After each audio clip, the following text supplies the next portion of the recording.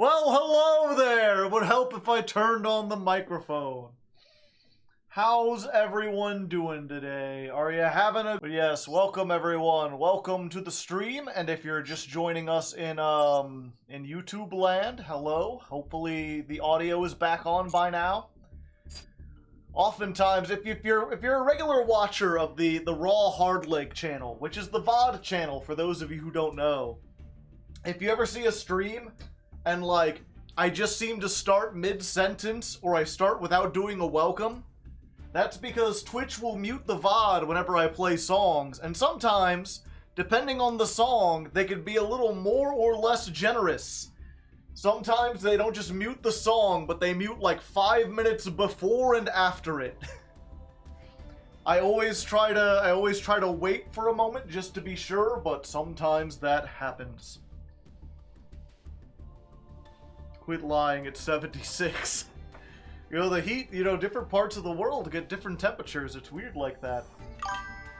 Emperor Stove, thank you for the tier 1 sub, 26th month. Who's Gene and why is he always raiding? We're gonna find out tonight.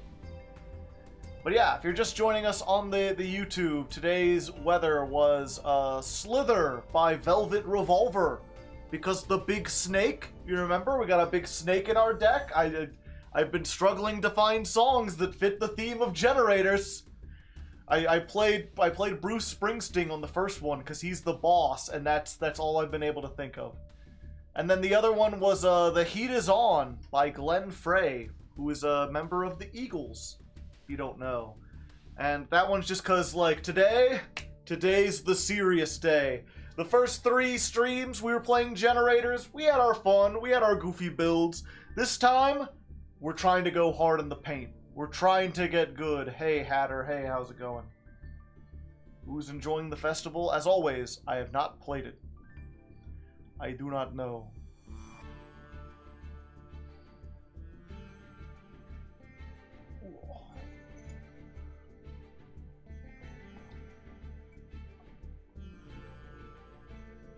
My initial assumption, where you see dark and light, is Labyrinth would still be very, very strong. Very strongly. Tud Sampa, thank you for the Prime hype. Plock boss theme. I had considered that. That is a good one. We'll get 100. New daily missions. We'll get our login. 120 gems.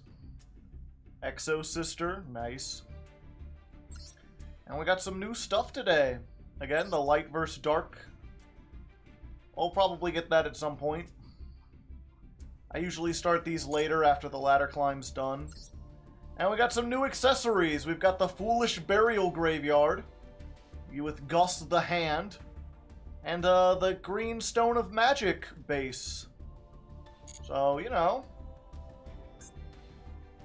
It's there. There's a glitch in the PvP matching process.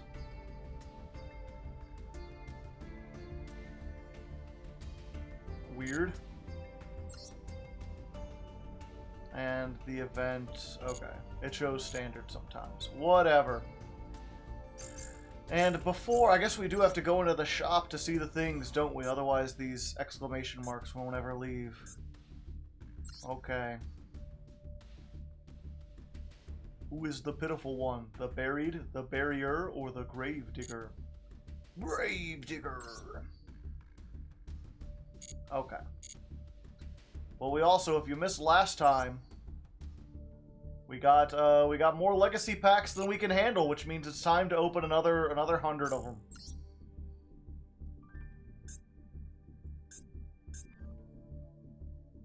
Where are they at? Bonus.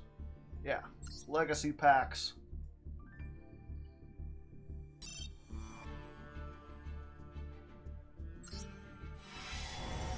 So many. Yeah, we're not gonna sit here and do the thing, but we will have a little poll here real quick.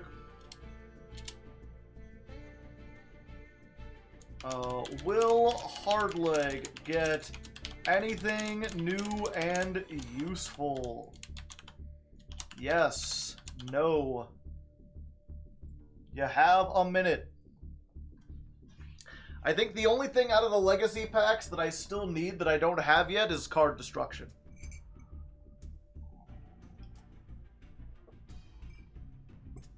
In the Arby's? Yeah, in the Arby's. And we're no longer starting soon. I believe Copium. That a little smaller. Move things to the side.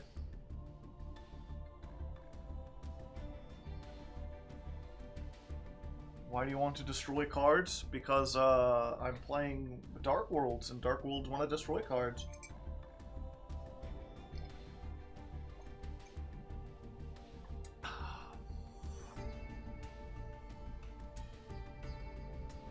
Yeah, that is one of the interesting things about the Light and Dark Festival.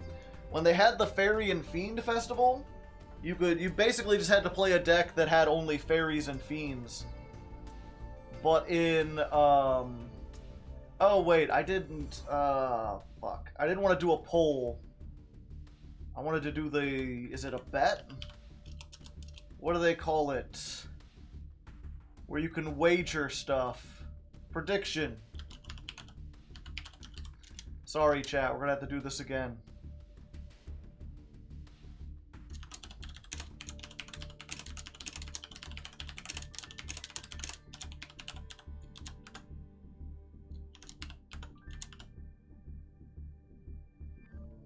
Okay.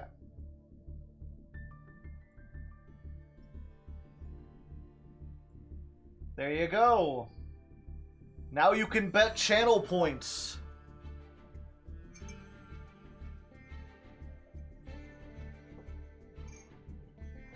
No bestials.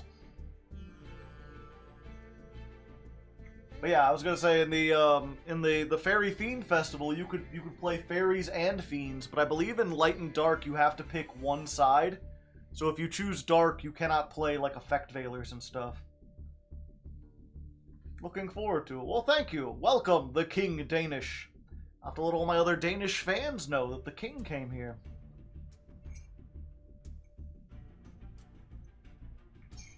You can change sides whenever you want, but it's the fact that, like, you know, if you make a dark deck, you cannot include any light. You can only do one at a time.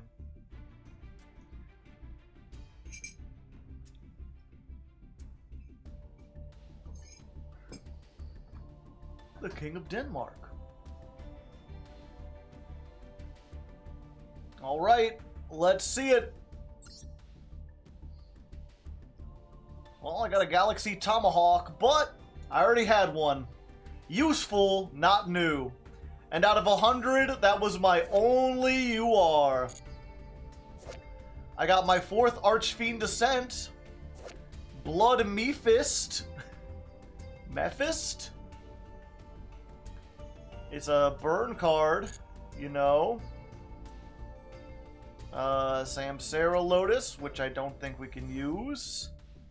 Field Barrier.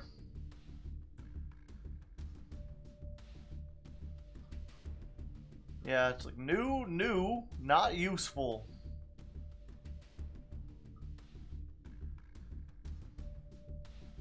Ixie Revise, Ask. Revival of Dokuro Rider.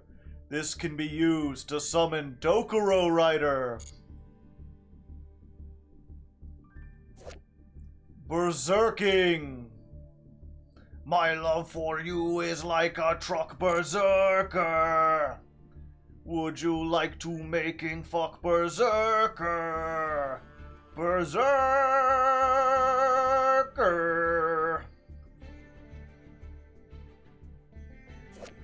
Solitude. This beast warrior swings a massive scythe that feeds on the souls of the slain. Good to know.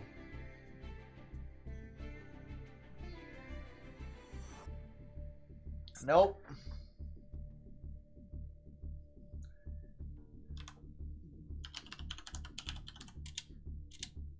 Let's see. Choose outcome. Nope. There you go. Everyone who says no, you know what's up. Let's go and do another 10 or another 100 while we're at it. I don't want to have to open these again. Oh boy. Judgment of the Pharaoh. Pay half my life points, and if Yu-Gi-Oh! Friendship is in the graveyard, your opponent can't summon. Samurai Destroyer, which I already have two of. Mirror Force Dragon. Promotion, this is new. Target one level 3 or lower Earth Warrior you control.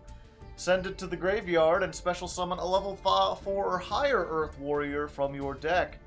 Then if you control a puppet monster that was originally an Earth Warrior, that special summoned monster gains attack and defense equal to the number of cards in the opponent's graveyard. Wow, it's nothing.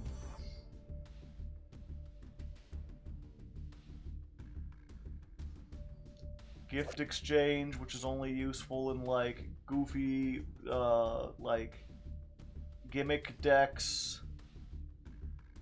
Swarm of Scarabs. Vampire Koala. Mahonder. Castle Link. Target one link on the field. Move it to a main monster zone. Exciting. One Curry Way. Target one link, one monster in either graveyard. Return it to the extra deck or special summon it to its owner's field. Monster Reborn exists. I don't know why you get something so specific. Ignoble Knight of Black Landerseelen. La Leoon. It's just a cloud. White Dolphin. A white dolphin with a horn that summons tidal waves. Trust us, it can do that. That's the thing it does. Bokoichi, the frightening car.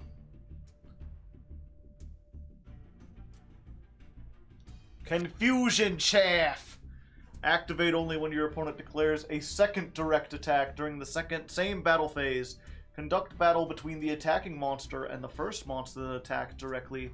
Other effects cannot be activated during this battle. That seems like it might actually be good, even in like limited, but you would have to have no other battle tricks whatsoever. What do you think? Should we do one more, chat, or are you tired of this nonsense? Do you get the idea, or do I have to open one more? Let's do it. More. Funny card. One more. We can't be here all day. We got stuff to do. Well, Lava Golem. That's almost useful if I didn't have 4. Stealth Kraken is almost useful if I didn't have 2. It's my 4th 5-headed dragon. One more and I have 5. What's this random UR that's in the pack? Surprise chain? Activate this as chain link 2 or higher. Apply the following effects depending on the chain link number of this card in sequence. Skip over effects that do not apply. You cannot activate this card if multiple cards or effects with the same name are in the chain. They made a new chain card. Excavate the top cards of your deck equal to the chain link number of this card. Place them on the deck in any order. Send the top card of your deck to the graveyard. Draw 1 card. So, chain link 4, draw a card, mill a card, stack your deck. Not worth it. One-eyed skill gainer. Yeah, I got one of those, you know. That's what she calls it. Cyber Blader. Oh hey, Dark Room of Nightmare Room. Santa Claus might be useful, but I got 4. I've got Shinato, King of a Higher Plane.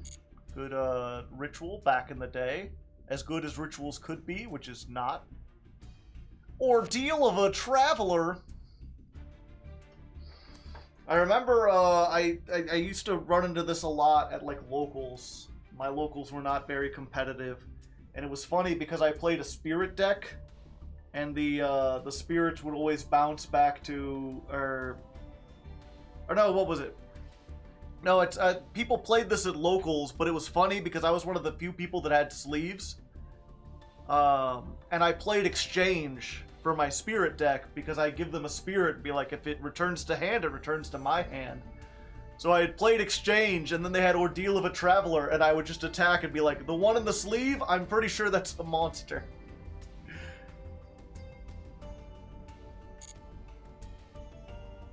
Just saying. It makes me wonder, is Exchange legal in Master Duel? I assume so. You can give people cards. Does it change the color of the sleeves? Like, is that an actual thing that Konami wants to be legal?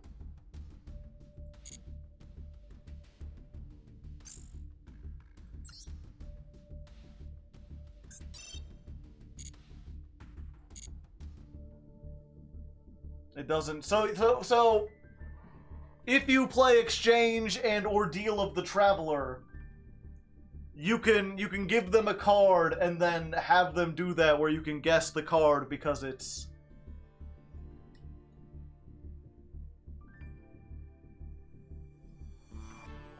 Because that was the thing, at least in there, because it was a... Even though it was a locals and it was very unofficial, it was still a... Ordeal is random? Oh, is it?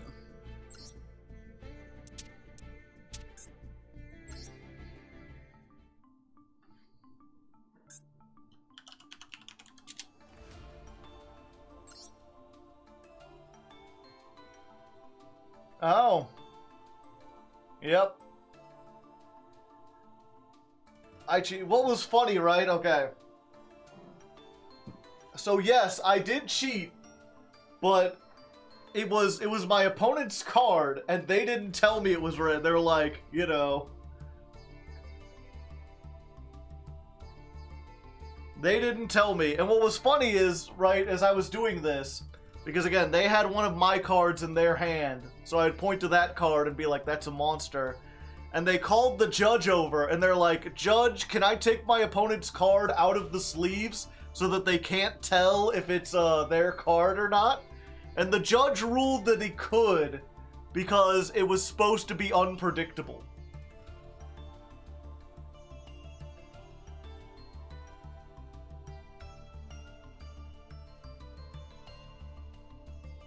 Yeah.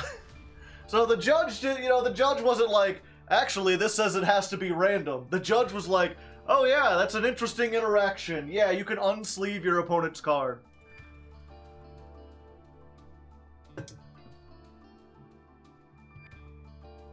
Sleeves have never been mandatory. I kind of want to do that, just like roll up to a YCS with an unsleeved deck, just like in a rubber band.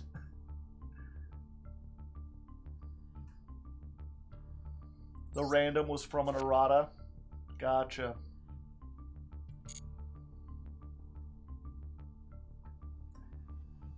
It is one of those things, right, where, oh, they're mandatory now? Gotcha.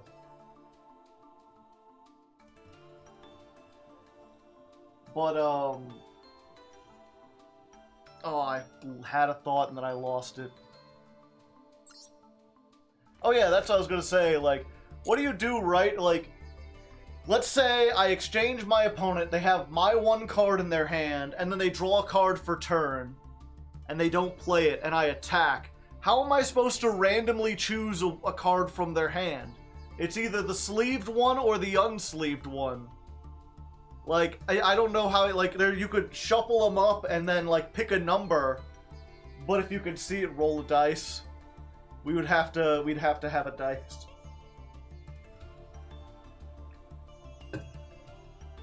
That should go to show you that, like, how unofficial our locals was. No one brought dice with them. We were flipping coins.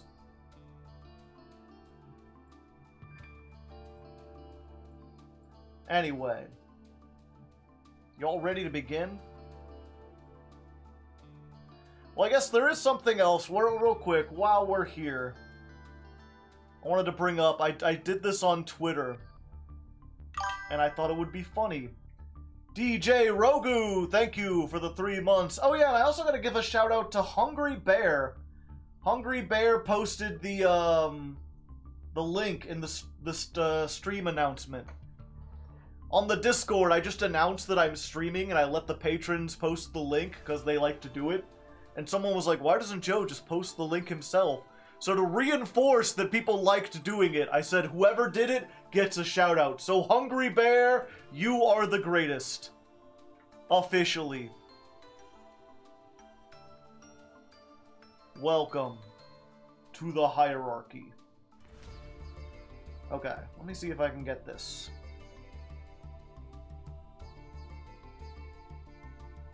Alright. So, I had a thing on Twitter, a little poll. Seems a little random at first, you know. A lot of people were like, Joe, what does this have to do with anything? Is world peace a positive goal worth striving for? I felt like this was a pretty, like, you know, pretty clear yes question. Some people have, like, a lot of, problems with the word striving. They're like, well, I like world peace, but I don't think it's worth striving for, which ended up being into a very complicated question about, like, how much emphasis does the word strive have? Because I always think of, like, yeah, I strive to be a good person as being like, yeah, I'll generally do good things. I don't have, like, a plan. I'm not, like, you know, guiding my life out to do a concrete, like, here is my plan to be a good person. It's, you know, striving is kind of like striding. You're heading in the general direction. So I specifically tried to pick that to be as vague as possible, to be like, you don't have to commit to a plan, you don't have to make a moral judgment, you just have to, is world peace something we should head towards? With, I think, the implication, at least to me, being that the opposite is, no, we should have more warfare and chaos. We should head the other direction. We should push against world peace and instead try to be angry at each other. But some people took this as, they're like, no, striving is not a realistic goal. I like world peace, it's a good thing. And that just got me weird, where it's like, if it's a good thing, why wouldn't you want to do it? This was a goofy thing that ended up being like a lot of philosophical questions. I'm like talking people. Guilty Gear Stride. Strive actually means to struggle or fight for. Because I looked up the definition for it. It sounds like stride, but it means more like, you know, struggle against things. So that's what Guilty Gear Strive is, Guilty Gear Struggle. Dick bigger. I don't want to click on that. I don't. Not on Twitch. Striving to eat dinner. Yeah, it's like peace is better than non-peace. But the point is, you know, even if you assume that people, like, some of them are trolling and some of them don't understand strive, we still only got like 80% of people who are like, yeah, world peace, a good thing. How absurd is Max C's play rate? 91% of Master Duelists agree to put Max C in their deck. Only 80% could agree that world peace was a thing we should head towards. His name is Dick Bigger Jr. Gotcha. He's running for office in Illinois. Oh, okay. Anarchist everywhere. And yeah, there's some people in the thing like, how are these two related? Like, what does world peace have to do with Max C? Nothing. The point is, like, I could ask, like, do you enjoy food? Are kittens cute? Would you like to be punched in the face for no reason? And it would be extremely difficult, even on those, like, very basic things that I feel like everyone should agree on, to get 90% of people to respond yes. Like, people see 90% and they're like, yeah, most people agree, and they don't realize that, like, even on stuff like, is the world flat? You know, is peace good? You don't get 90% agreement. 91% of anything is, like, absurd. Of course, there was someone in this who did find one thing. Can I... Oh, did they delete it? Or is it in response to this? Ah, there we go. There is one other thing that has 90%. Overwatch 2 reviews. 9% of people like it. So that's the two almost guarantees in life. Max C is broken and Overwatch 2 is shit. 91% of people can agree on those. Nothing else. Moral of the story, 20% of people are evil. Possibly.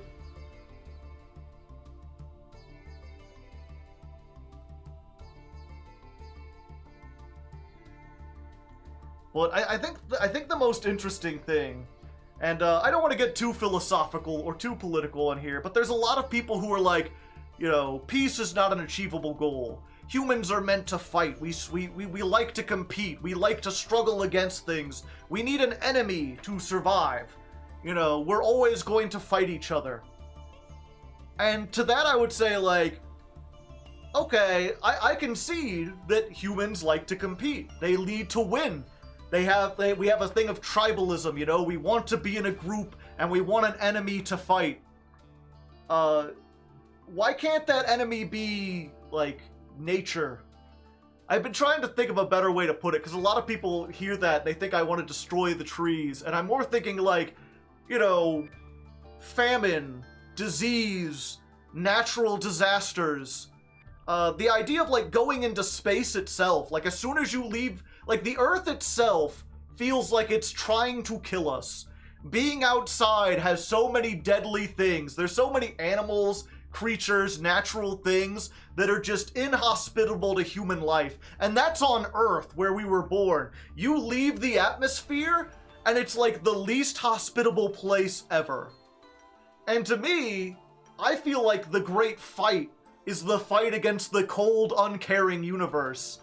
Of looking into space and being like, there's no oxygen, there's no heat, the radiation is poisonous, but I am going to take over Mars. We are going to terraform that planet and make it our own. Like, the universe wants to kill us? No. Fuck you, universe. We will spread into the distant stars and we will beat back everything trying to destroy us. Fight the ocean, yeah. To me, that's the thing worth fighting for. That's the thing worth struggling against. The real ultimate battle is humanity as a whole on one team versus the rest of the universe, which wants to end our species. And whenever I see people competing against each other, or struggling against resources, or, oh, I want my country to be bigger, oh, I need to hoard the food, and it's like, guys, we're on the same team. There are threats bigger than us. There are things that can destroy us. Why are we quibbling against each other? We need to be working together. We need to be on the same team. Risk is our business. Yeah, I'm reminded of when you look back at history, the idea of a country is almost like fairly new. You look back to like World War I, and that's really where the idea of like nationalism came around. Germany, prior to like the 1900s, if you had asked people like where they're from, they would have named the city. They didn't think of themselves as Germanic. And it was the same thing, like you go to England, and there's not a whole lot of like, oh, I'm English. It's more like, oh, I'm London. I'm a Londoner. English was a big empire, so maybe that's not the best. They did have a little bit of that, but there's a lot of like being devoted to a city, being devoted to where you're born, and not having a broader connection to a country.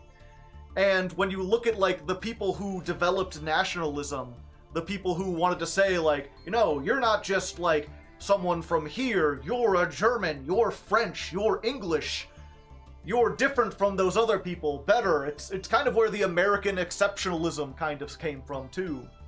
I'm from Yorkshire. Yeah, mid-19th century. It was before World War I, but it really started getting going World War I. But a lot of it was that, you know, they created that out of a desire to stop these petty struggles between towns. They wanted, like, these states to stop fighting each other and act as a country, to have unity. 1848. Sicilians will still tell you they're from Sicily and not Italy. And it's like, obviously, that led to a bunch of problems, because then you had, like, people of one country being, like, hyper-vigilant against anyone that wasn't from their country. And a lot of the World War I and World War II stuff that we got was a result of nationalism. But, I feel like if we take that and we turn it away from humans and away from natural borders and make it more about, like, humanity as a race struggling against the enemy of the universe, then we can use that for good. We can get that idea of, like, fighting an enemy and turn it towards a non-human ideal. Nationalism sucks. It sucks for the conflict it caused, but not for the unity it caused, if that makes any sense. Joe is the emperor of mankind, so aliens. Well, see, that's the problem. And at least I don't think there's any aliens out there. But it's one of those things where I could see, like, you know, a movement gets started. Probably not by me, but if you know, just for the sake of, like, thinking of this, like, and then Hardleg started the movement where humanity put aside their differences and realized they were one species fighting against the unknown, and they pulled their resources together to make Earth the best it could be, and then went to the stars.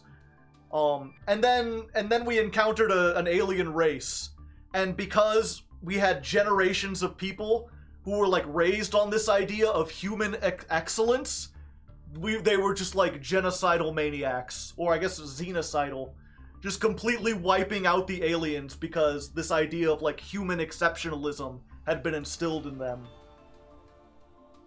Screw the Martians, yeah. Like, that's how that could be turned around. But because I don't think there are aliens out there, I don't think we'll actually ever get to that point.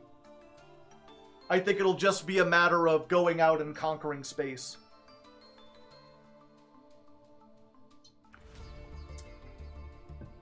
For how unfathomably large the universe is, there needs to be other life out there. Not necessarily, because life is, like, so incredibly complicated and complex. Or I guess here's another way to put it. Is there other life out there? Likely. Is that life evolved enough to be beyond, like, bacteria? Probably not. You know, the chances that life exists at all is like 0.001%. The chance that that life turns into something that can actually, like, use its hands is even less. The chance that that race gains, like, sentience and can build tools and stuff is even less. And even if you account for all of that, there's still the idea of, like, the vastness of space, where yes, there may be another human equivalent spacefaring race out there, but it's likely that they're so far away from us that we'll never be able to reach them ever, unless we learn something new about, you know, how to travel faster than light. Or, if we can travel to them, it'll take so long that by the time we reach each other, one or more of our species will be extinct. It's like, oh, maybe there were human-like species and they never got off the planet, and that was 100 million years ago. And not only are they no longer there, but there'd be no way for us to even find remnants of them. Are you winning, son? Not yet, but soon. Space is big. Counterpoint, counters, yeah.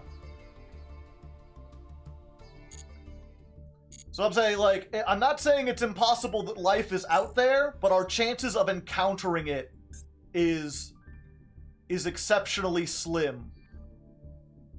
Could happen. Possibly.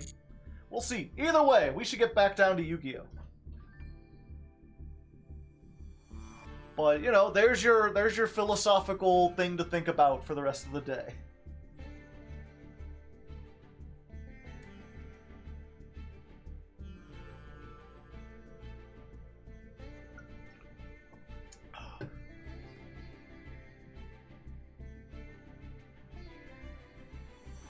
Where's the Chaos Draft? There is no episode today because I screwed up and went on vacation. I'm going to have a bonus video out tomorrow to hopefully make up for that.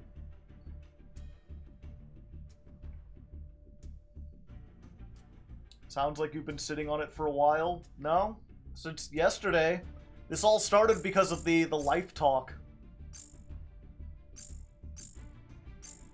I don't think this is something I necessarily want to make a video about or explain, but I'm here. Anyway. Maybe on the politics channel. The politics/philosophy one day. Okay. Oh, I need to get big. I need to be bigger.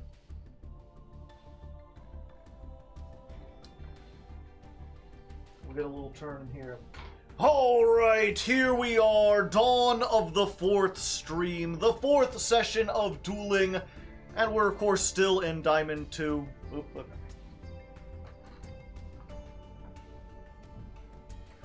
Alright, ladies and non-ladies, here we are, dawn of the 4th stream, which means we're officially halfway done.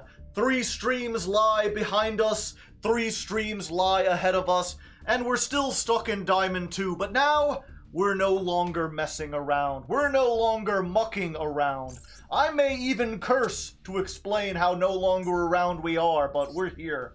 And we're playing the same deck. I think I introduced it in the last session, but it's basically just pure Generator at this point. I think this is better than all the mixed variants. The mixed ones just add more stuff to the initial starting combo, and that's not our problem. We're pretty good going first, it's going second. So right now our going second tools involve Thunder King, Maxi to some extent, and Infinite Impermanence. Depending on what we go up against and what we what kind of stuff we face, we may end up changing out these for different tech cards. But I think going forward, the plan for today is to just pure Generator with different tech cards to face the meta. And hopefully we can rush our way into Master at the end of this stream, and then go up from there in the next 2 streams. Just see how far we can go.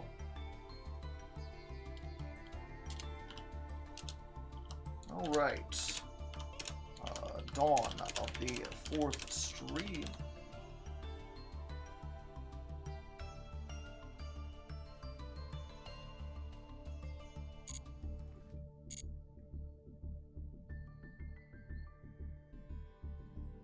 Yeah, it's one of those things. I guess one more thing, because Tud Sampha kind of talks about the Milky Way is billions of years old. With today's technology, we can colonize it in 65 million years, no doubt. There is evidence that no alien life within colonization ambitions in our galaxy, at least in the last few million years. Yeah, it's with everything we have, if there was any kind of life out there that was spacefaring, we should have some kind of, We should be aware of it by now. We have the tools to detect that kind of stuff. Because sometimes I get people, especially in skeptical communities or whatever, and they're like, you know, oh, they're aliens, aren't you like afraid of them? And it's like, no. If aliens have the ability to travel here and mask themselves from us, like if they have that technology, they are so far advanced than us that they could easily take over the entire planet with ease, without any problems. And the fact that they haven't means that they are way more peaceful than we could ever hope to be, and I have no reason to fear them. I still think they're not actually out there. I think almost every unidentified spacecraft or whatever is either an experimental, like, military vessel, or some kind of equipment malfunction, or a mass hallucination or something. But it's like, if I find out they are real, I'm like, oh, okay. Well, you know, they've been exceptionally nice when they had the ability to squash us like a bug. I trust them.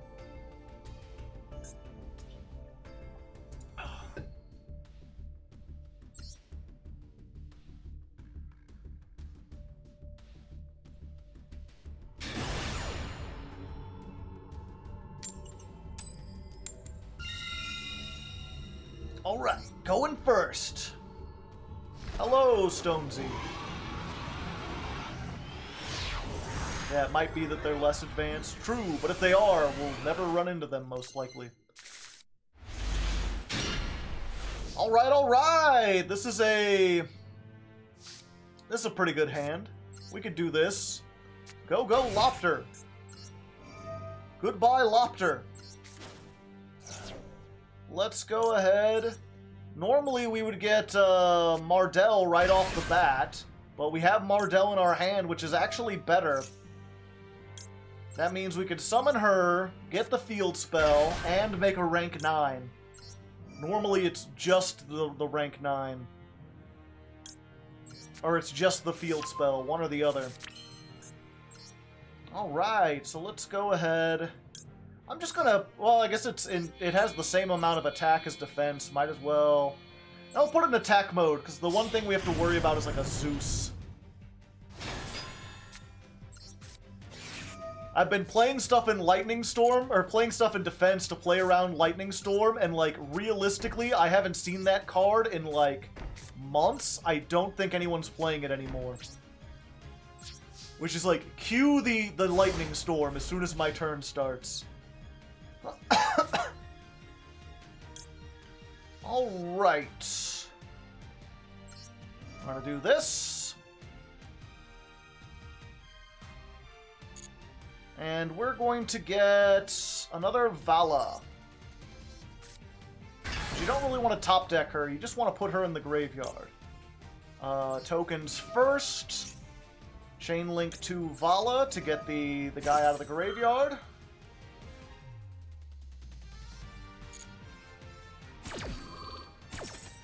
And yeah, I'm pretty sure I explained this last episode, but just for the people wondering why I'm not going straight into Har, I've just found out that it's a lot better to, you know, basically rely on it. You want to end your turn with as many monsters and as few tokens as possible on your board. So even though this makes us weak to whatever the first thing they activate, we can't negate it. It allows us to, once we do get stuff on board, end our turn hopefully with like, you know, Big Snake, plus Lopter, plus Vala. All these big monsters with a whole lot of attack. Plus we can choose what we want depending on what they've got here. Yeah, so we can Lopter here. I think against this, we want Har.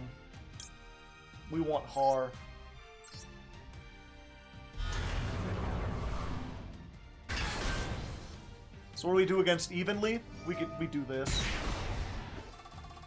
Yeah, go ahead. Add it.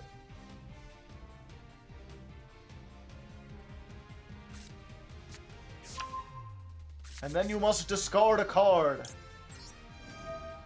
I will check to make sure you have discarded it.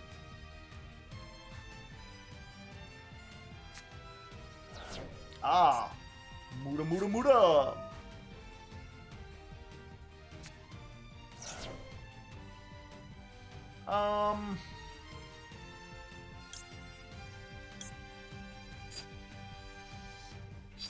Yeah, I'm fine with that.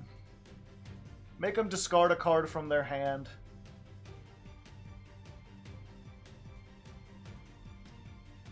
We can negate whatever they summon. This way puts them down an extra card.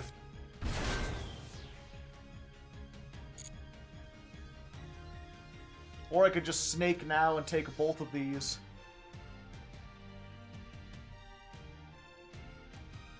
Ah, too late.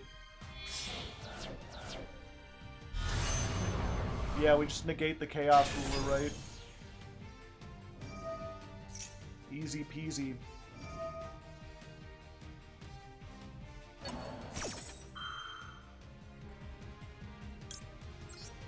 Howdy.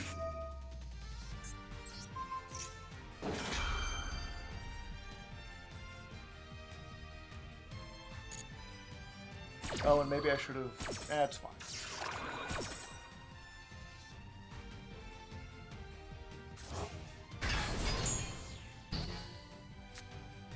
Two level 8s. Alright. overlay those for Chaos Vampire. We've seen this before, this big 60-card punk deck. They're just trying to mill. And we just want to be like, no. No mills for you.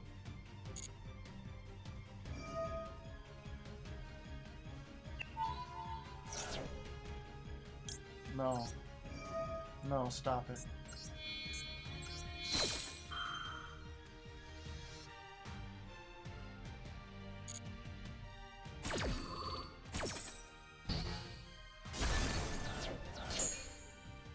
Now, of course, if they have evenly here and they've just been saving it, now we're probably screwed. Although we can just retain the Leviathan and then activate the called by, so it's not that bad. We still get double removal and a big snake.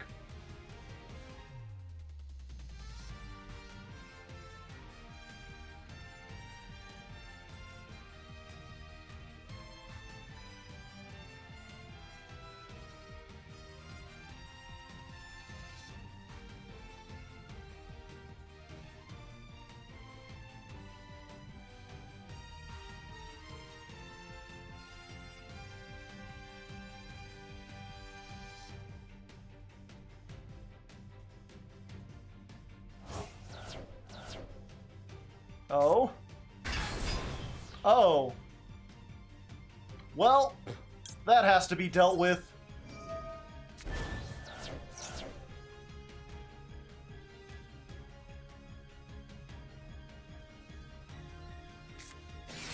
Oh, fuck!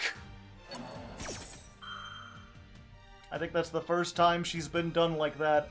Okay, well... We have one more option. Yeah, we have to do this, because Protoss... Yeah, if they pick fire, that gets rid of, like, everything. Yep, we're just doing this.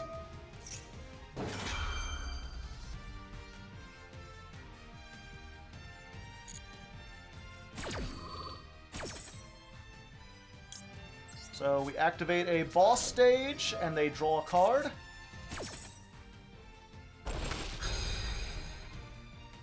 Leviathan is taken care of. Boss stage activates.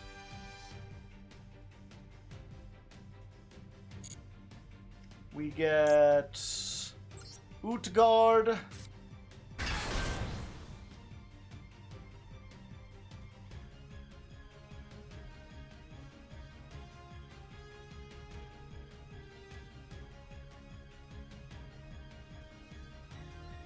And then we trigger the Utgard. We'll get rid of that, and I think we get rid of the Hark, so we can just bring it back. And we banish the Protoss. Get that shit out of here. I don't want to have to deal with it.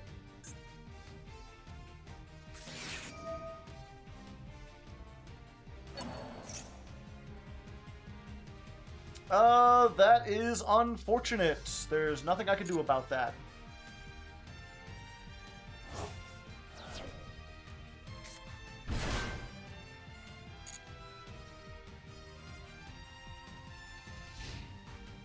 Alright! We survived the turn just barely, and I'm realizing I'm a little too big. Make myself a little more smaller. Oh, just in time, buddy. Okay, so I don't have Har, but I can do the Vala. Yeah. Let's do this.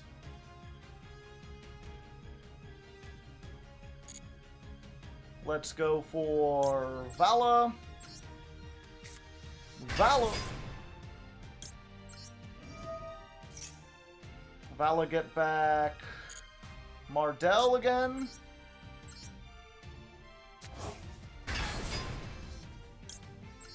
Mardell, search me another boss stage, probably. Or do I just normal summon... Yeah, we just get another boss stage. Just a backup, you know.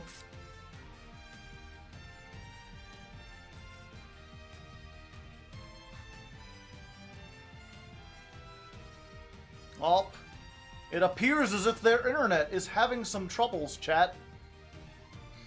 Luctose may have had too much fructose, if you know what I mean. I don't, so please explain. Either way, we get ourselves a win. First duel of the day, setting the something.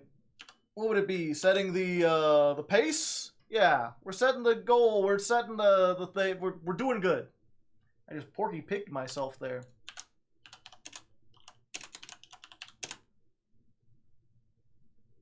Duel 64 versus 60 card Punk.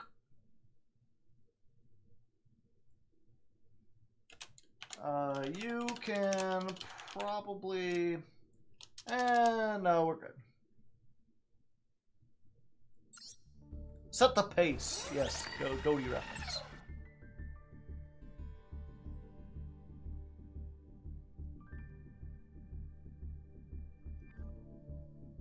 I've got messages on my Discord.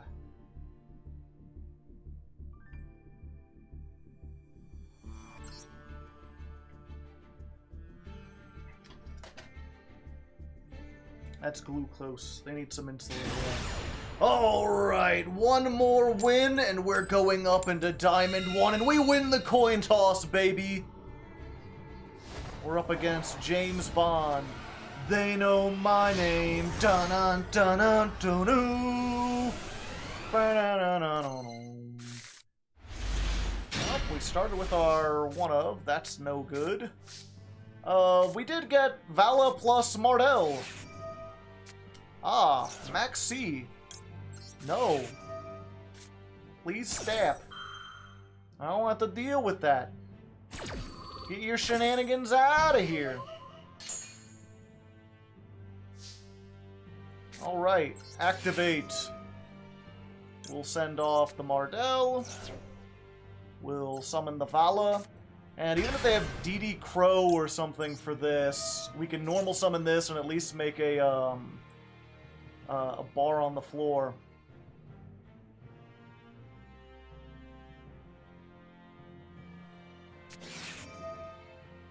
Huh. Mardell is a light. Yeah, I forgot about that. Unfortunate, but we could do that thing I said.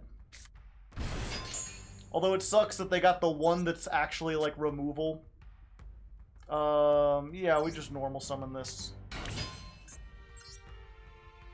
It's not as good, but it's alright. Bada bingo, bada Django. Let's see, do we just pop this to deny them the resource and then use that? I feel like that might be the best way to go, because otherwise they can, like, chain block this with summoning stuff, and I might not have the ability to negate it then. So let's just go ahead and pop the Druis.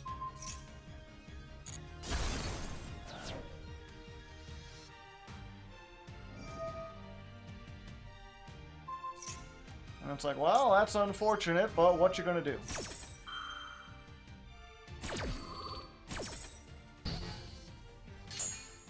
Alright, alright.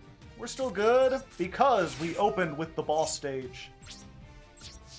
They're down 2 cards, and we're still gonna have stuff. Maybe things, unless they've got an Ash Blossom too. It does not appear as though they have the Ash Blossom. Let's go!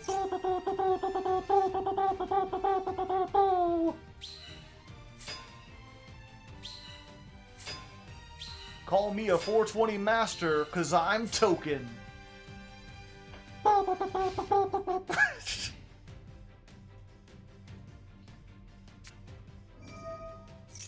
Ah.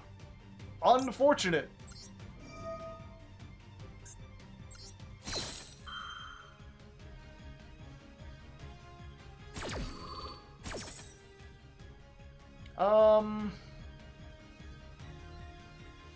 We go for the banish. We'll go for the Har. They're gonna search.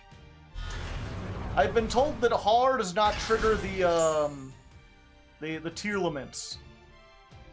We're gonna find out if that's true. Now it does trigger all the Agido and Kelbeck and stuff. So if they have that, we're gonna be in some trouble.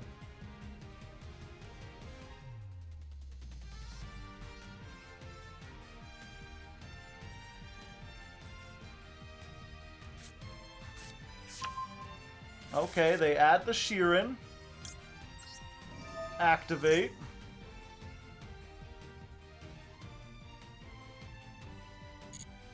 Do they send the Sheeran, not knowing? That would be cool. They did it. Does it trigger? Doesn't look like it. Player sending effect. So we just got them to discard one of their playmakers. That's nice. Yeah, and we just stop this here, right? Like, well, let me think. If they have another one in hand... No, we just negate the one in graveyard when it comes down.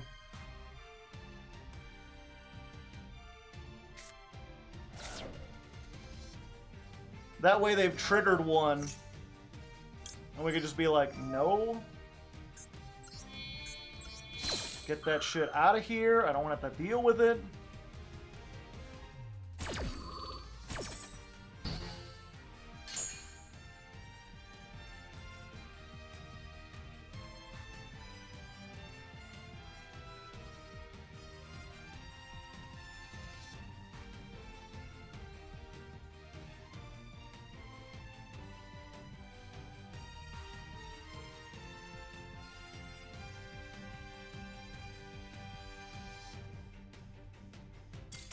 Hey, there we go! Oh, the power of Har compels them! I'm glad whoever told me that, because I would have not have thought of that. I would have summoned Utgarda originally. If I had, we wouldn't have done nearly as well. But the Yu-Gi-Oh! Knowledge, mostly gained from other people telling me stuff, has come in, and we go to Diamond 1.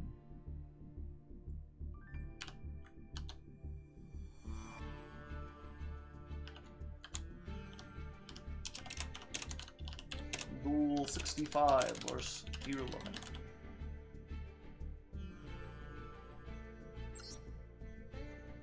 Next rank up, Master 5.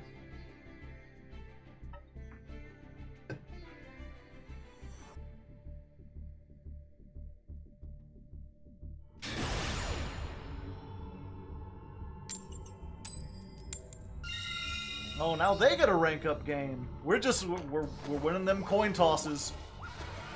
We've got to strike while the iron is hot.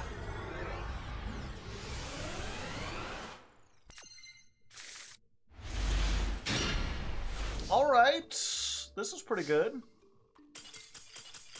Oh, well, I guess they didn't want to rank up. Okay, I mean, we take those. Got him.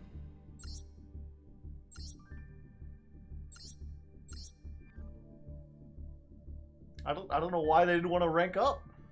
Maybe they opened with just like, what in this hand is like unplayable? What would you have to get to be like, nah, I'm out? It would have to be like King of the Swamp, Beast King Barbaros, Poly, and 2 triple tax or something like that.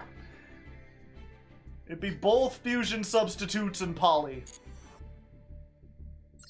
They just don't want Master.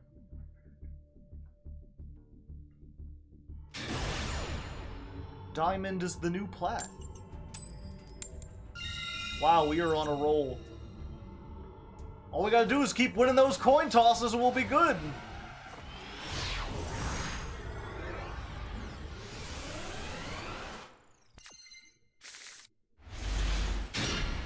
Hello there.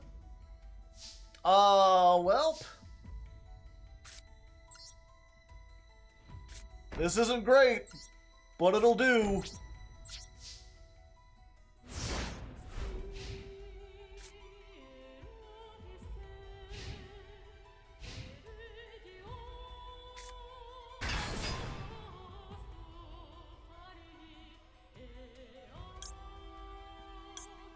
Okay. Gotcha. Unicorn. So it's an actual cash deck. No, it's Punk. 7, 8, 9, 10. Shit.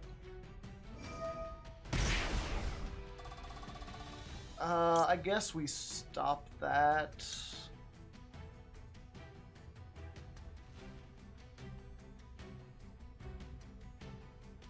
That still doesn't do anything.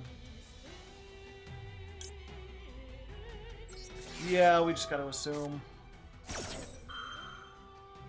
I think we may have lost this one, unfortunately. Unless Barone Pass is all they can do, but that seems unlikely.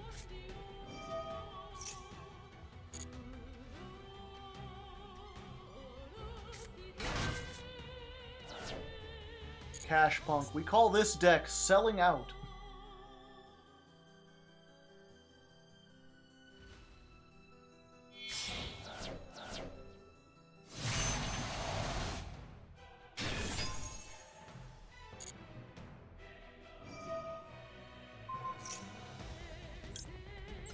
Let's go for it, you 4-star hand!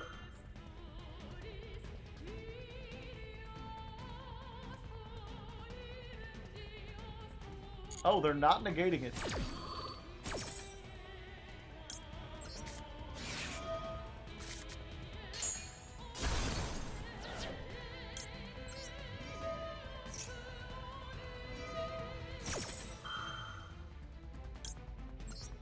No, I'd like this to resolve, please.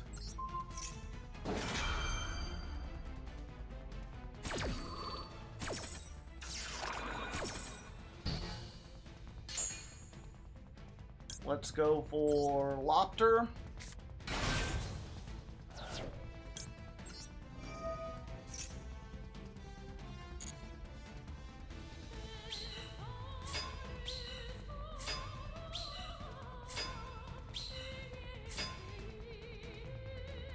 And I guess we go for...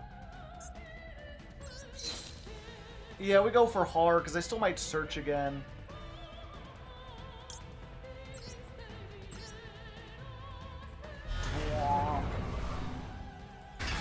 This is potentially two things, plus they can't get over it.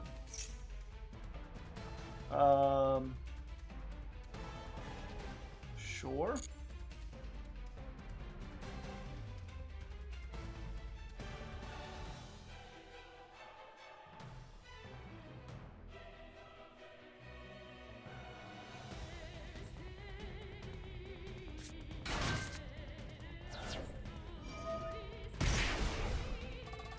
I have to stop that, otherwise they're going to get like 3 draws. Unfortunately.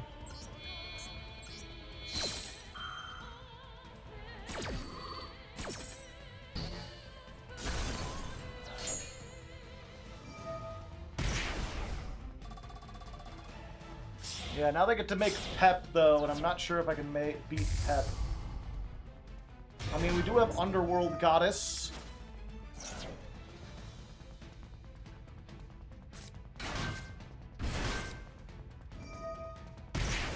Madame. Dangerous Gabu. Okay, send a card, please. The other Fenrir. Okay, at least I don't have to worry about that next turn. Time to drag and drive. Oh wait, I have a kaiju.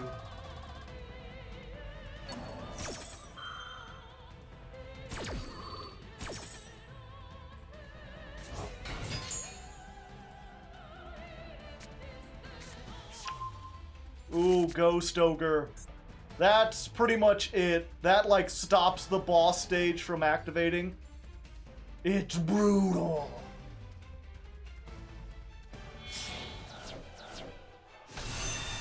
Yep, they've come to put some pep in our step.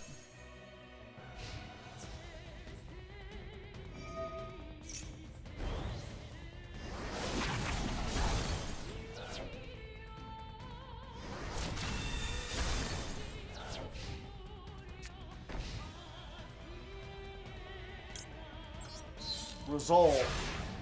Alright, we're gonna need something pretty good here. That ain't really it.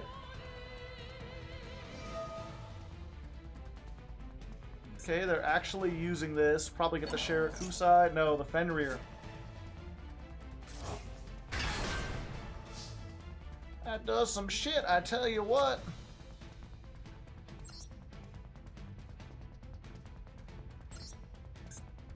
Okay, Pep's gone.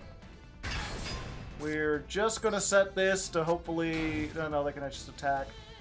Yeah, we just gotta hope that they can't do enough damage to kill us next turn. Which is unlikely. Because as soon as this activates, here comes down the Ghost Ogre.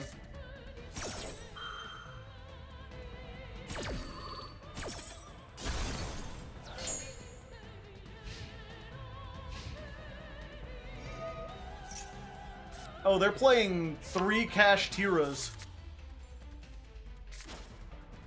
What? Oh, okay. Oh, okay. They're playing, they're not just playing like 3 Kashtiras, they're playing a whole cash deck. This is not cash money.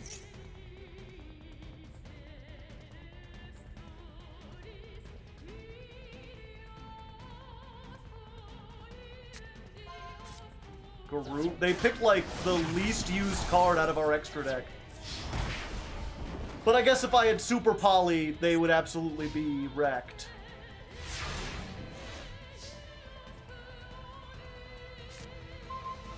Ah, that ain't good. Boss stage, hope for the best. Sure, we could banish the guys. Yeah, I don't really care that much.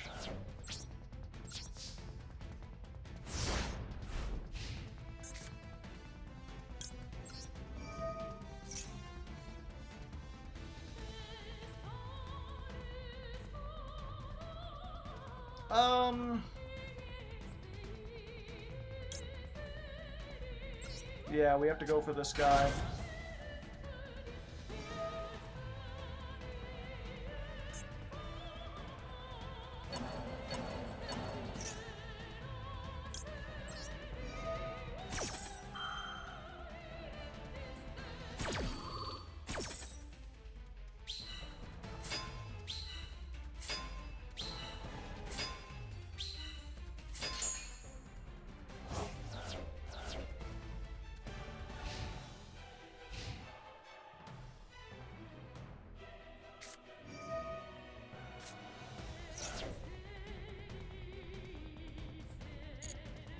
Okay, adding a Punk.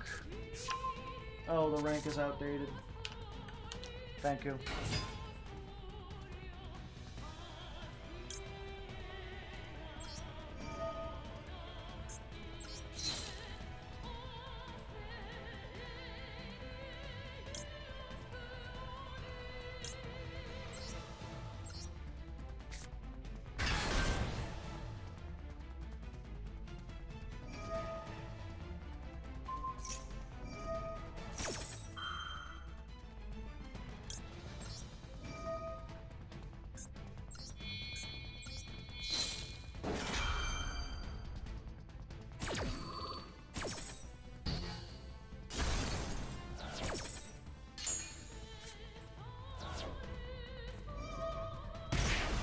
Yeah, I know what I've lost. Well, it had to happen eventually, chat. Yeah, they could just remake the Barone to floor and then pop the field spell and then I'm doomed.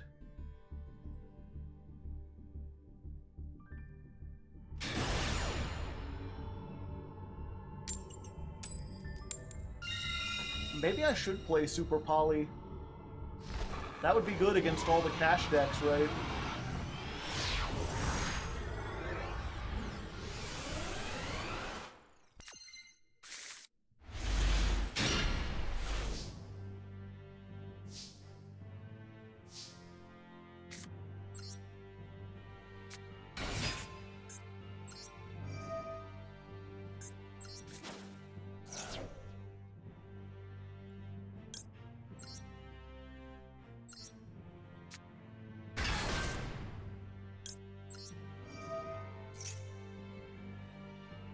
right? We just get...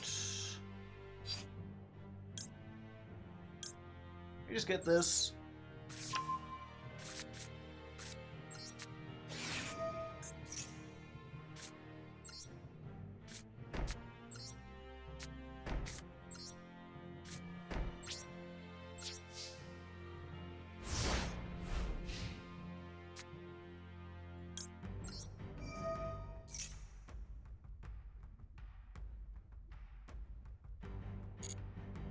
Okay, we go for Mardell this time.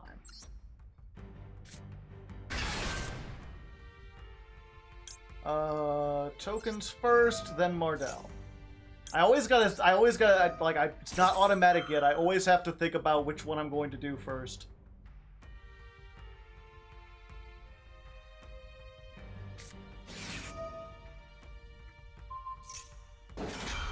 Welp.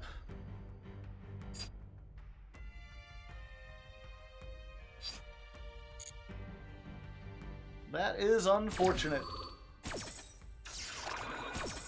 But I mean, if I had summoned Har, they could have just done that to Har.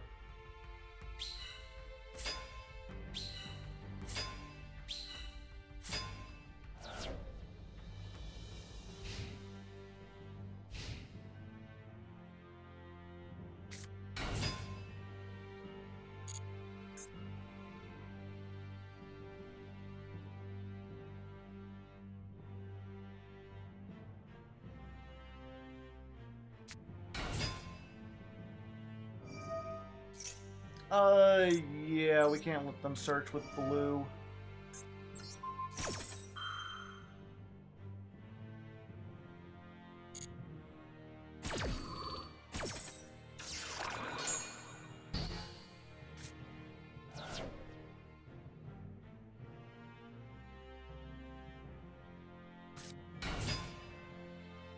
Pixies? Hey! Been trying to meet you. Boom, boom, boom, boom, boom. Ooh. Hey, must be some devil between us, or whores in my bed, whores at the door, whores in my head. But hey, where have you been? If you go, I will surely die. With chain and with chain, with chain. Comment in the comments if you get the reference. If you don't get the reference, go listen to the Pixies. Doolittle, the album, great, amazing. 10 out of 10, 100 out of 100.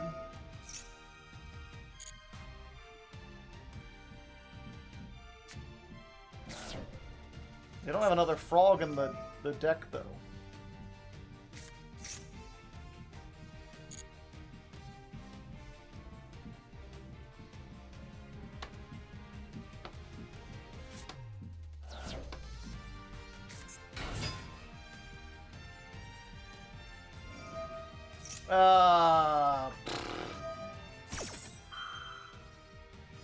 I was hoping to save this on the frog, but I can't let them summon 2 from deck.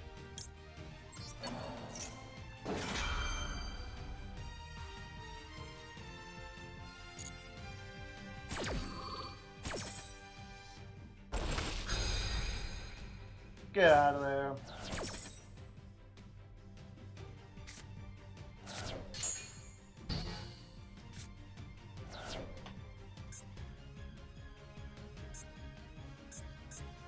Can't believe, don't they usually only play 1 Nimble Angler because you just send it from the deck to the graveyard with something?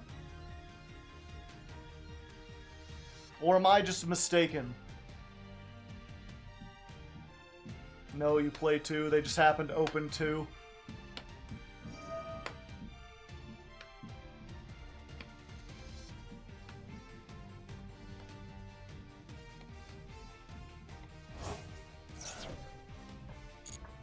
Okay. I guess I should have known. It is Sprite. They're like to the deck. Everything's at 2.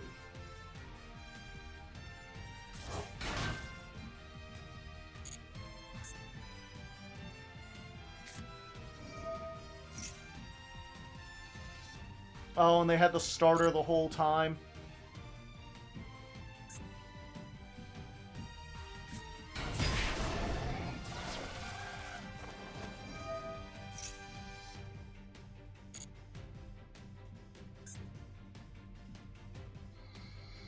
Blue starter, Imperm, Pixies.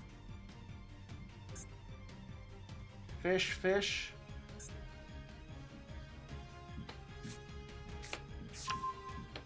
Smashers.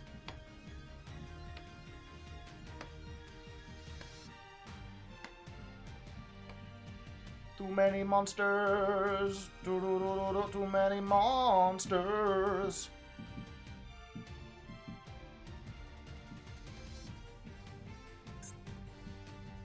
Kaiser is a glider. They're gliding on into the world.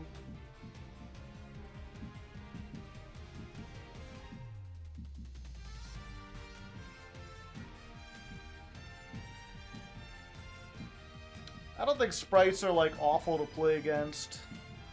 But they're one of those decks that's like a control deck with a bunch of tiny monsters. And it's really easy for them to reach that point in their combo, or a point in playing, where you're like, yeah, they can't kill me, but they've won. It'll take them a few turns to end it, but they've got so much stuff that you can't possibly beat them. Which is always frustrating.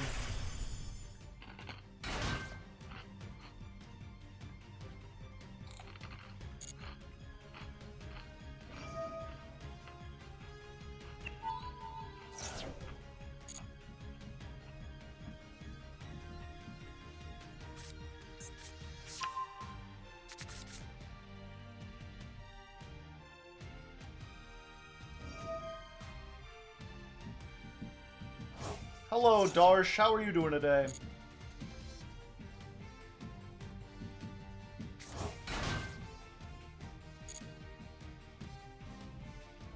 How are you today? I'm alright. This isn't the greatest duel.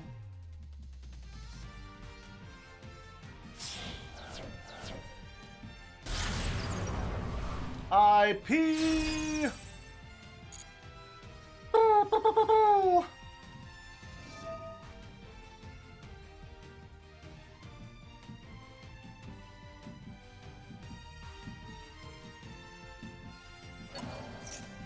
El Sexordio Duelista.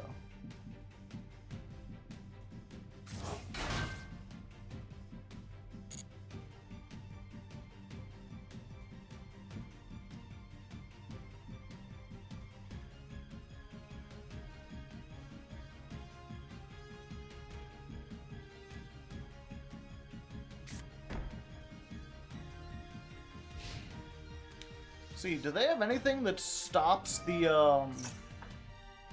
one girl?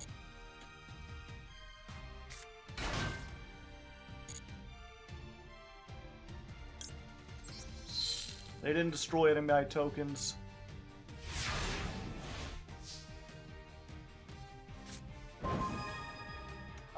Not great at this point.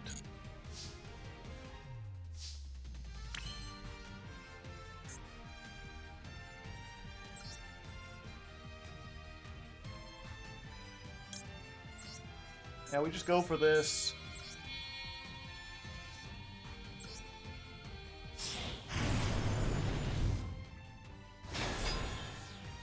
Everyone goes down to 0.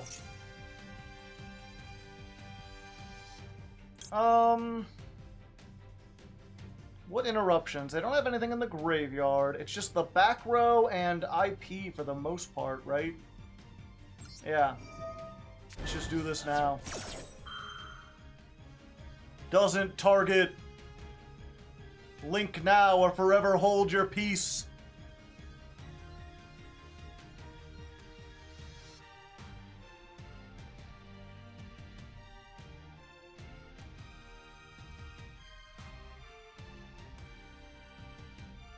Yeah, we know the face down is Smashers.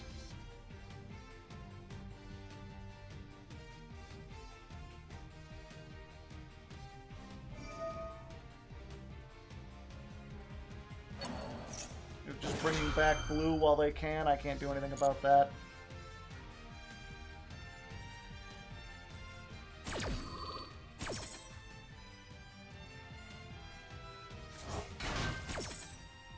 Alright, we get Big Snake. Attach cards? Yeah, we'll attach this and this. Yoink!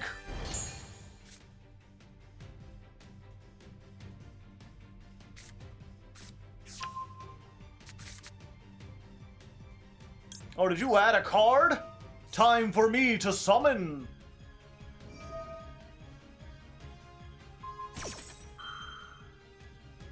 So the snake cannot attack and its effects are negated.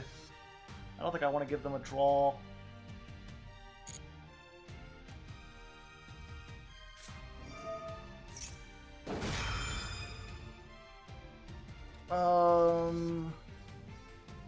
Yeah. We good though, we good.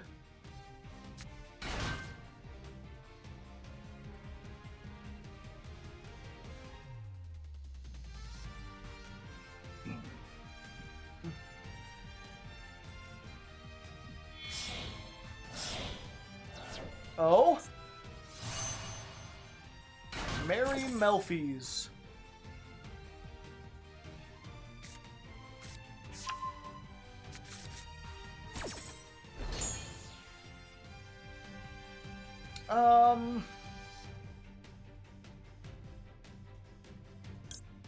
Yeah, we go for this.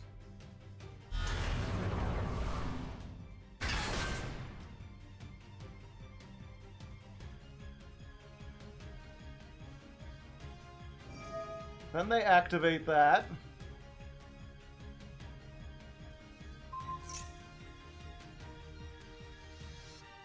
And we're like, you know I can negate, right? Surprise!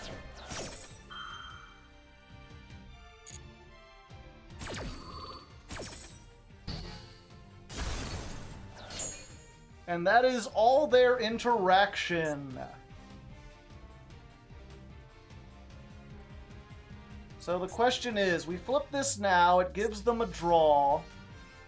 We summon Vala from the deck, Vala gets back a thing, and then we just make another one of her, right? Yeah, it's worth giving them the draw.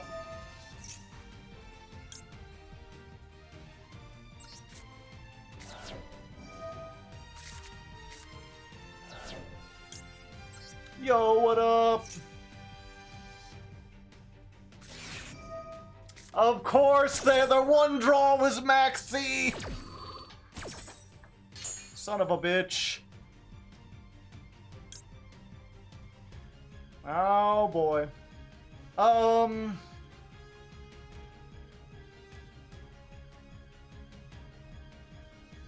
I was like, it's worth it to give it one draw. Is it worth it to give them...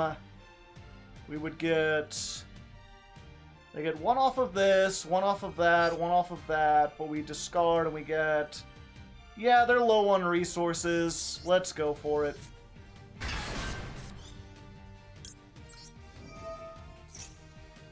Let's go ahead and get Mardell back so we can get an extra draw ourselves. Or not an extra draw, let's go for Lopter. We haven't normal summoned. And this will let us get over one more thing.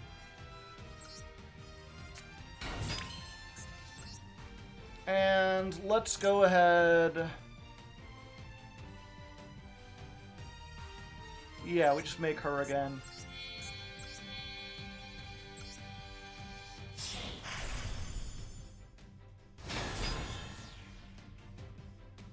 Battle phase. We've got to run over this. And we've got to run over this.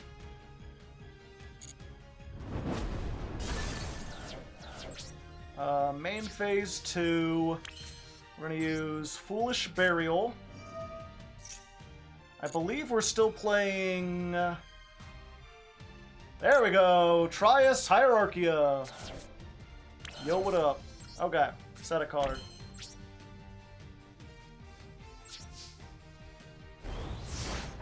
End turn. Become big.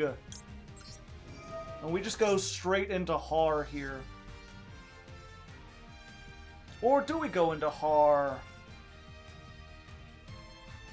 Yeah, I think we still go into Har, because everything they summon is going to activate. There's a thing of maybe going into Nidhogg to negate the summon, but I think this is still better, because they search a whole lot.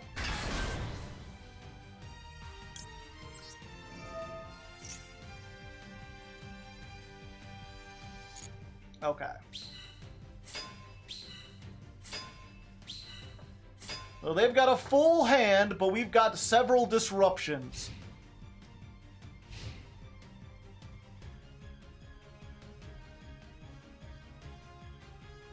Oh, we can go into both. Good point.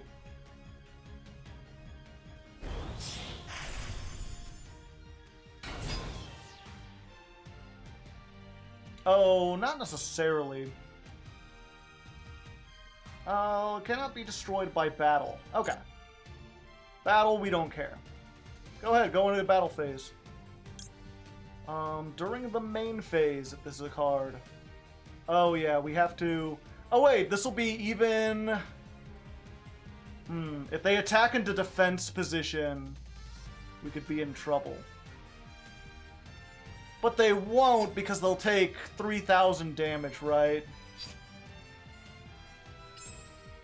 Yeah, we're fine. Yeah, they're attacking into something weaker. Battle phase declared. Activate Imperm. Be a shame if you were destroyed by that battle.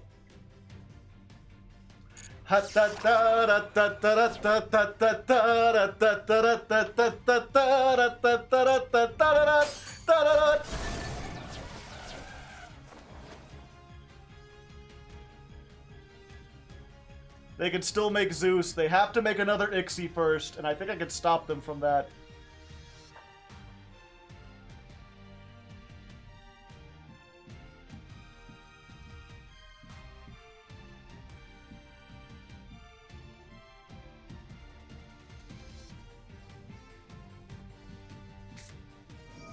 Evenly! Well... I mean, that deals with that. Called by the grave! No! Well... Oh wait, is it in... It's in the Imperm column! They played into the Imperm column! Ah!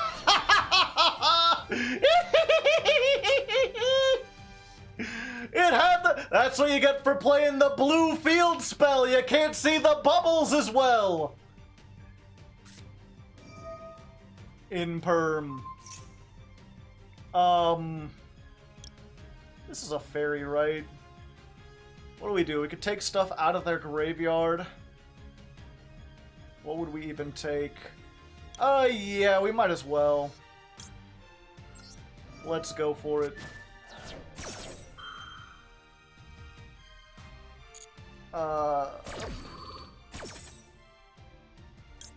Go for the snake.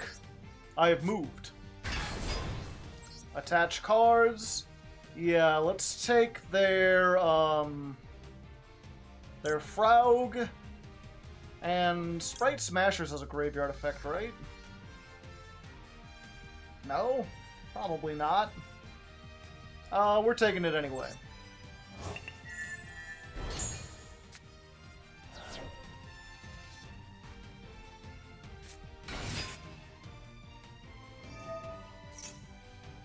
They're activating that. How many fairies do we have? 2?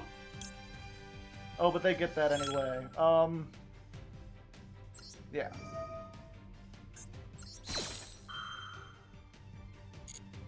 Now we go for the Nidhogg.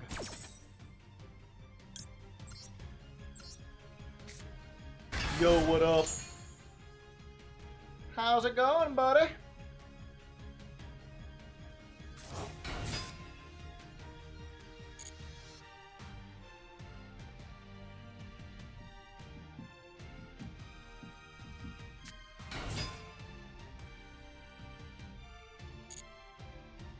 Damn, they get another search. That triggers the Har, though.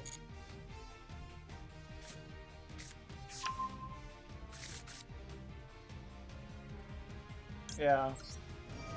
Did you search a card? Get rid of that card.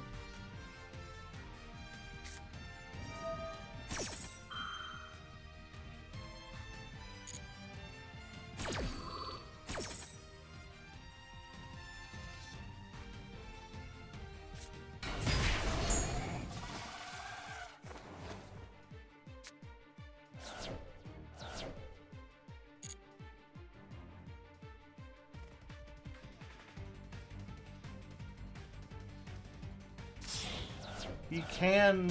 No, he can't Zeus. I don't think. If this card... If this Link Summon card is destroyed by battle while it's in the monster zone... But it's not destroyed by battle, its summon is negated. Yeah, if I negate the summon... then it's gone. It's not actually on the field, so he doesn't get the search. Hey, there we go! Oh, a true barn burner, if ever there was one. We always seem to get those against the Sprite. Sprites are time limit win? What? What do you mean time limit win? Oh, well, I guess they thought more than I thought. I didn't think they were anywhere near the time limit. Well, ladies and gentlemen, we got him. We did it. It was a long one, but probably worth it.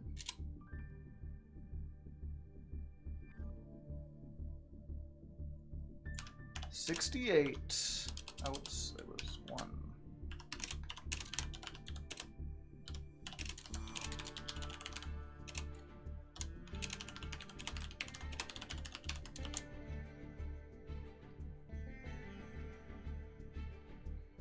A real barn burner, you can probably start it after the first turn.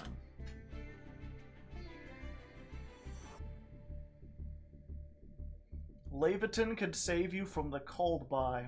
Oh, good point.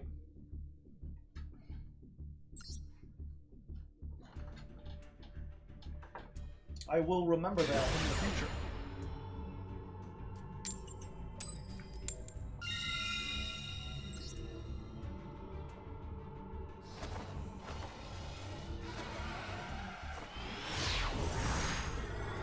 I'm being concerned. There's a barn arsonist around here.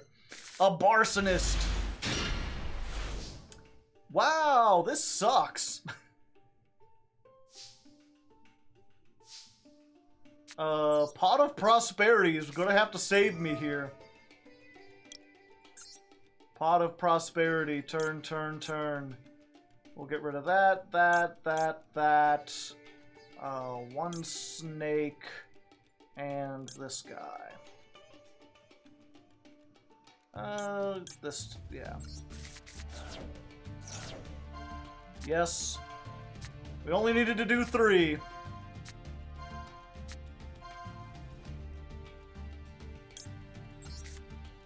Grab the, wait, I can't draw cards, but I can search. Okay.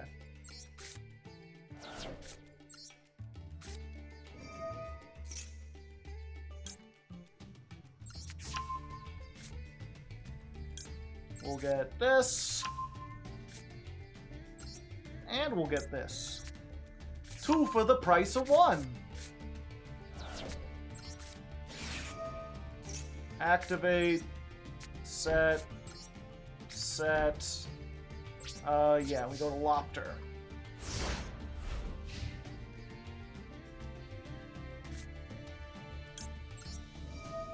Jump aboard the Lopter Copter.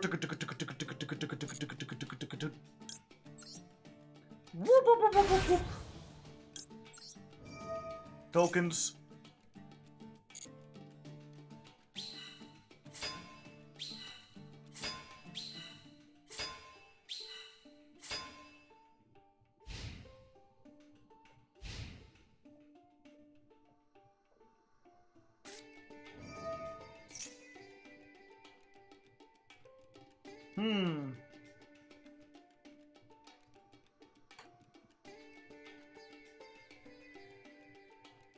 Well. Oh yeah, I forgot this had a thing. Alright, well I'm not gonna die this turn. But my thing has been turned off. If a light or dark monster is banished except during the damage step, do I have a light or dark? No, so I'm not worried about that at the moment.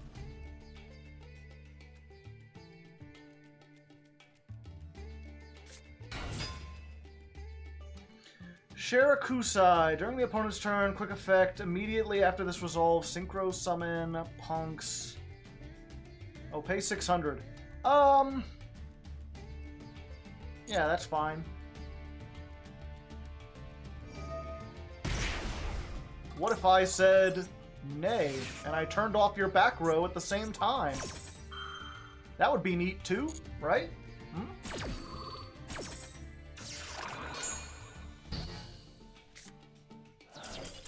And there you go. It's that easy.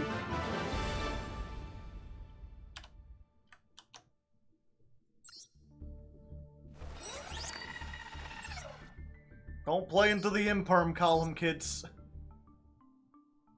Oops, that's my deck.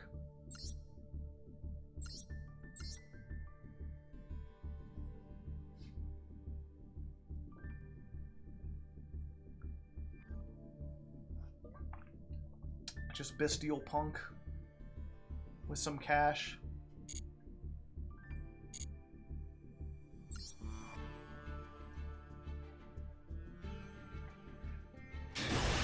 We call that deck selling out. It's punk with cash. Well, we finally lost one.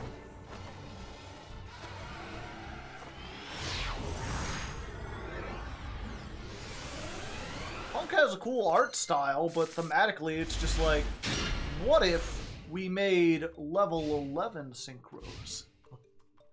Like, okay. Sure.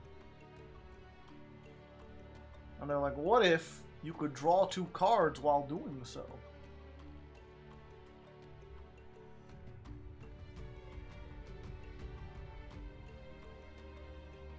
Two hand traps and the fullest combo.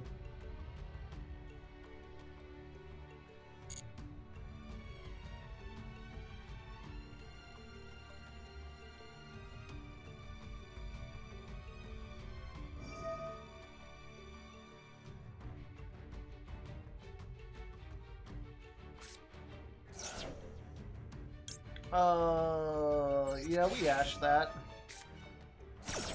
I don't want to deal with that.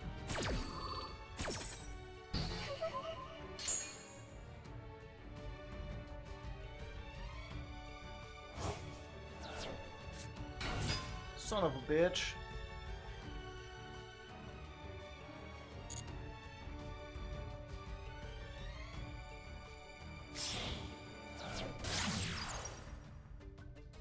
We imperm the Striker Dragon?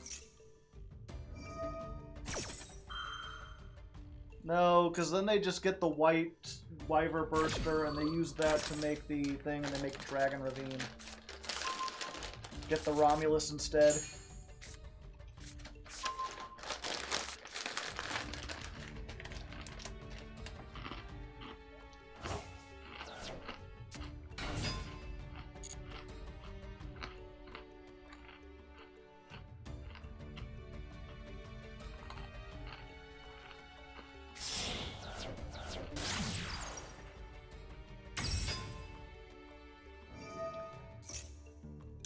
Alright, imperm the Romulus. Let's hope this is enough.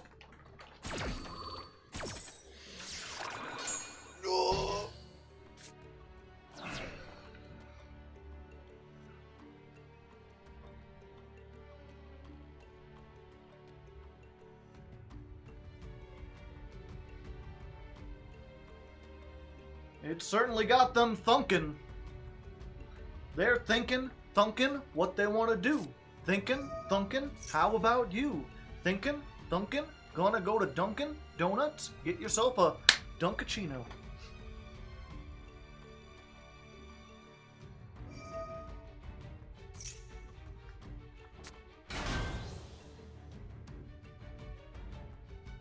Alright, they got a tuna. They can make a level 5? Or a link 3. Spheres pass! Spheres pass! Spheres pass! Or seals pass. Oh, perfect top deck! Alright, ladies and gentlemen, I think we got this. I'm gonna activate this. Okay, we may not have this.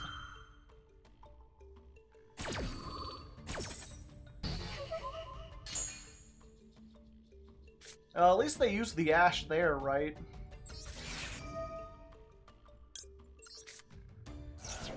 Oh, attack. Yeah, I should have attacked.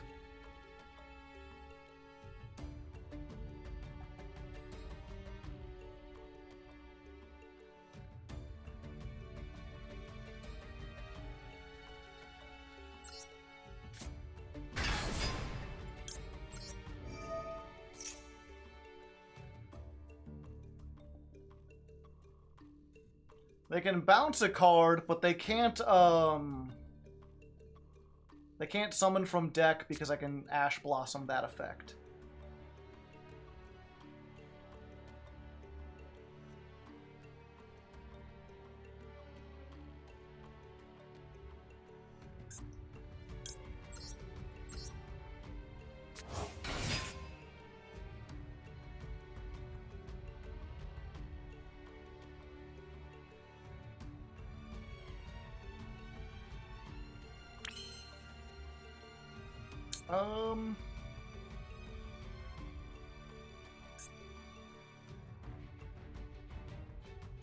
Yeah, we do this.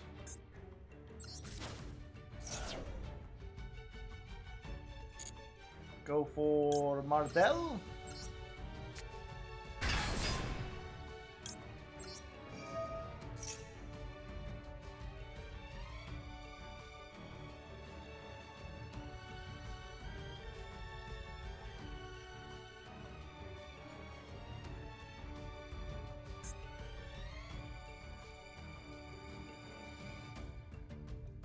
They have a Bestial in hand. If they do, they can't use it on my cards.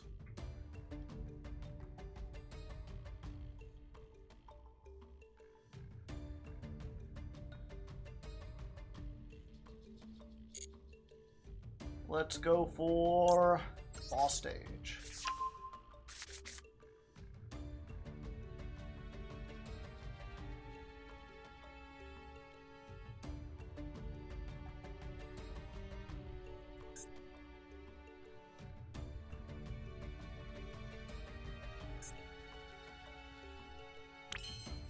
And now we attack. Could have attacked before, should have attacked before.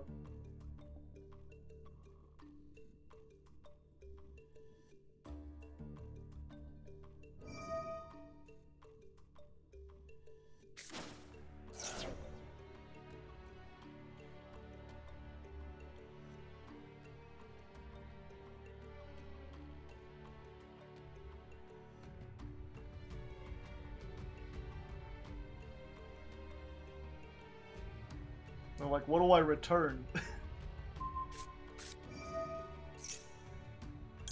No, I don't want you to get anything.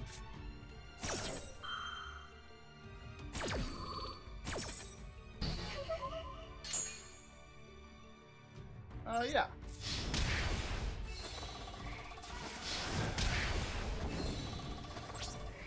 We'll get the damage in. We'll make Pep, just because we can.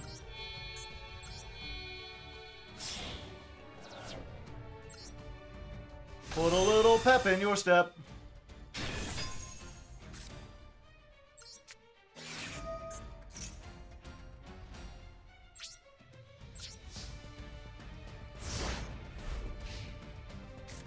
Yeah, we've got an affected pep.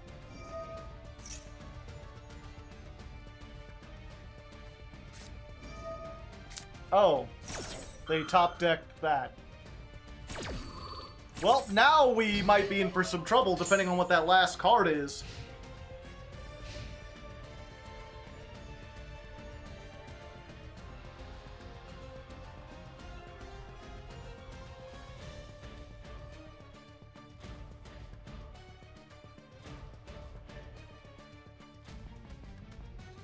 Does Pep come back when you use the banish? No.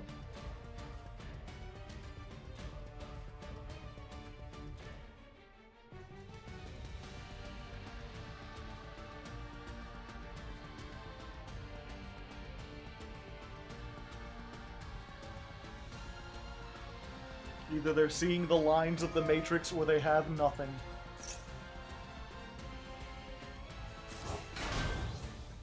Special summon a rocket.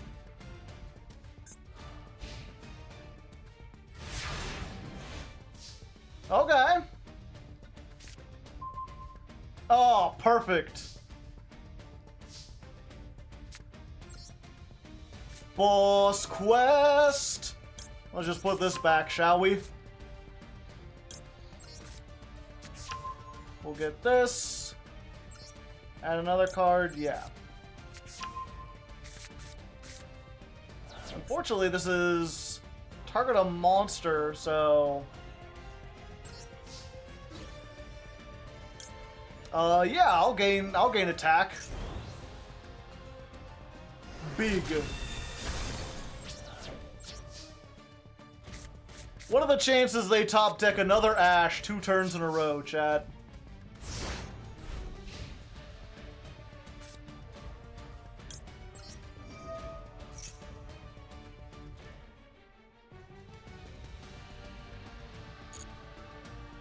Let's go. We want to go hard, right? We get Vala. Chainlink 1, boss stage. Chainlink 2, Vala.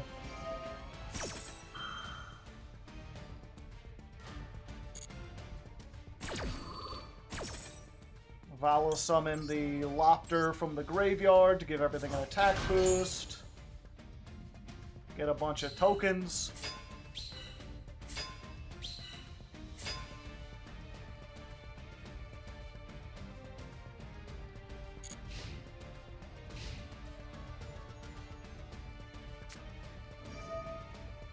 Chaos Space, alright. And I think that's it. They're going to grab a card, and we're going to grab Har. And Har is like, if you search, you must discard a card from your hand. So, you know, good luck getting what you're getting.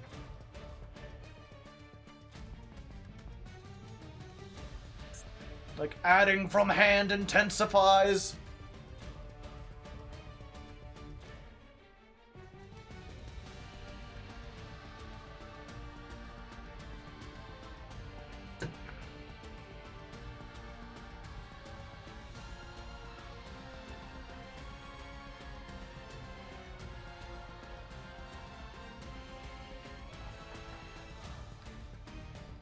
I don't know if they could get... I know there's that one card, it's like not a rocket, but it's like an unofficial rocket. And when you add it from deck to hand, or when it's sent to the graveyard, you get to summon or something. Check their banish pile.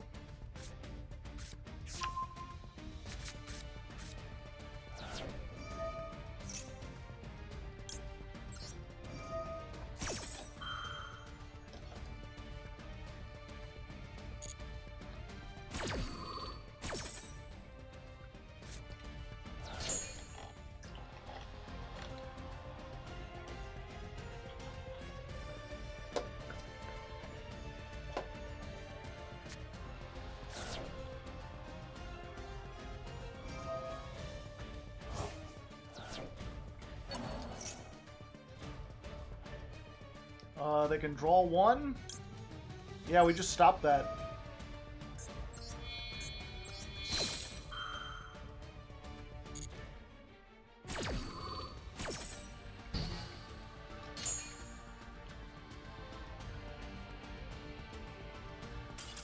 Yep, there we go. We got him.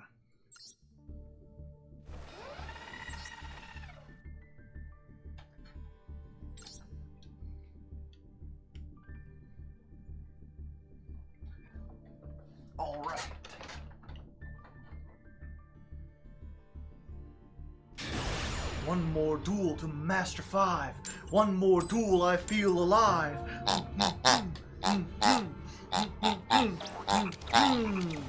Alright, I've got the power of top hats and critters on my side. What more could I possibly need? Maxi? Sure. We'll just play around Kashtira. Draw phase Maxi, 91.1%. More popular than world peace. More popular than the heliocentric universe.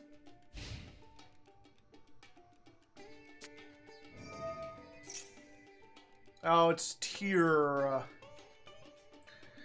What do I have to fear except for the tears? Okay, Rhino Heart.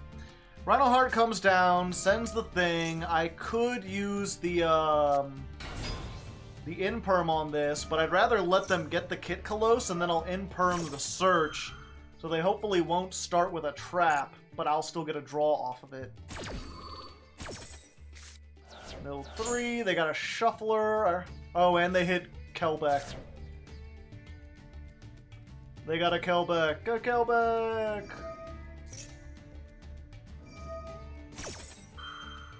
Let's go!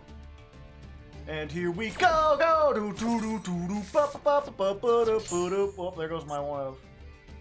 There's a Har. We got her in the graveyard. That's pretty good. I mean, it would be if they didn't have the Shufflers. If they couldn't Truffle Shuffle.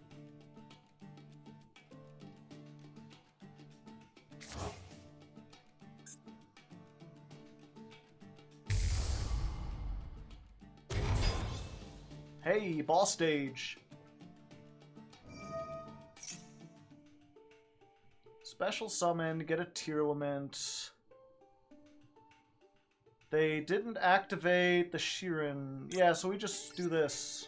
And be like, no traps for you, please. I do not want you to get traps.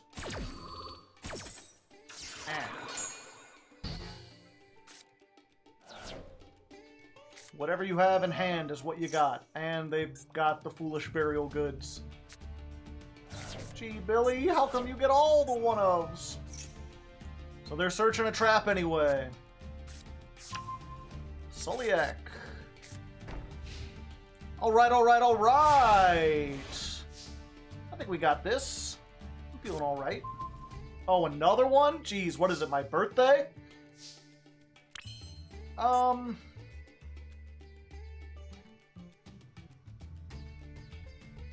So if we use the one in the graveyard, that'll get out this. Yeah. Let's try this. Use this, discard the other one. That'll hopefully stop the Shuffler.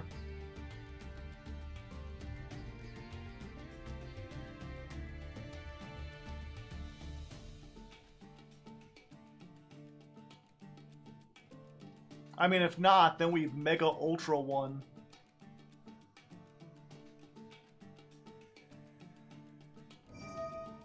Yep, okay, so the Shuffler's used.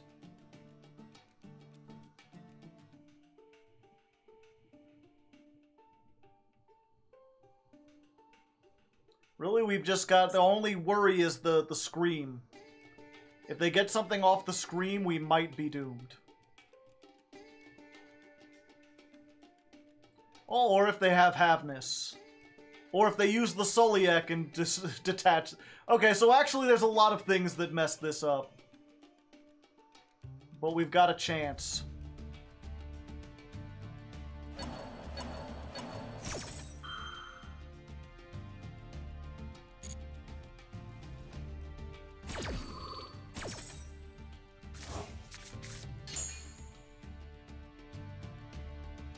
Okay. Normal summon.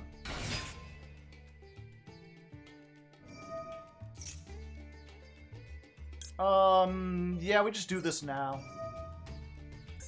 Tribute is cost. I'm not afraid. And they've got a Maxi. Alright. Turnabout is fair play, I suppose.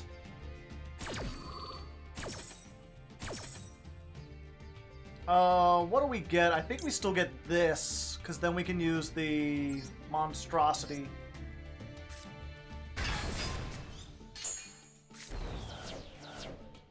What did they hit? Another Kelbeck. Alright, let's try to use this. They get the Kelbeck. We use this before the Kelbeck so that we can... Yeah. That way we don't risk milling the level 9s that we need.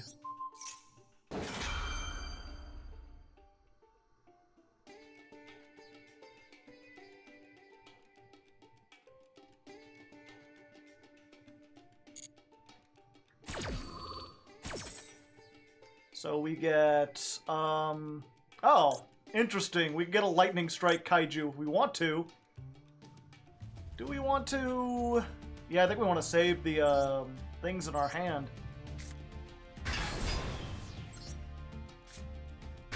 Fortunately, that's just one draw for them. Mill 5. Select a monster to special summon. Ooh, yeah, let's get Nidhogg out of the graveyard.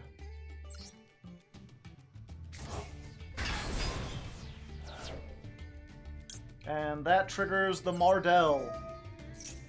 What did they mill? Sheeran. Okay, time to assert dominance.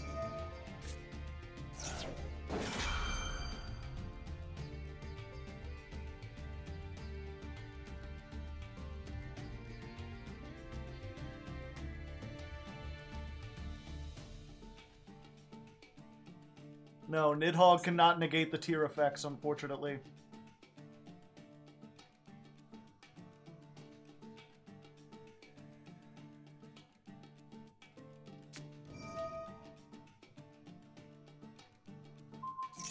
Okay, they're negating this. Yeah. And I just have to be fine with that.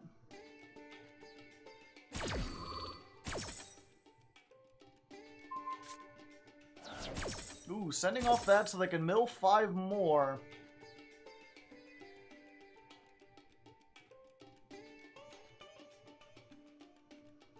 Which means they're probably not making Rukalos here. Probably got enough for Kaleido Heart. They're gonna send something back. Yeah, that looked like 3.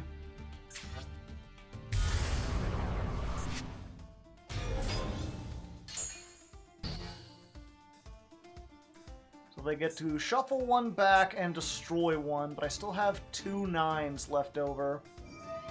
That should hopefully be enough to deal with everything, although it's not as good as the 4 I was hoping for.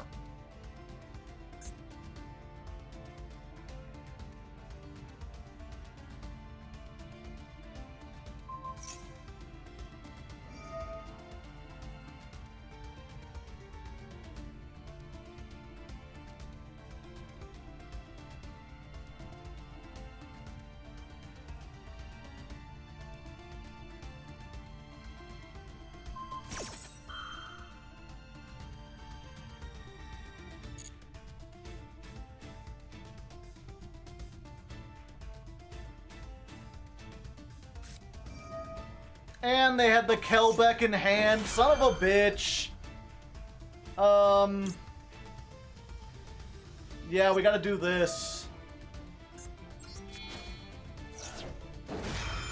I was hoping to retain this for later, but that'll allow us to keep another level 9. Ah, they've got a Bestial too.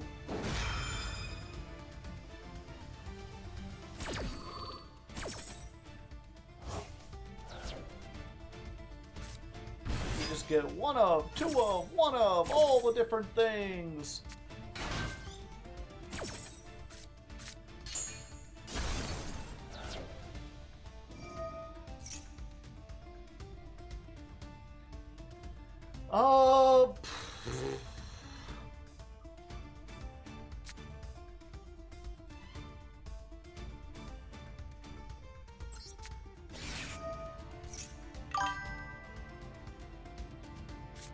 We've got this. I don't think this does anything.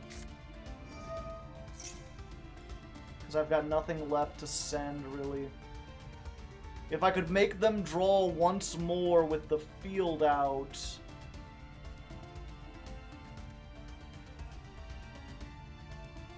that would work.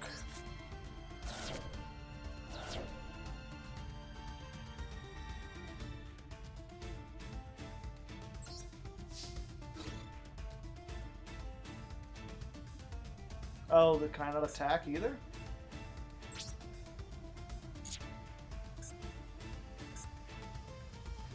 I must have summoned... oh, I summoned this off of the World Legacy. Yeah, I'm just dead. Damn it! I had 4 and they just hit all the mills. It hit all the mills and they had all the good one-ofs in hand.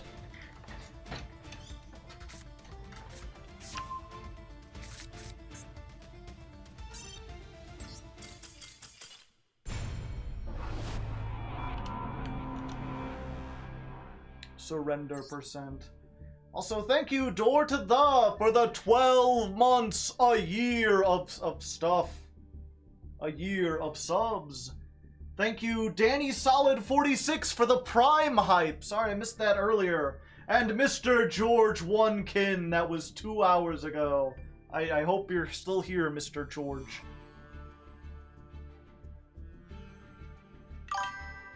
Whoa! Holy shit! Serenity with the 30 gifted I didn't even win! I'm not even in Master!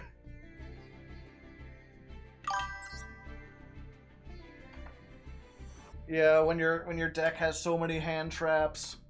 Dodge. We don't dodge, we evade in this household.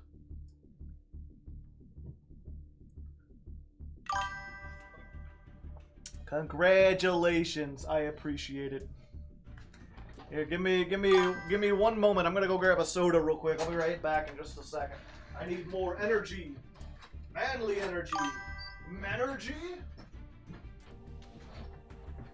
I do not have any soda. Probably for the best. Better for my health.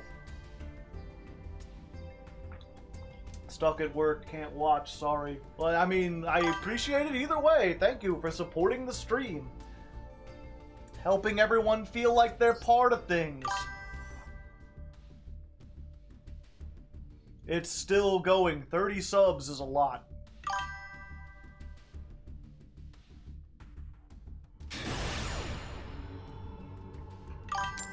Sneaky Magician says thank you.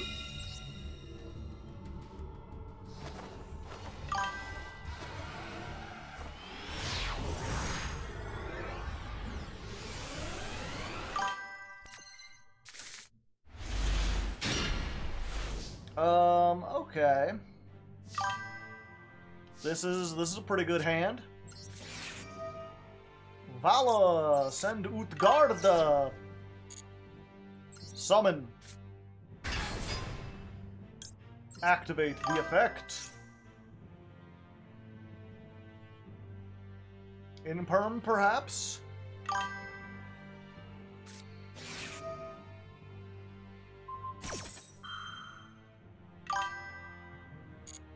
Yu-Gi-Oh! Is just solitaire, they say, and then get mad when you use cards on their turn. I don't do any of those things.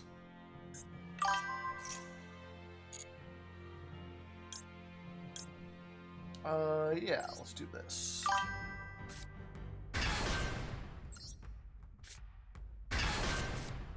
Let's go ahead, Mardel.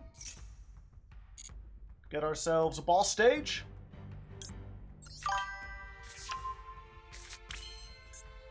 And let's just go ahead and make that... pardon me. 3 material Levitin. Pointy, pointy.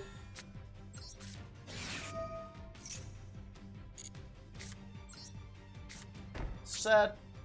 We're pretty good. Ash, Imperm, Levitin. Plus this, assuming it doesn't get ashed. Let's go for the Helilopter. Let's 420 toke it.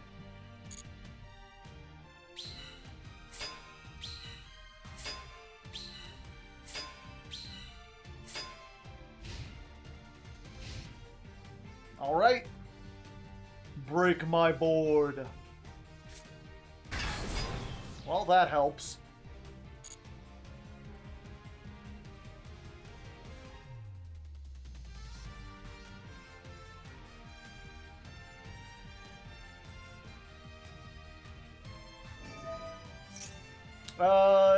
Yeah, I don't want you to do that.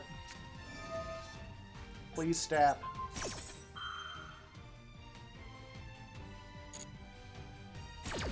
So we're gonna do that. And then I think against Kashtira, I'm still trying to figure out exactly what the best one is.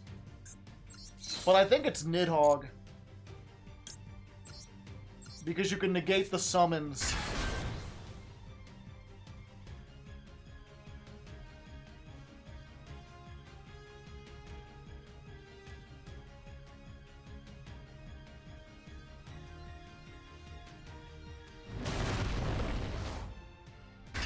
Exactly! You magnificent bastard! I read you like a book! Get that shit out of here!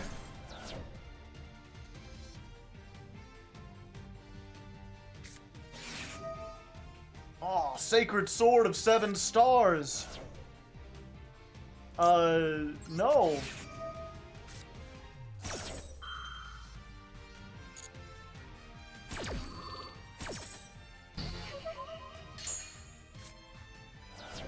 I just had everything, chat. They didn't stand a chance. They might stand a chance. Shit. Alright, so we just do this before they get a chance. Fuck it. Big Snake.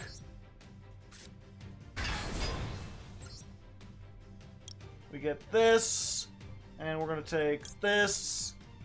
And, oh, they didn't banish one. Fuck it, I'm taking this too.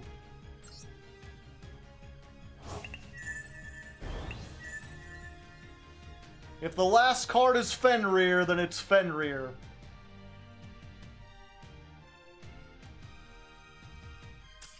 But it ain't Fenrir, baby! Ha-cha-cha-cha-cha!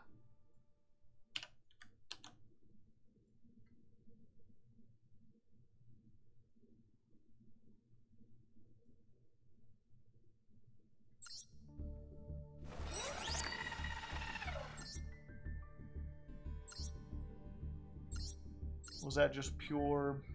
Yeah. You're playing Diabolos the Mind Hacker with the... He's arriving. He has arriven!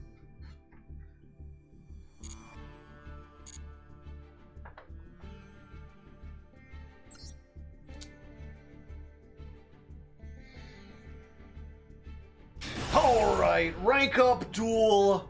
Going into Master 1, last time we got cocky, we went up against Tearlament, our soul was crushed. This time we're going first. This time we're gonna be on our ball, we're gonna be ready, we're gonna open the best hand possible in this deck. Well, it's a hand possible in this deck.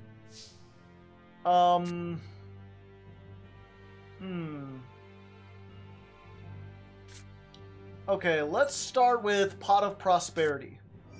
And let's just go for 3. It'll just be a little prosperity. Because we've already got the stuff, but there's a chance that we can get something a little bit better. I just don't want to get rid of the whole extra deck for it. And there we go. Or do we take the Max Seed?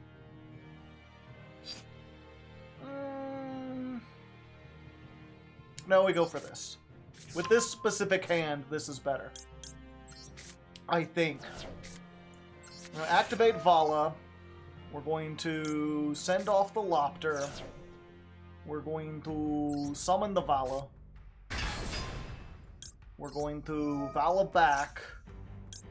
Because there ain't no Vala back, y'all. Lopter goes Burr. We get Mardell. Mardell Searchy, the boss stage. No disruption so far. And then we make Levitin. Levitin plus boss stage plus Imperm plus, we've got... This is boss fight, right? Yeah. Boss fight, which means we can trigger the boss stage again. Not bad. Not bad at all. Yeah. Yeah, and then we just set these two. And we want to go Vala to get it out of the deck, bring this back from the graveyard. We don't want to lose our third Lopter out of the deck. Of course, if they have Ash here, it might be bad, but it doesn't look like they do.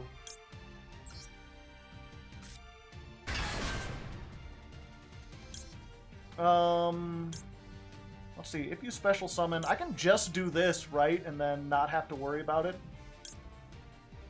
I guess it helps to chain block just in case they've got Ghost Ogre or something. Yeah. Chain Link 1, Chain Link 2.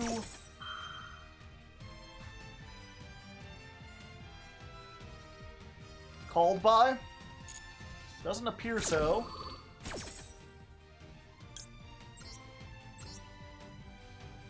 There we go. Tokens, tokens, tokens everywhere. The boss fight has begun. Show me what you got, yoinker boink.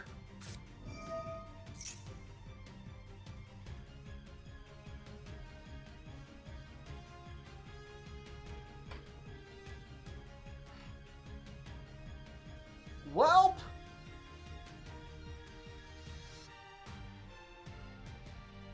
Let's see, if we activate this,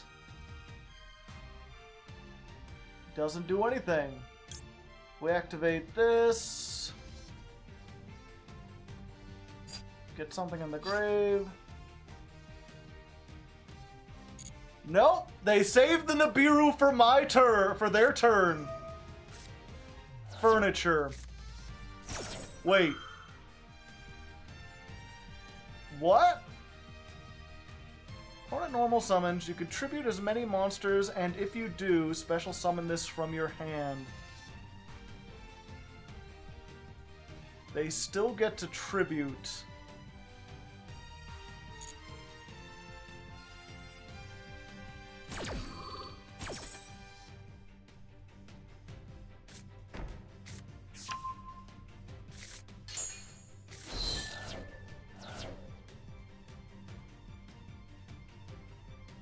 Wow.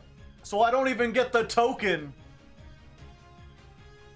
I mean, they could bounce it anyway, so it's not great, but that is awful. My heart. How many decks is that actually useful against?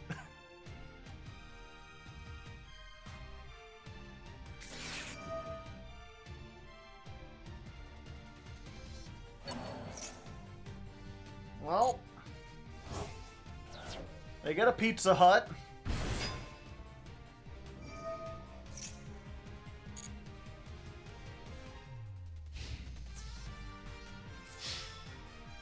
All right.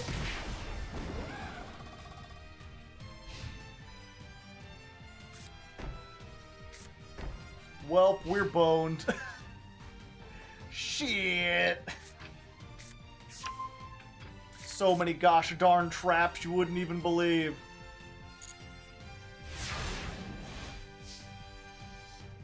Big welcome. Well, we got another boss stage, so if they immediately get rid of one.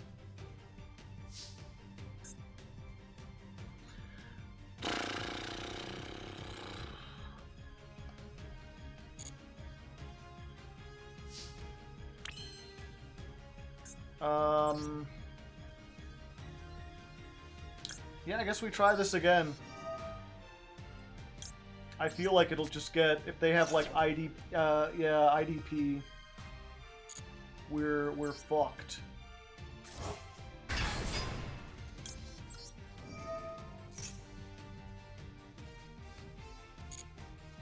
It doesn't appear as though they have IDP. Or they're waiting for something.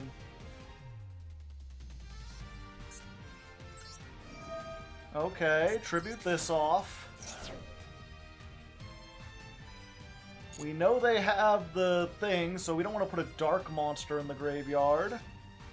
So let's get Nidhogg, because it's going to be useless anyway.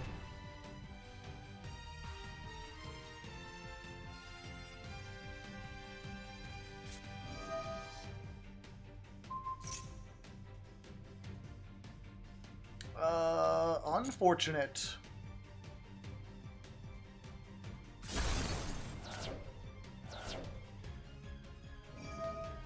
And then this destroys the field spell. They get the chandelier back. Let's go ahead and fire off this.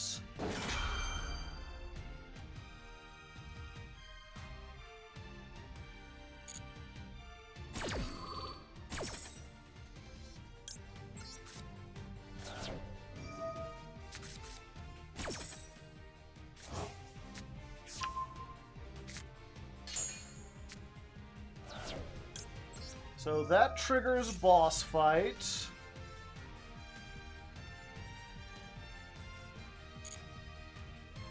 Let's go for Har.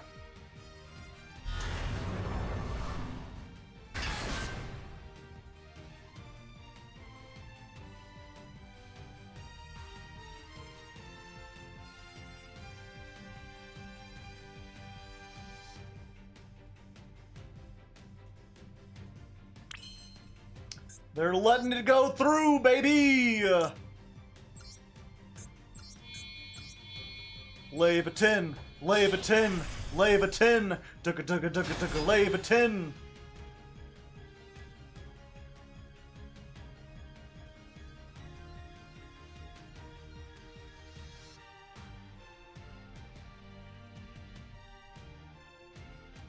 Battle phase.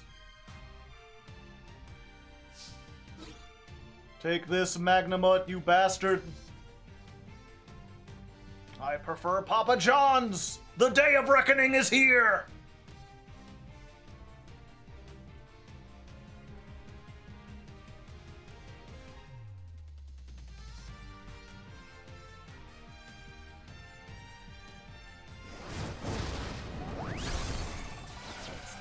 Let's do it, and then hope they don't have called by, because if they have called by, I am mega owned.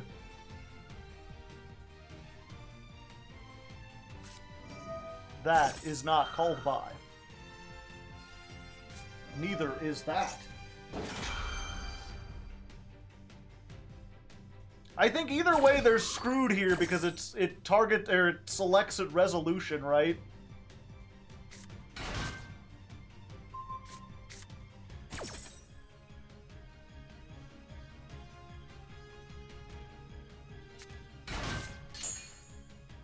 Ah, okay, they just don't summon any of their big stuff.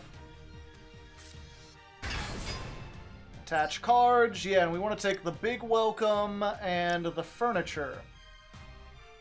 I believe. Yeah.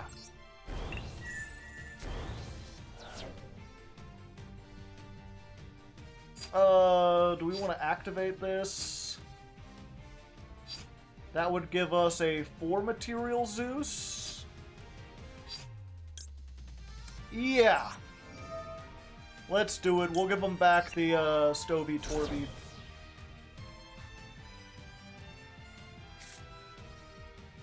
Fuck.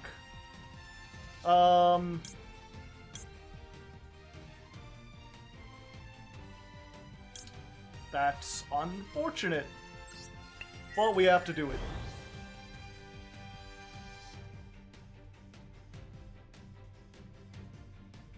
I've only got one Vala left.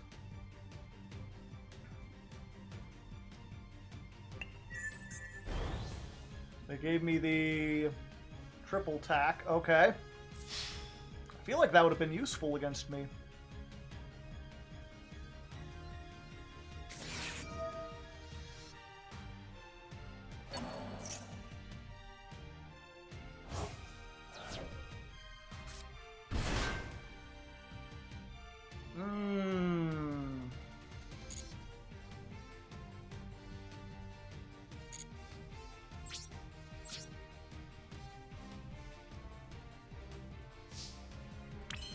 Okay, well, an Ixie monster still attacked, so...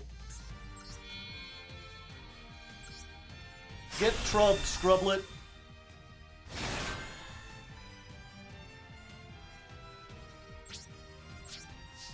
End turn. And then what we do, right, is as soon as our turn starts... Assuming they don't Ash this, we get Utgard. We get the tokens.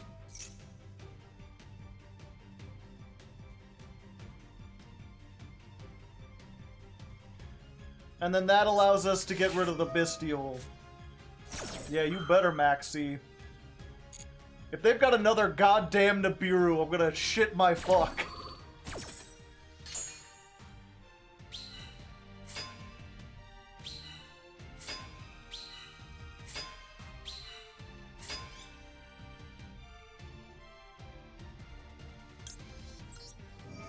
And then, yeah, we're just gonna deal with this before they even have a chance. Get out of here, Druis Worm.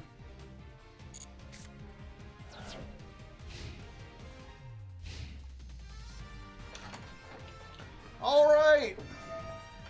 Drawing cards and drawing cards. Draw cards all day long.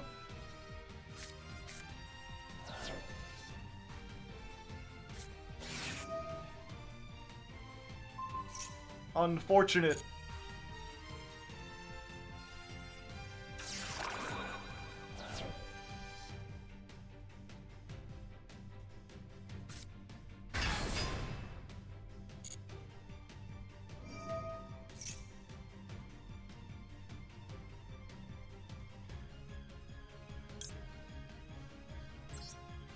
Yeah, we just gotta hit this now.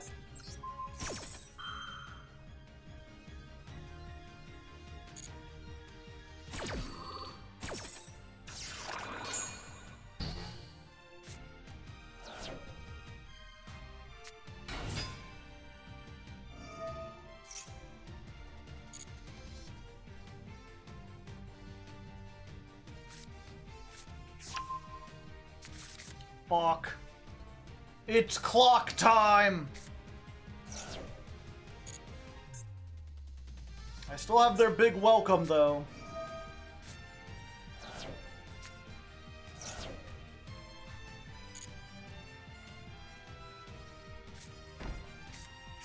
They've got another big welcome.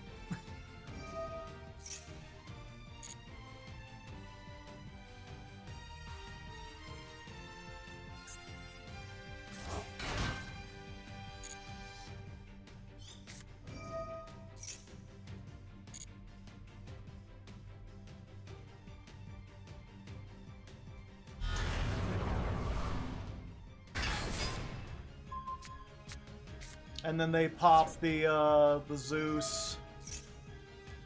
Shit!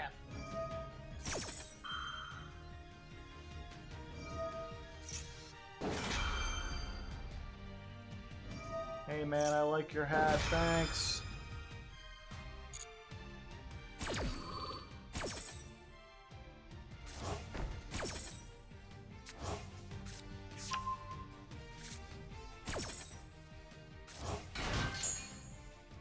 Yeah, I think that's it, unfortunately.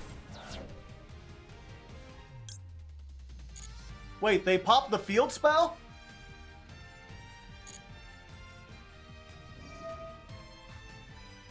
Wait, what popped the field spell? Oh. Yeah, they popped the field spell. Why would they do that?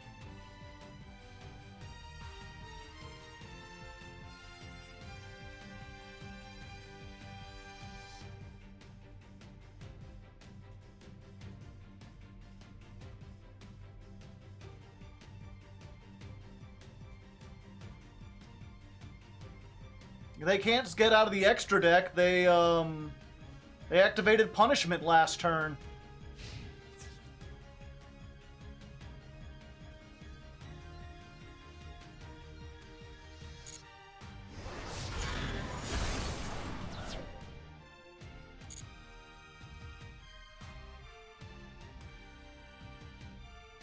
Maybe they forgot about punishment? Entirely possible.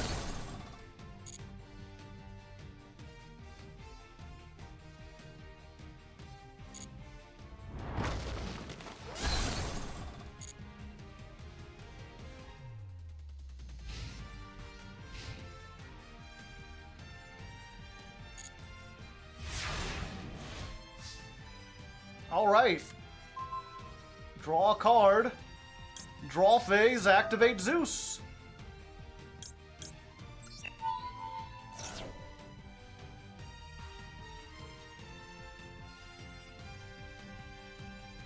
Goodbye, board. I mean, to be fair, they're about to make a monster leave the field by a trap effect, so I think they'll get everything, or most of everything, back.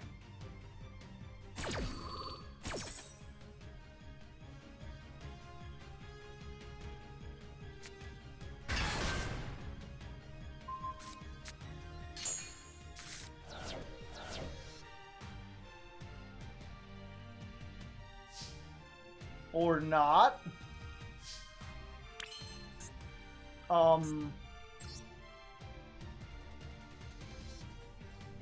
What does this do in the graveyard? If you control a level 8 or higher fiend, you can target one card your opponent controls. Huh.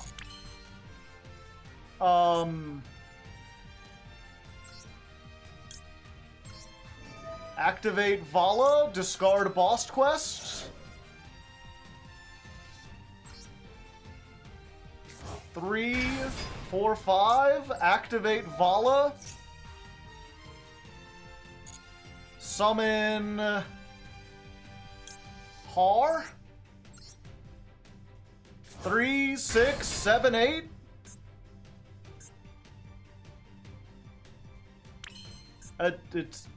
Is that it? You got something else?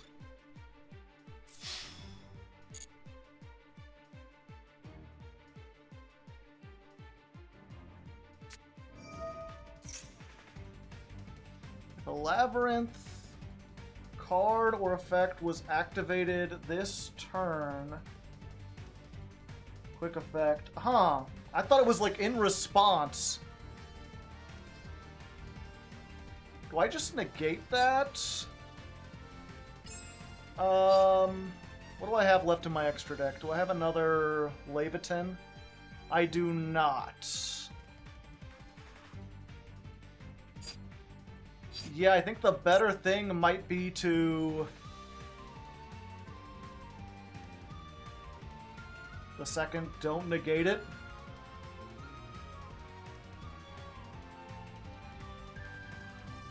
2,900 defense, but then they'll have big welcome.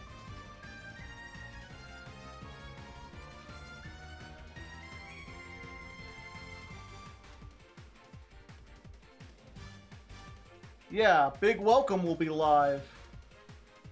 They can't do both. Y'all better be right. I feel like the best thing to do is to have Zeus live.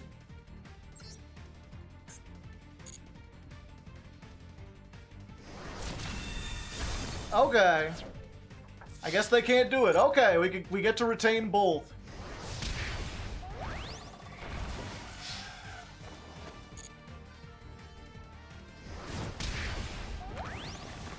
You can only use one big welcome effect per turn. Oh, okay.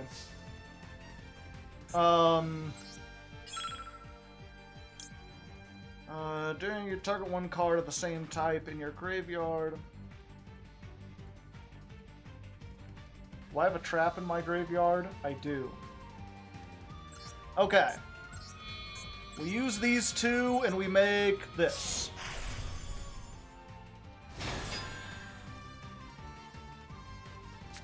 We activate boss stage.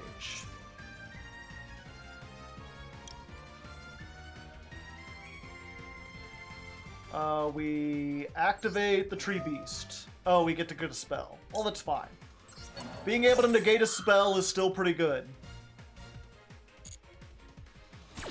So we've got a spell or monster negate, and we've got the board wipe. Plus whatever we can get off of this. What do we have left? Utgarda, I think, is the only thing to summon, really. We summon a Vala and we get the Utgarda out of the graveyard.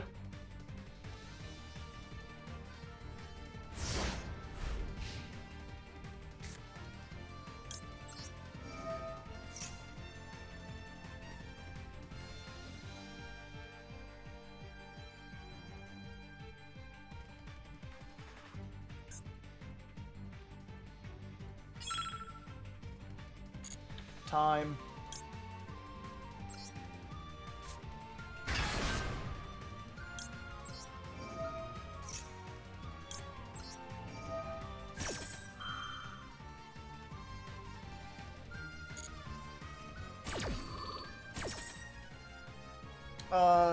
Yeah, we get Utgard.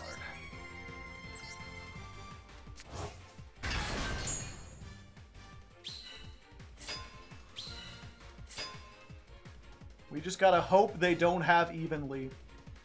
If they have evenly, we're fucked.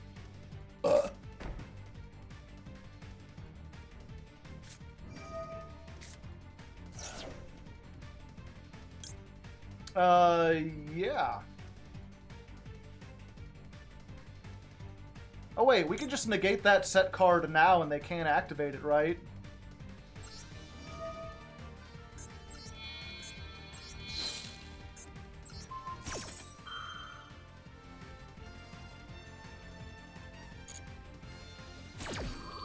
Yeah, this goes before they resolve. Oh no! Oh lord, what? Shit! Waking the dragon!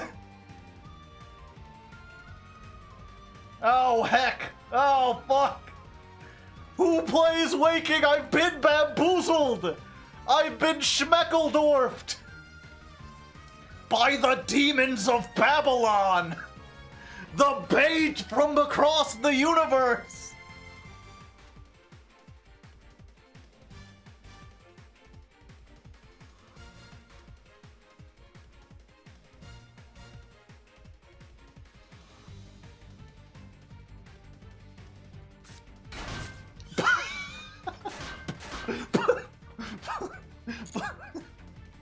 That's the... So that might actually be pretty bad now that I think about it. It's just so weird to be like, you know, what do you use for waking the dragon? Baguska, but shit, dog. Now they can resolve their fucking thing and I can't do a goddamn thing about it.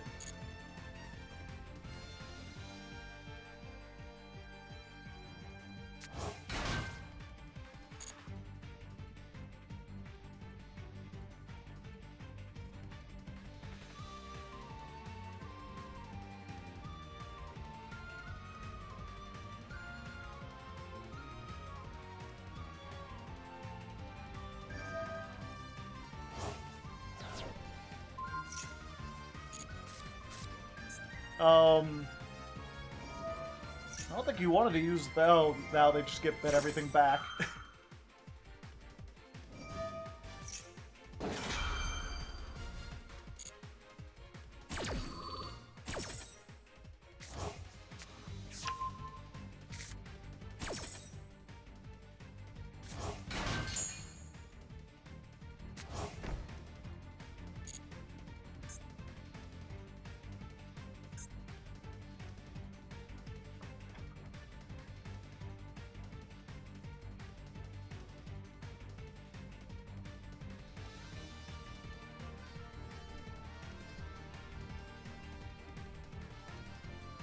Kaiju off the top? I mean, there's a pretty good chance. I haven't drawn one yet.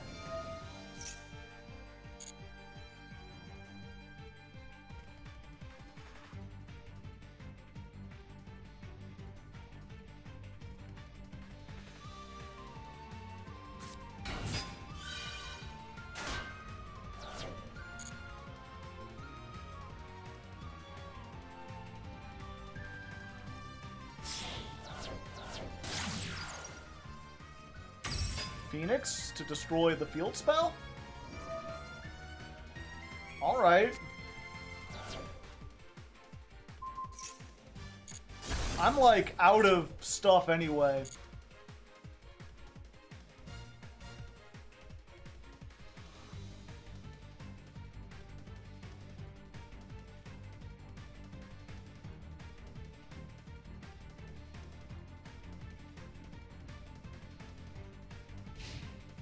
End phase. Alright.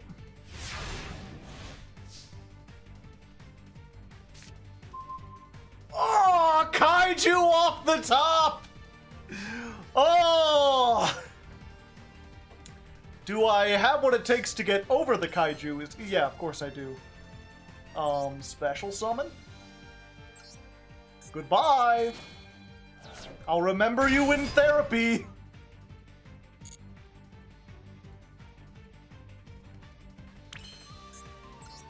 Alright, and then we go into Blacknear.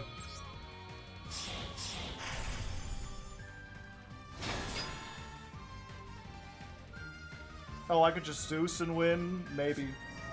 Oh yeah, I just attacked the Link. I don't need to do anything.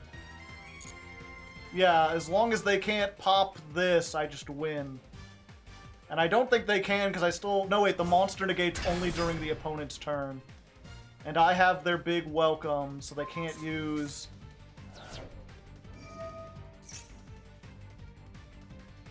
Son of a bitch.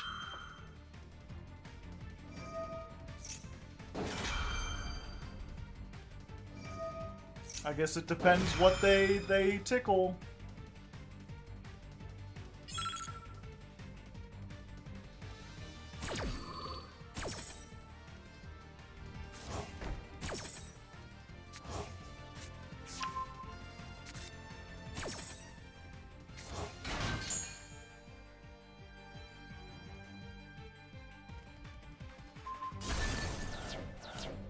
Zeus is gone. Change to attack. I have to negate the fucking Thunder King. Or I have to banish it.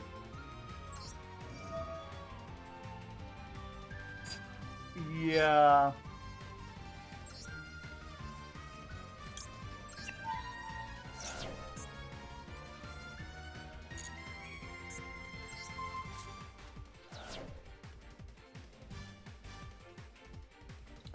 Battle phase.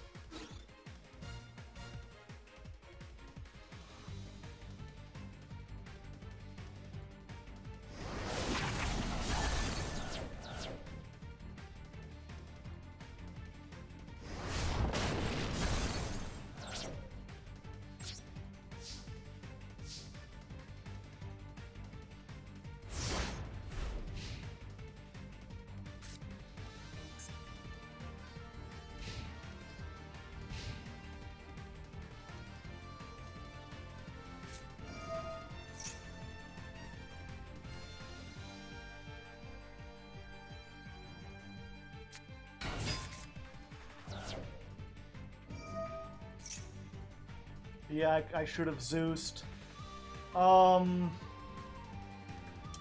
What do they have? They've used all their big welcomes.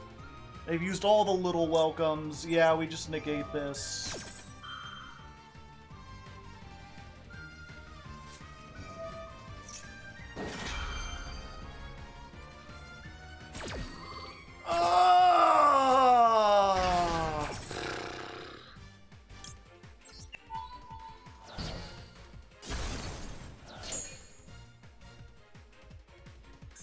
This doesn't have to be with a trap. And now they can just bounce it.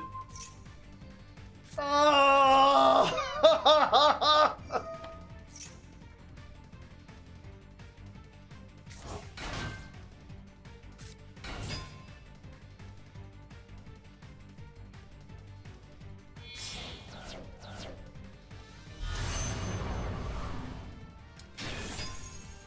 You've gotta be kidding me! Waking the dragon, curse your soul! Oh!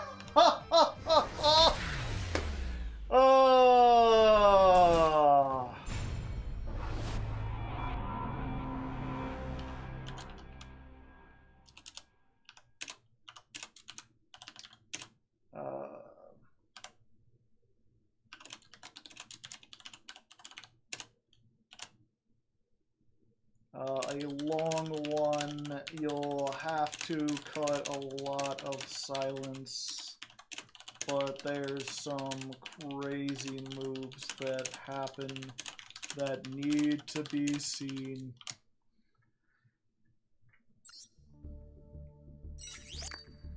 Yeah, I should have just negated the clock. I should have just Zeus to the field. They had one Nibiru, they got it on that first turn. They had one Waking, and they happened to trick me with it.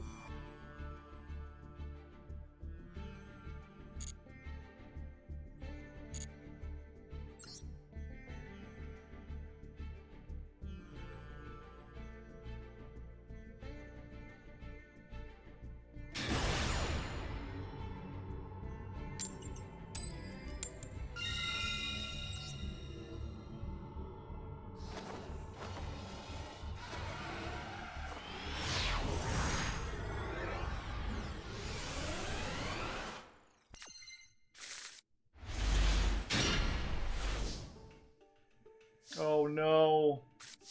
And now that I'm tilted, they're like, hey, how'd you like to have a hand that does nothing?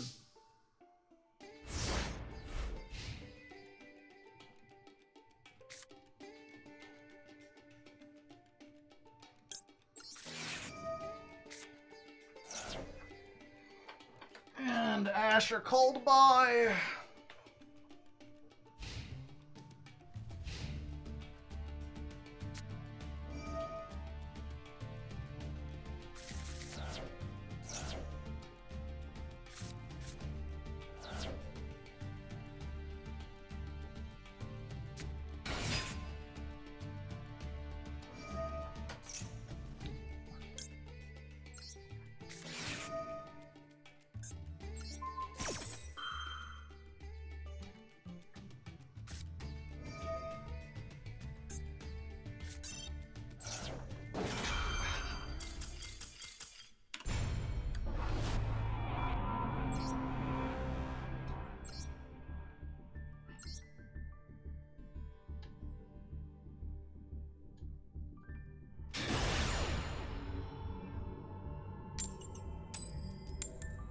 Existence is pain.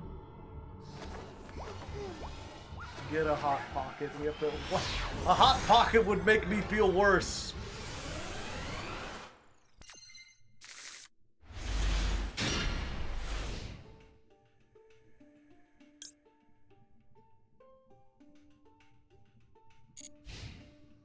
Okay, it is their turn.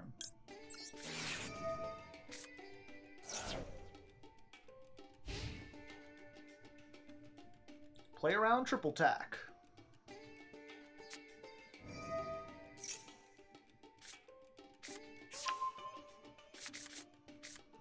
All right. Yay. Gee, Billy, how come your mom let you have 3 kaijus?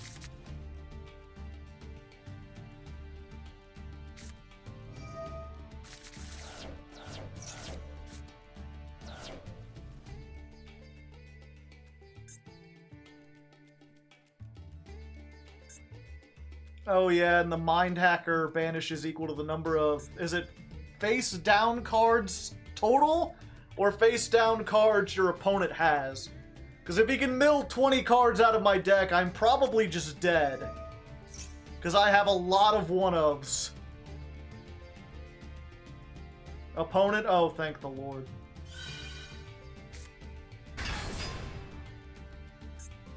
What? Why did you use Kashtira Birth on the Ascendant of... You could have just summoned that with its effect.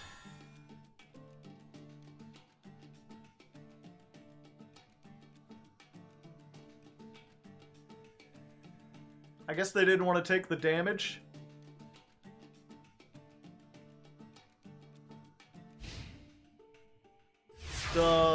Okay. Oh, hello, Mardell. You're like the one thing I didn't want to see right now.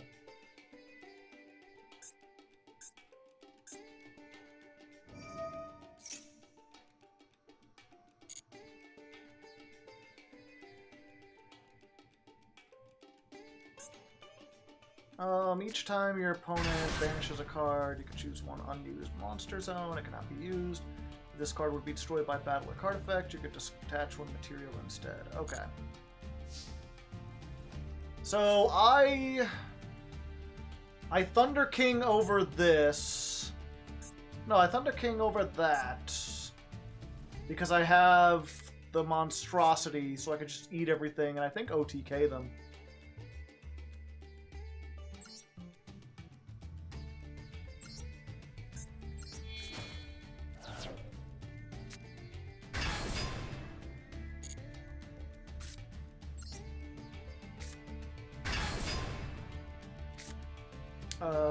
Normal summon? Activate?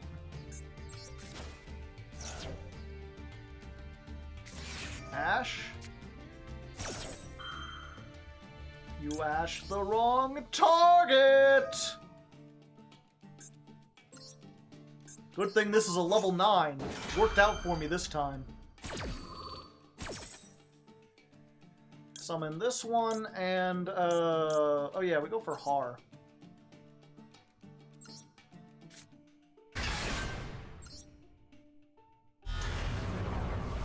Hardy har har.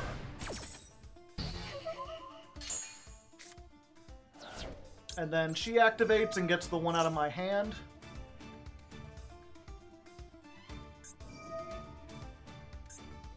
Oh no! They're like, well, I can banish stuff. Yeah, you do that.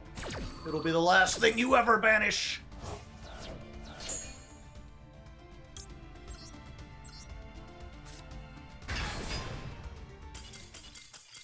And they realized it.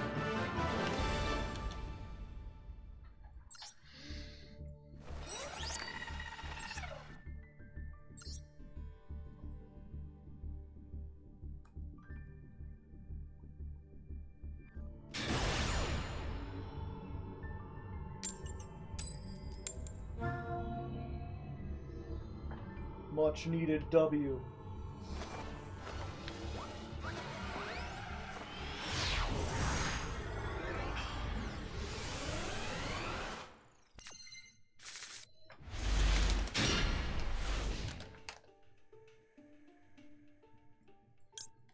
Under Maxi. Under Maxi. Darling, it's better. Playing is better. Under Maxi. In the TCG, they summon all day. Here with Maxi, you have to say, I hate the weather. This isn't better. Under Maxi.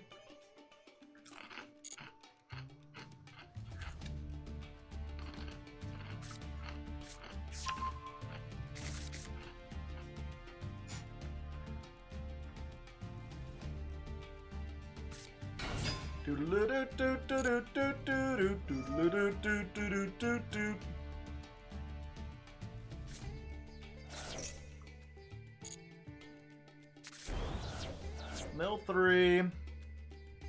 Well, there goes one of my boss stages.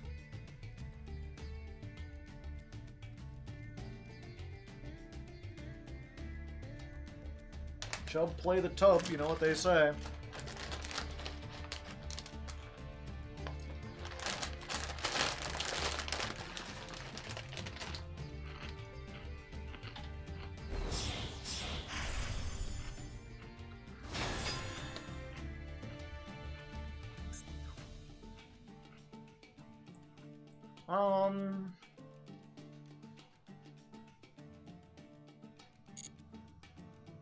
Tub thumping, it's pretty good. So do I imperm this now? Yeah. I just want to stop the mills.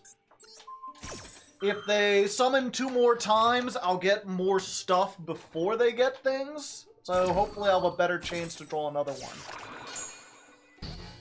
Try to hack my mind, will ya? You fucking what, mate? Kaiser Coliseum in 2023?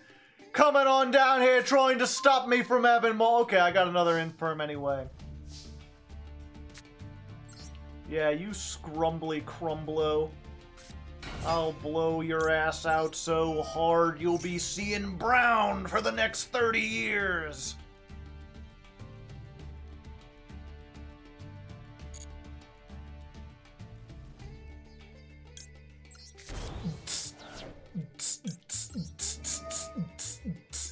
Pop.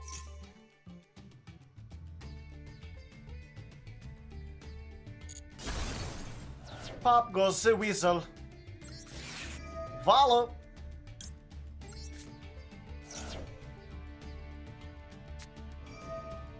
Alright, a maxi of their own. Unfortunate.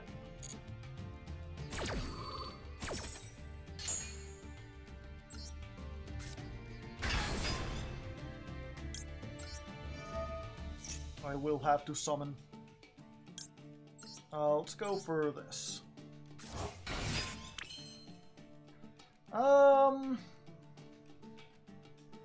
Question is, usually I tribute off myself, but I could tribute off the... No, I want to get it in the graveyard.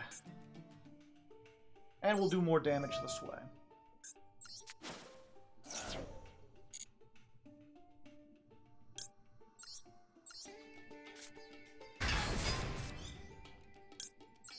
There was part of me that was like, tribute off the Vala even though we'll banish it. And... Oh wait, I want to get this, don't I? They already ashed this turn. No, they didn't ash.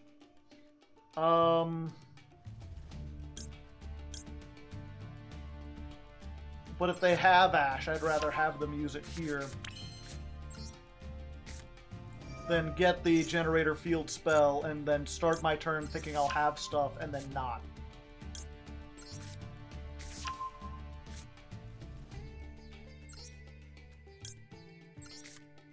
Is it possible to kill this turn? No, I don't think so.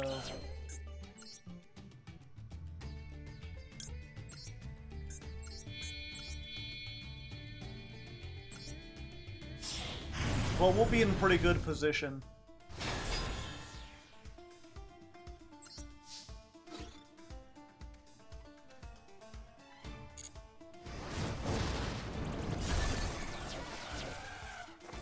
Oh, if I had activated the Generator boss stage, I could have gotten another one when they drew.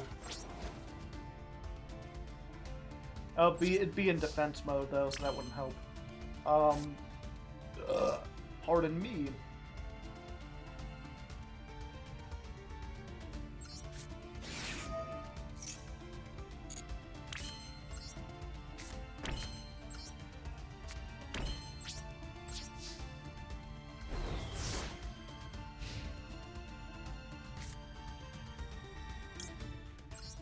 We just go for Nidhogg here. Oh no, wait, we need to go for Vala into Lopter into Nidhogg. Yeah.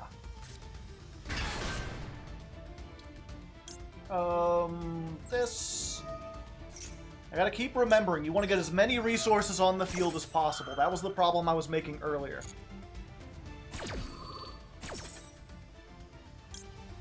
Just the more things you have, the stronger you will be.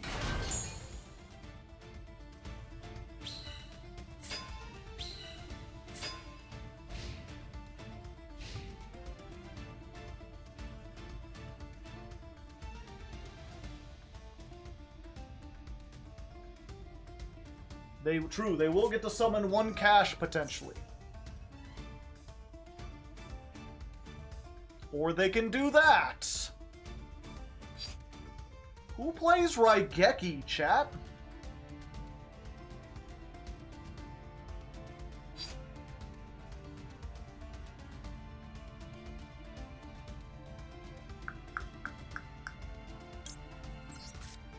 Maxi.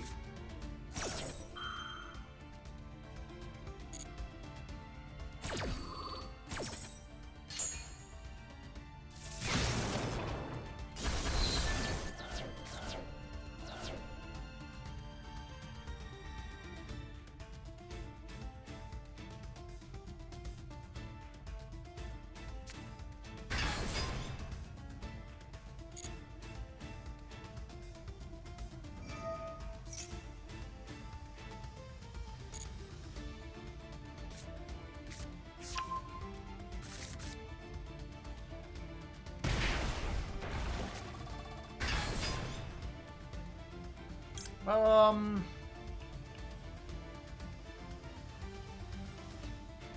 I could get Nidhogg, but they just, yeah, we're just saving it at this point.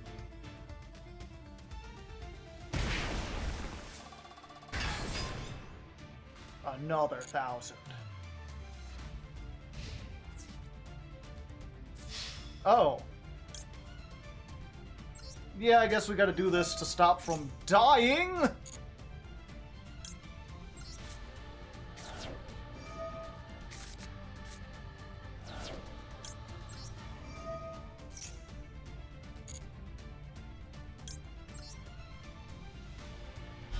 Womp. 3,000.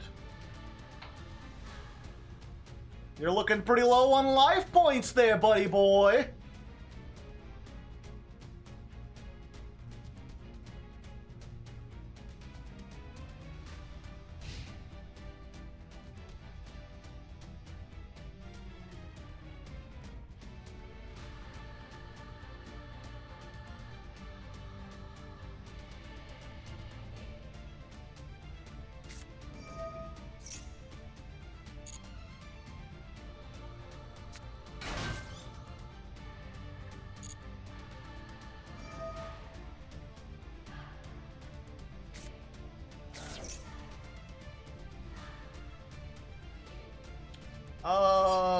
Yeah, we're fine.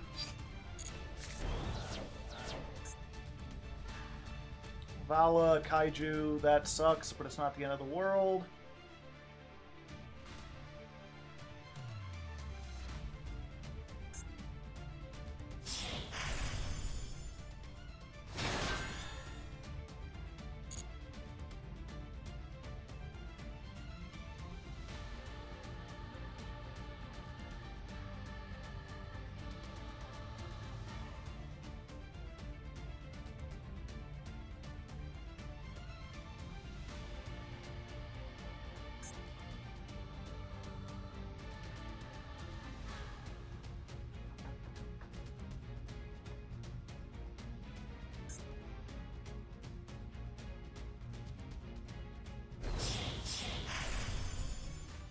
Big Eye.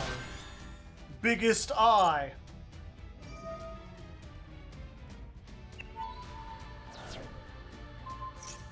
No, you can't have that. That's mine. Get out of here.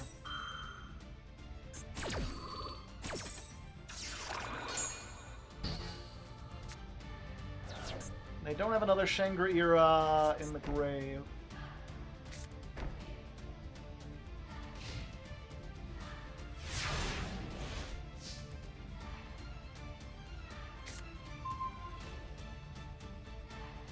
Alright, alright. It's banished or in your hand.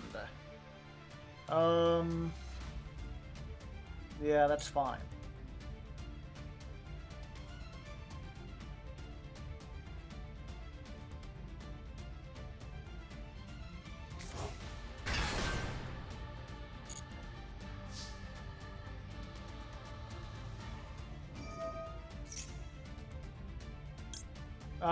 No, I don't want you to do that.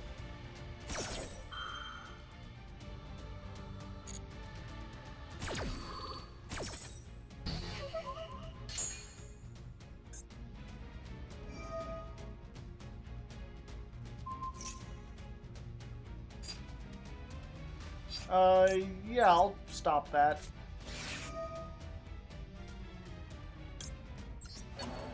No cash, no Fenrir for you.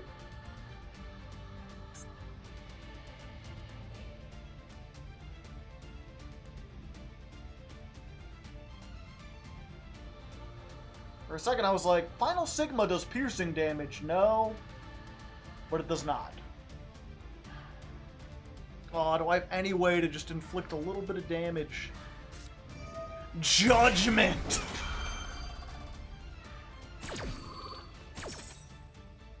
They will stand in judgment of my righteousness!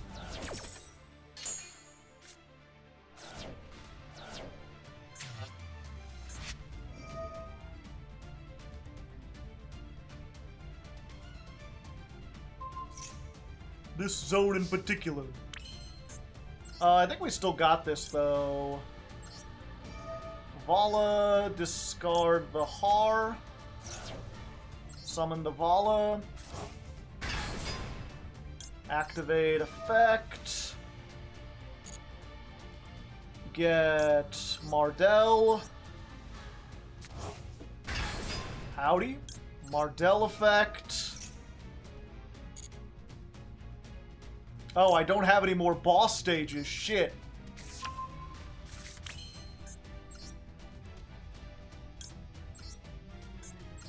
Let's make it with 3, baby!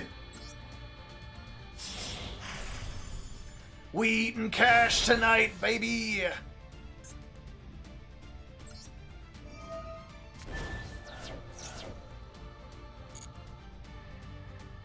Better metal snake. Attaches material. Yeah, you 3 are coming with me. Slurpy, slurpy. And just in case, normal sound. Battle phase. Lopter is gonna attack, and the snake gets to watch.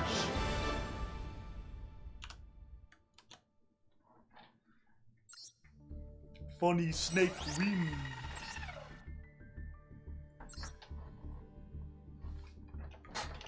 Why are you running? Alright, this is the 3rd time we're knocking at the door to master. We get to go first this time. I'm not even gonna put on the sunglasses. We gotta be prepared, we gotta be ready, we gotta be excited. Gotta be exaggerated. We gotta have the power. Talking loudly. Correct! Okay. This is alright. This is not alright. Shit.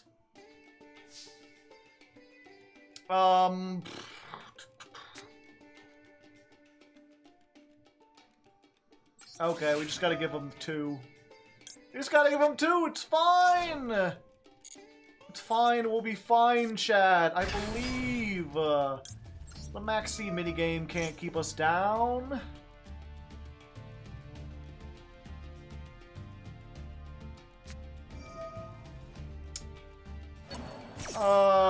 You son of a bitch. How do you like it?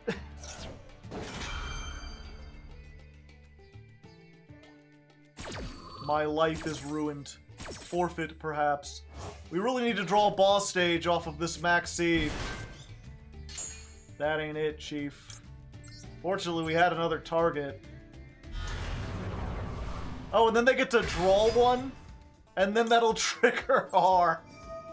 Be like, no, you gotta put one of those back.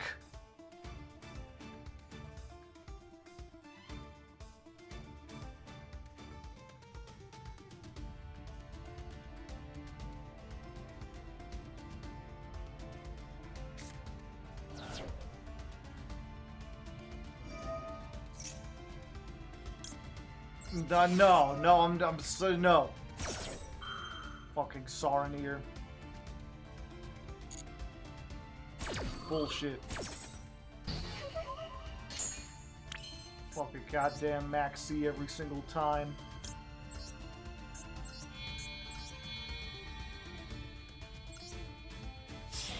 Well, this Leviton has to put in a lot of work. And I guess we just learned for the future, you know, if we have the Mardell in our hand, we discard the other one. Even though we're not going to summon it. Just in case they have something.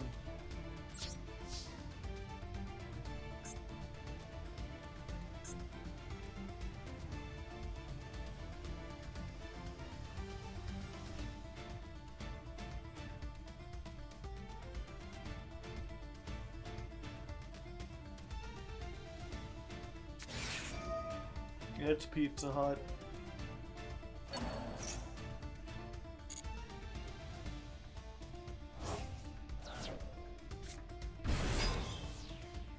Thank you.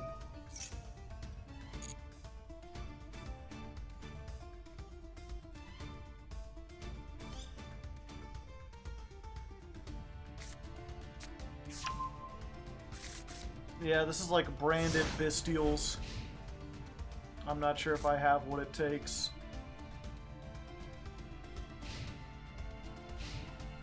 At least I know I can't get even lead.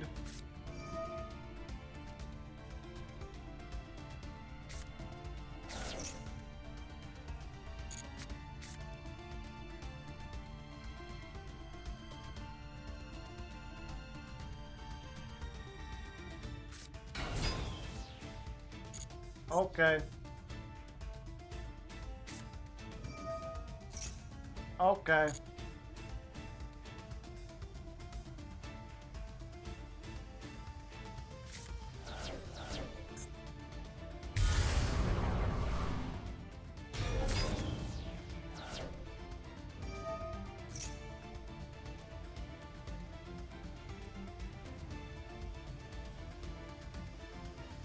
Just suck the Albaz.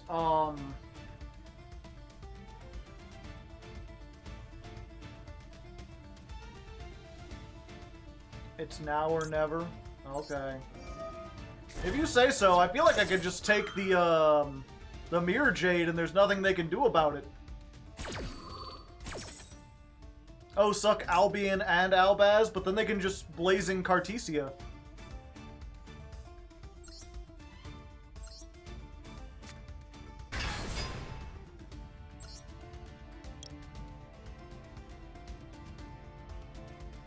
Oh, we take Cartesia and Albaz, right?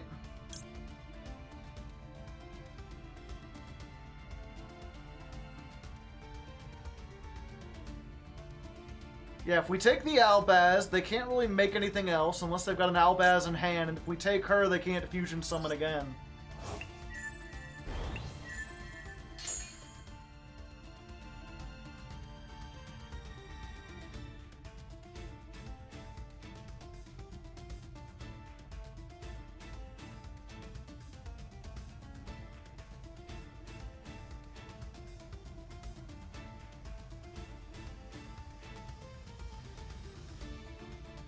We'll see. I think they just have to make Masquerade from here.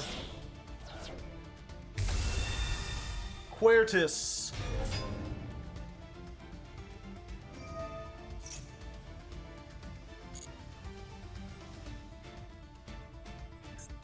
They had a Despia in hand. Aluba the Doober a Boober.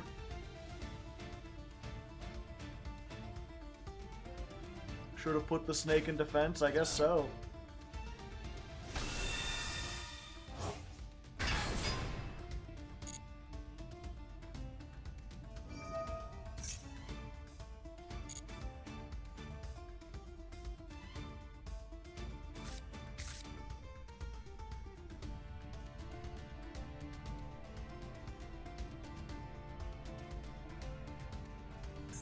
Although if they use this, this monster goes down as well.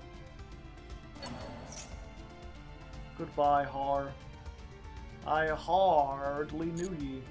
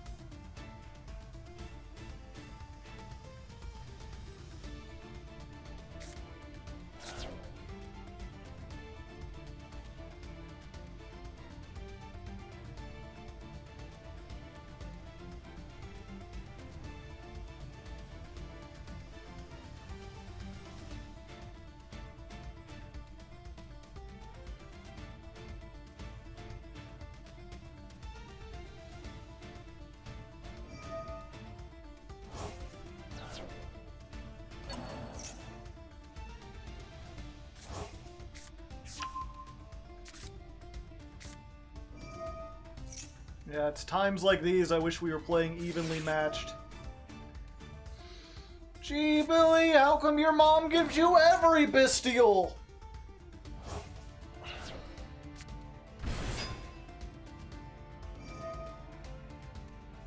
If 5, 675. If they can put anything else on board, we're just dead.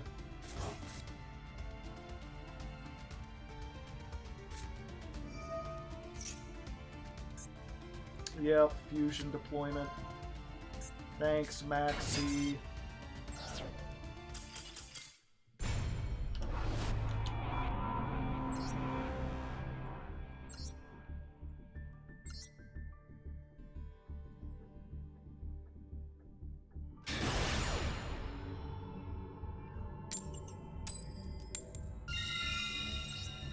I feel like the game is pretty fine, if not for the fact that Maxi just like, oh, I got, you know, they drew a bunch of cards. I couldn't make the plays I wanted. It's like the only card in the game that doesn't just, you know, like, you get ashed and it's like, well, I'm ashed, but they're down a card. You get Maxi'd and it's like, well, they get to draw a card anyway.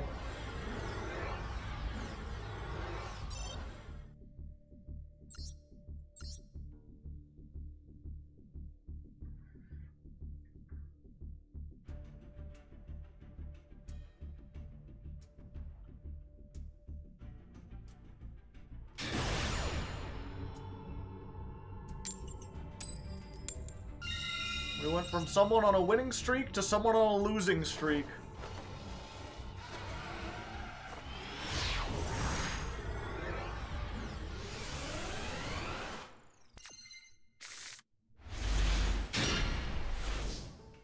Alright. So let's do the Herald play first, and if they have an Ash, hopefully they'll use it on this.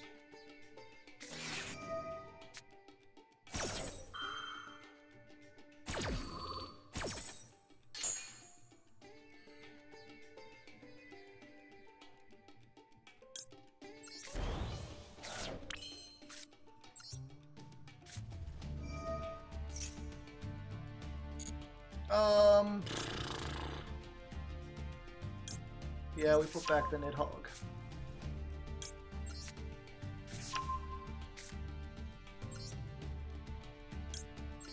That's the one thing this has, is like, well, I can off-ramp there. I don't have to make the Barone.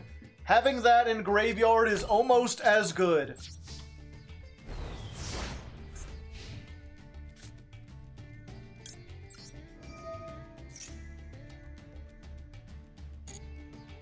Let's go for Lopter. Tokens.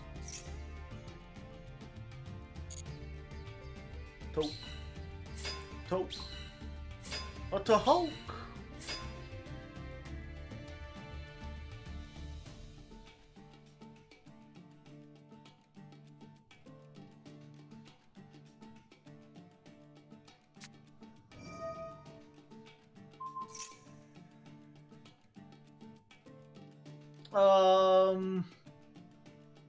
Okay.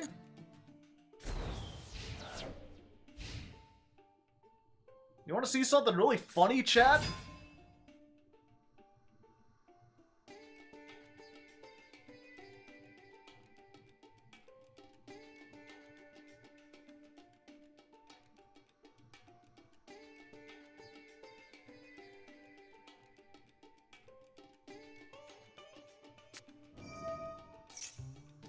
Okay, so we're gonna use the Lopter.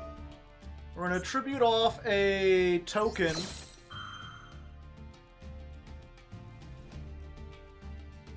And then we're gonna use Trias. We're going to tribute off the Lopter and... Why did they put that button next to there? I wanted to get more things! Son of a bitch. Oh, and it's still negated anyway. Well, I guess I'll just go fuck myself then, I guess.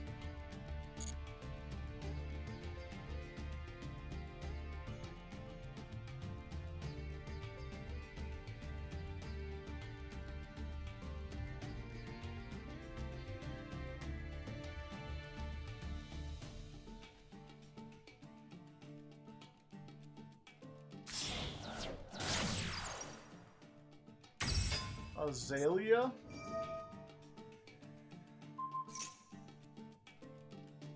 Okay.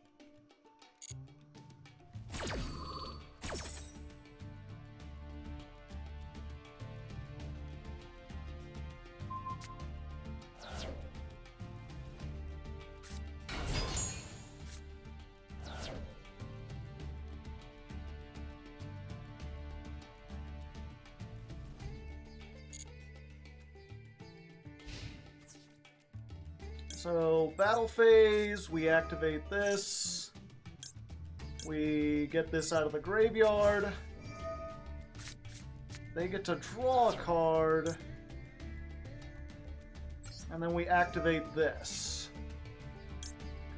And this has 26. Yeah, so if they try to summon one, we could banish it, but then they get out the Ray and then they do something else. Because Ray is just if it leaves the field. But if we do that, then it doesn't do anything. Yeah. Then they basically can't link summon into something else.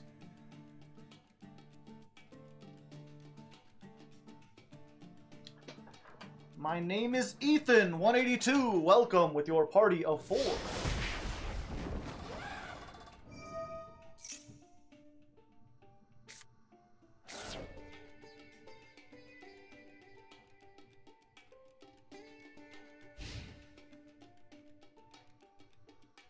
And then they try to make Kagari, and I'm like, and I negate it. And they're like, but my monster left the field. And I'm like, your monster never made it to the field.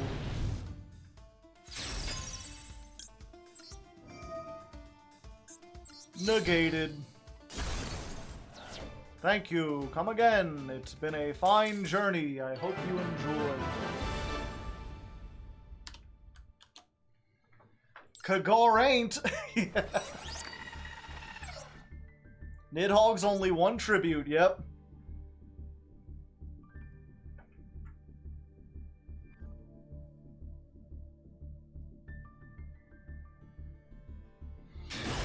Alrighty! We have been here 3.5 hours, almost the entire time, and this is like the 4th duel knocking at the door to Master 1. I no longer have the excitement for it. Especially when we lose the coin toss. Maxi? No. We have not great. This Imperm's gotta go brazy.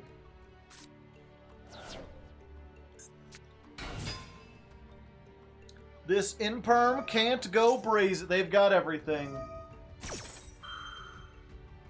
Well, we lose.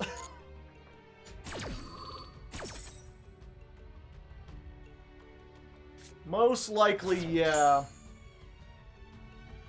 I think it's, depending on what they do, we can maybe Imperm something on our turn. Maybe if we draw a Kaiju and we have the Imperm.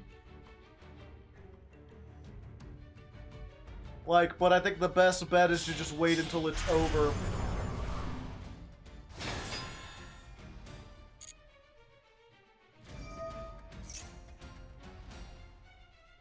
Hit that. But Elf protects. Alright.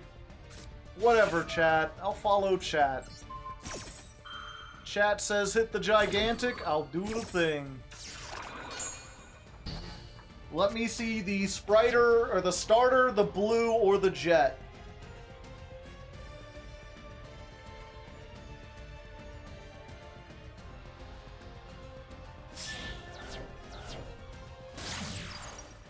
They do not have the starter, the blue, or the jet.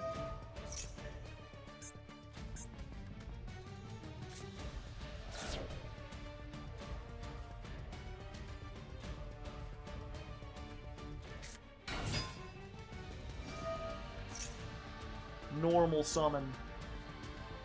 What does Sprint do? It Foolish Burials.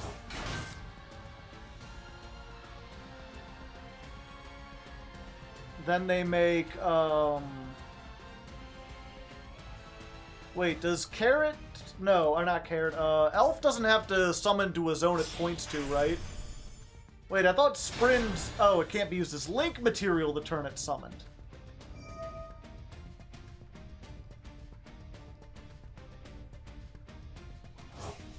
But it can be used as Xyz material.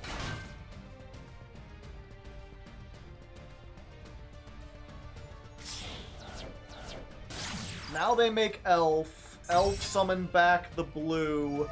Blue search starter. Starter gets Jet or whatever. But unless they have, like, Carrot or Red in hand already, I don't think they can end on Bolt. So they get either a Monster Negate or a Spell Trap Negate.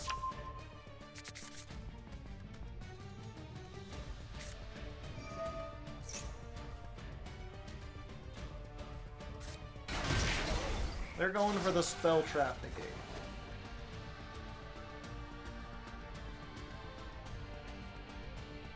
And then they make IP with the 2.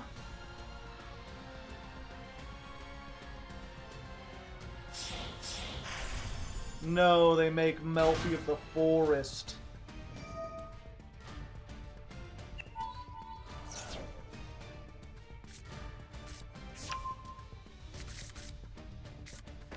Prosp can bait the negate. Prosp is the only thing that we do negate. It's... If they negate that, our turn's over. IP... Well, I guess they're not waiting on Forest.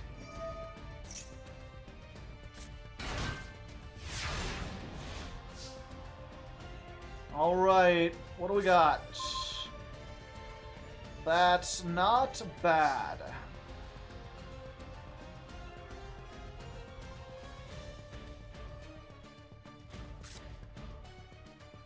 We'll start with the Prosperity. 6 cards. We'll send this. We need to keep the Joan. This.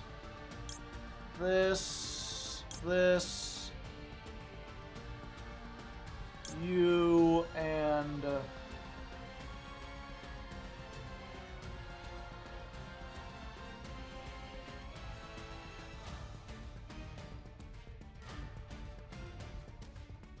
I guess Pep.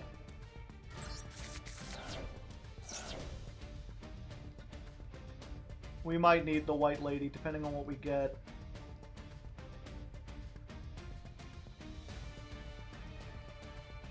Why is Joan there? Joan makes Diviner of the Herald level 9, which means I can use World Legacy Monstrosity to get 2 more level 9s from the deck.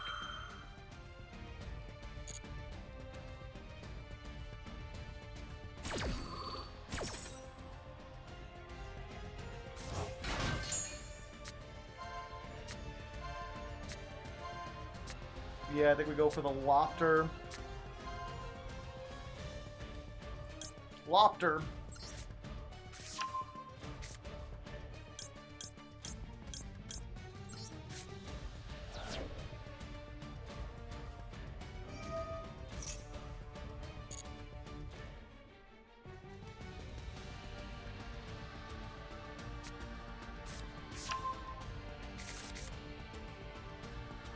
Is that set card of Smashers? Yeah, we don't know. Yeah, so we do this. I don't think they have a negate, so they can't stop that unless that's called by. They're about to do catty things, and I can never remember what this does.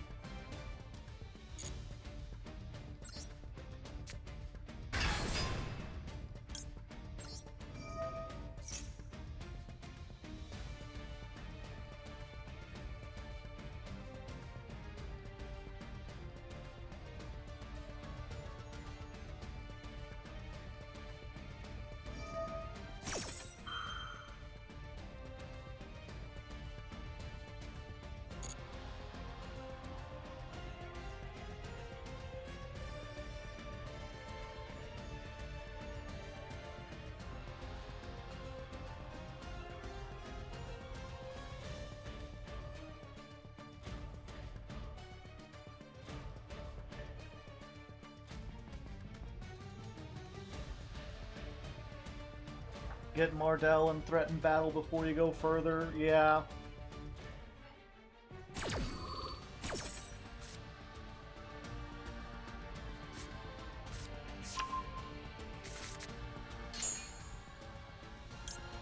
Bring back this.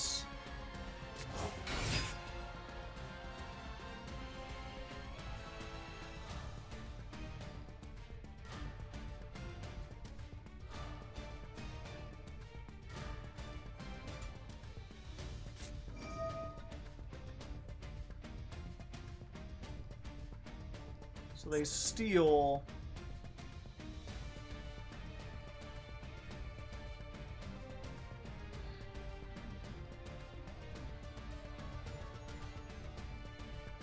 But this can tribute as a quick effect.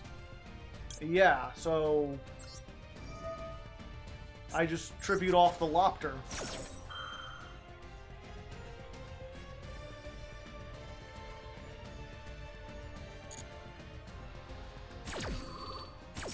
Well, they wasted that. Go for the Mardell. Mardell gets a thing.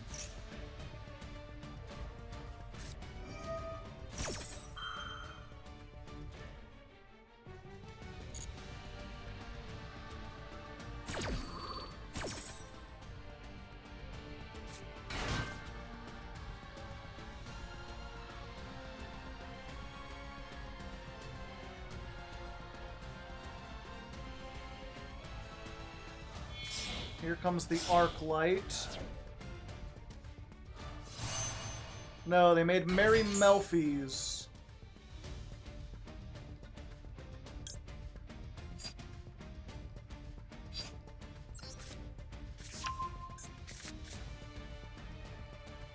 Target one monster, return it to the hand.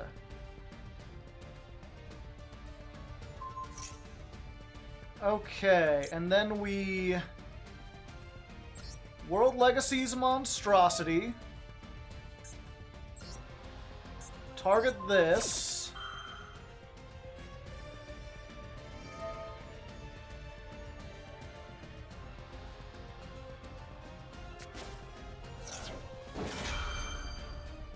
They do that, and then...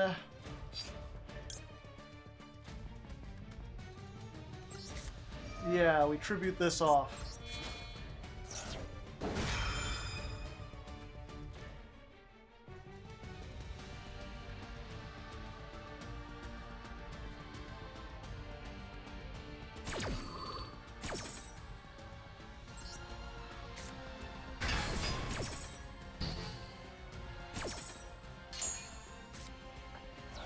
Alright, so all they have now is Masquerena. Hey, Masquerena, Masquerena, Masquerena! Go, Masquerena!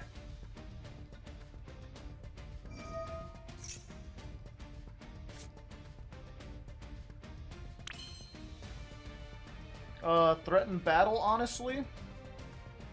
Why would I threaten battle? Oh, this is better.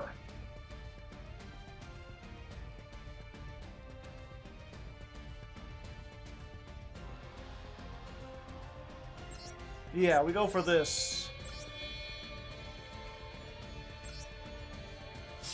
Yo, what up? Lave a 10. Laving all our 10s.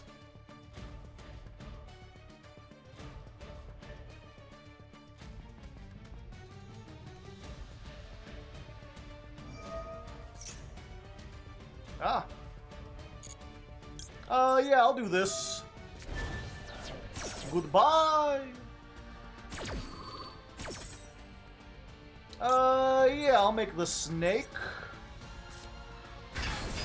And I'll take this. And they don't even have the... Do we take the Ronin Totem? And we just attack over the elf. Yeah. Yoink. No Wixie summoning for you, thanks. And we did it! Oh, we activated the Leviathan and they surrendered! And with that, chat, that was like the least we did it.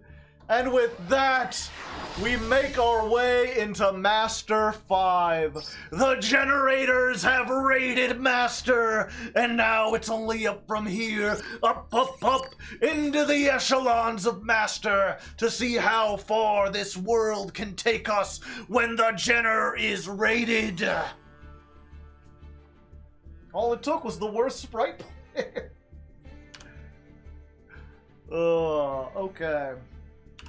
343 duel 70 no duel 80 versus sprite again. You can skip most of their turn,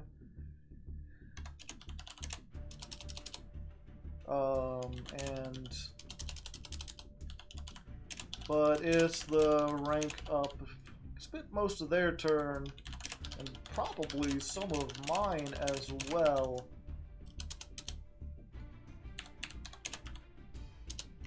But it's the rank up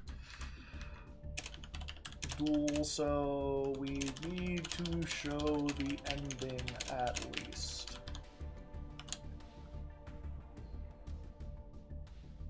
And they will still lose anyway.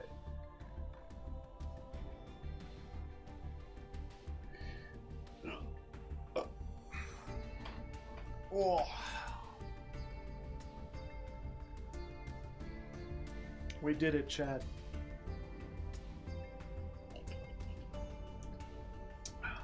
Put Benny Hill to their turn because they were something. Was there? I thought most of the incompetence was just activating that trap on a thing that could quick effect tribute itself.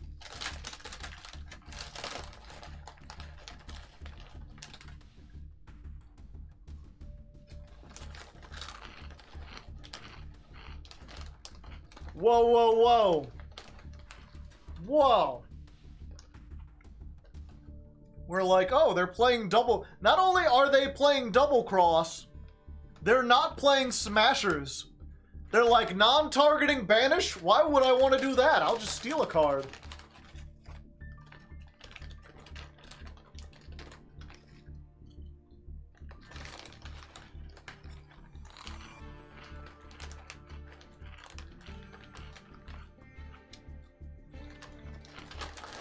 One triple tactics talent as a treat.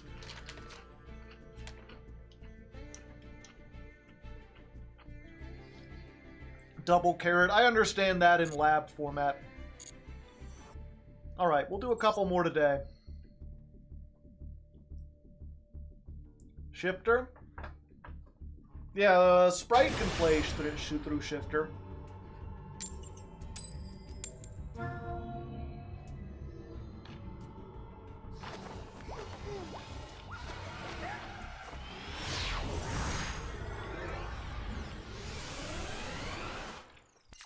It does still hurt them, but they can play through it.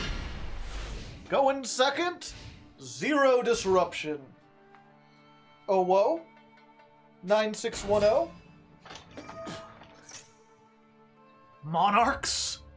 In this day and age? What hell hath fury like a monarch spurned? And they don't have an extra deck, chat. Oh. So it's like that, is it? So it's one of those, then. If this is the thing that negates monster effects, I'm just, like, doom screwed, right?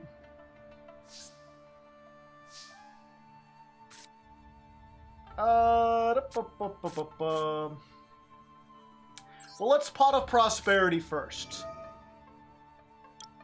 Let's see if we can find Imperm, because if we find Imperm, then we're just golden, you know? We don't have the thing, so we don't want that. We don't need this. Probably don't need 2 snakes. Or this, or this. Nope. Nope. Nope. Nope. Nope. Nope. We add this because if that's an imperm, then we can dodge... Oh no, we can't. We can't dodge the Herald because we can't special summon. Alright, if that's imperm or strike or something, then we're doomed.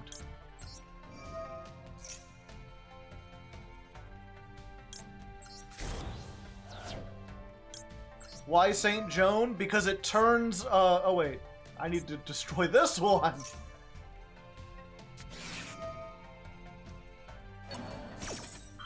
Ah.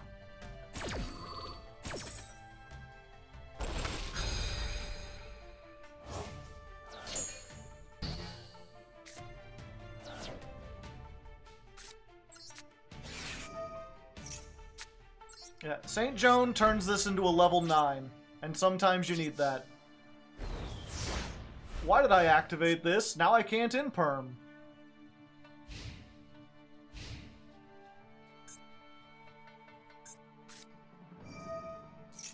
Well, I guess they got that for me.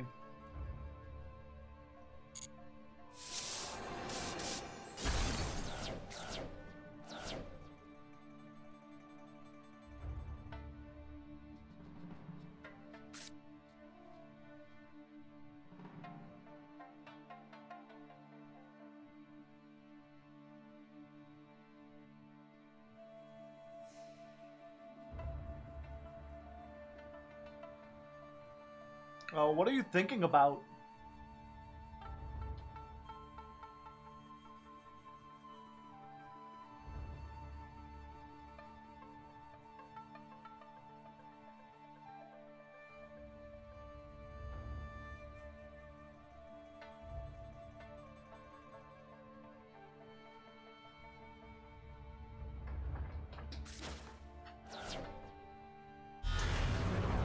What now?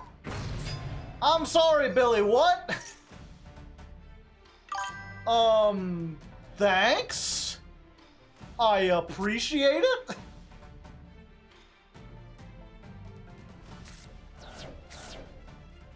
They're like, that would be rude to just stop you from summoning. I don't want to do that.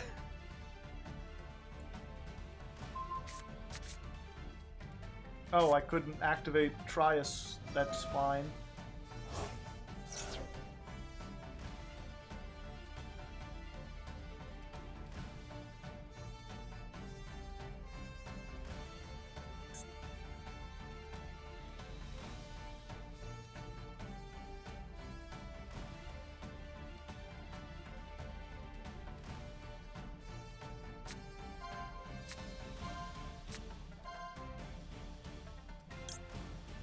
Yeah, you can have the domain.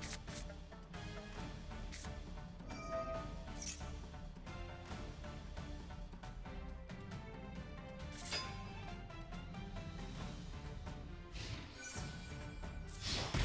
just played the best Sprite player, and now you must face the best Monarch player. Thanks for the free parking, buddy.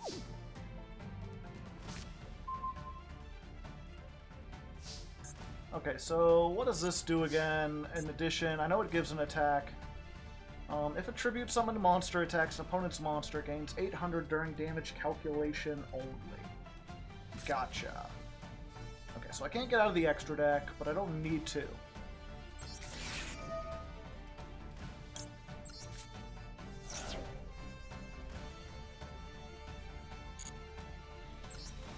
How do we out Erebus with Utgarda?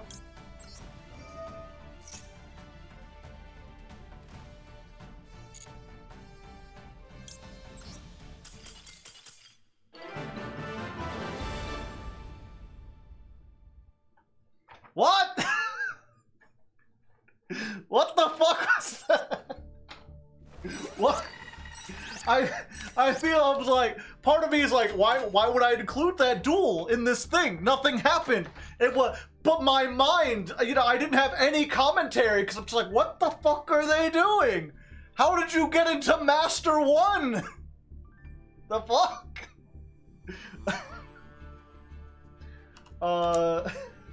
352. Duel 81 versus the best Monarch player. The best. Oh yeah, and we're in M1 now. Play Sprite deck, please. No. If you don't know me, my whole thing is that every month my patrons pick a deck, and then I spend the month climbing the ladder with that deck. And usually it's something that doesn't see a lot of play. Like Sprite, I probably wouldn't play, because there's a lot of people who play Sprite. It's a very powerful deck. Generaider, not known so much. M1? Oh, M5, yeah. Thank you.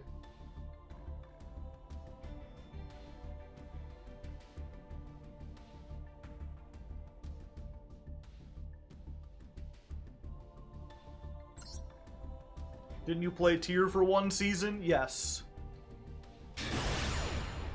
And I liked it. It was fun.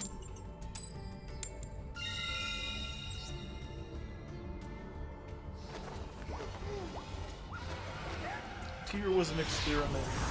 The patrons thought it would be fun.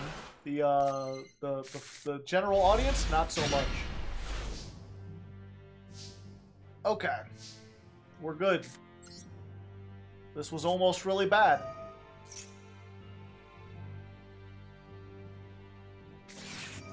This is really bad. Excuse me?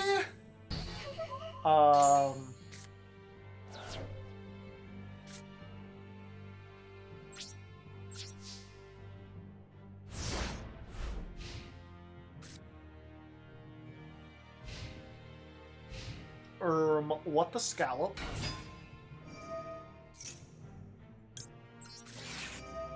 Surely you don't have two ashes in that opening hand, do you? Oh, they do. They're the Ash Master. No one ashes like they do, baby.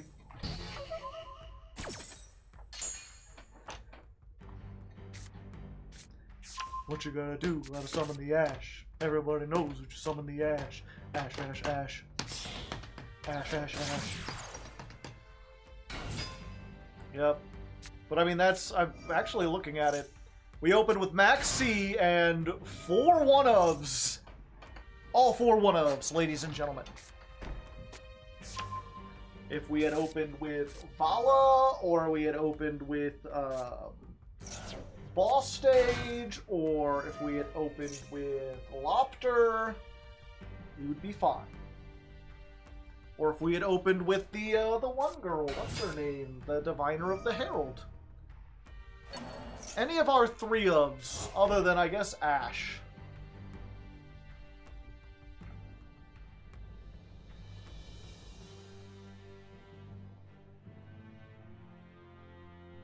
I have a cat calming effect. You're welcome.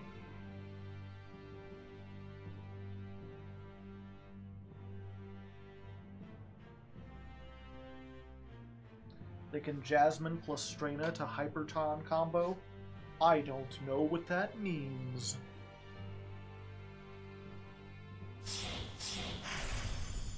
Aloe Maris.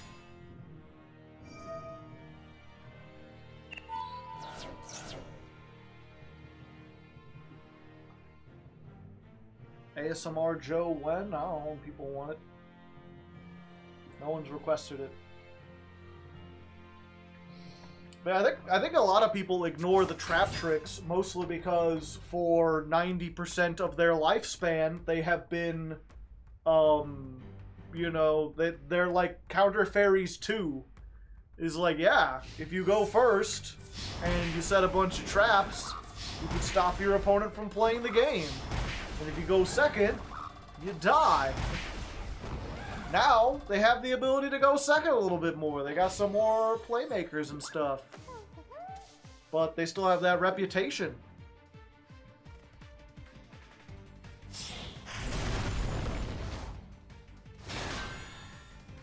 I think I'm doomed.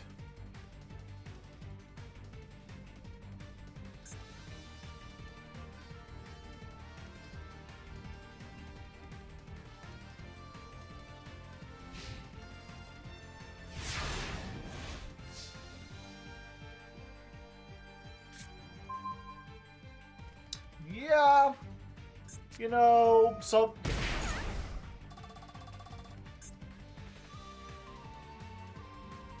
Look at your opponent's hand and banish one card. Okay.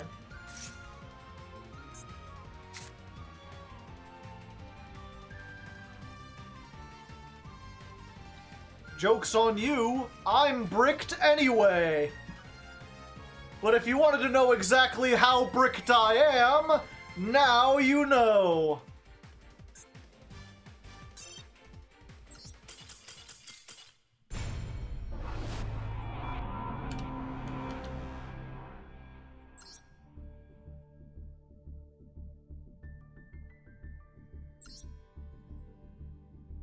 Yeah, trap tricks, as far as the art, I don't want to get too much into this, but like, I feel almost like the point of making them young looking is that they're supposed to trap like bad people. Like it's always goblins pictured in the art that are getting trapped by them. The idea is if you're like a normal person, you know, you won't find the trap tricks alluring. But then they, like, draw them in a way that it feels like they're trying to make them alluring. I don't know. It's just kind of weird. It's like, it simultaneously feels like they're mocking something, but also doing the thing that they're trying to say is bad.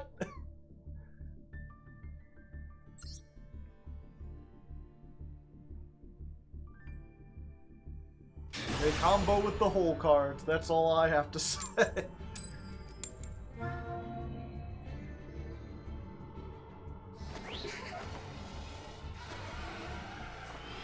It just reminds me, it's, when you play too hard into the satire and you just end up playing the trope straight. Yeah, possibly.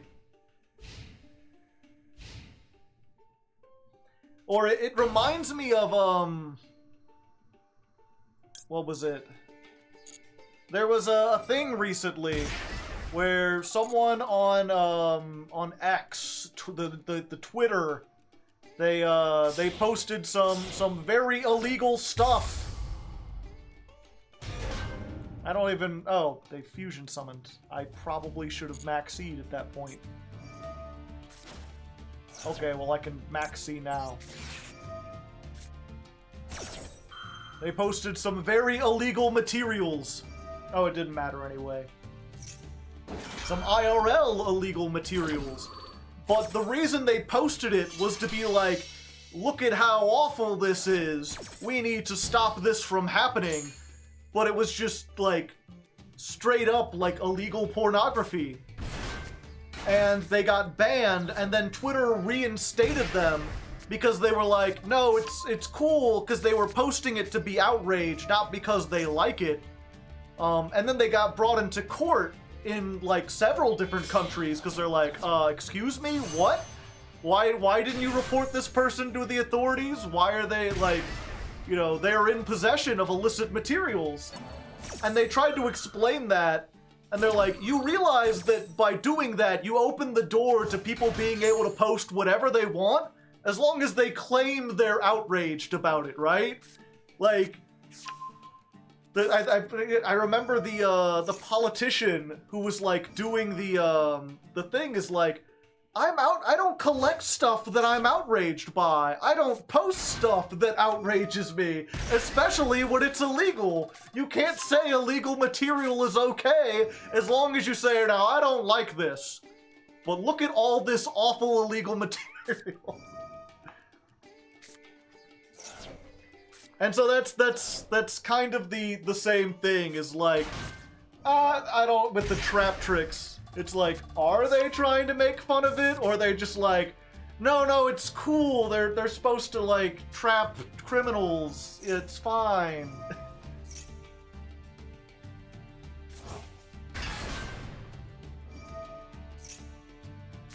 I love your name in Master Duel. Well, thank you. So simple, so meaningful, so relatable. This is how you protest, maybe? Yeah. At the same time, I also don't want to get all, like, up in arms. Like, I don't think the trap tricks are, like, illegal. I think they're kind of creepy. I would prefer something else, but I'm not the kind of person who's going to be like, ooh, you play trap tricks? Like, that's just cards. It's themed after anime stuff. They just have a different style. I think the people, like, who make the jokes about trap tricks players need to, like, go to the FBI. Like, that's going a little too far. It's just cards. If, you know, make fun of Konami for printing those cards.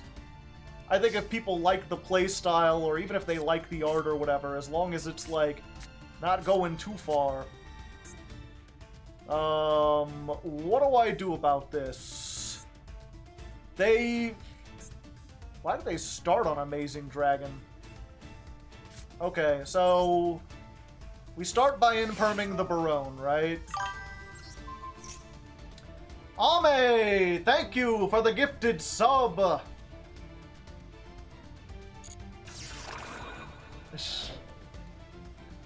And then we need to bait out this, because I don't even know what they have here. So we're gonna do the thing. We're gonna activate this. They've got the Gaboo! Alright, so I will not be baiting that out that way. We can do this. Off you go!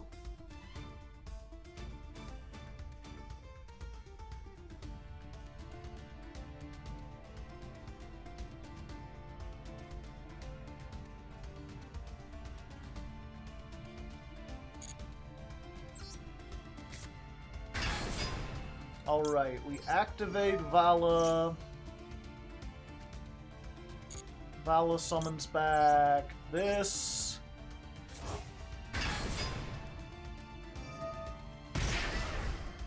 Okay, what are you going for?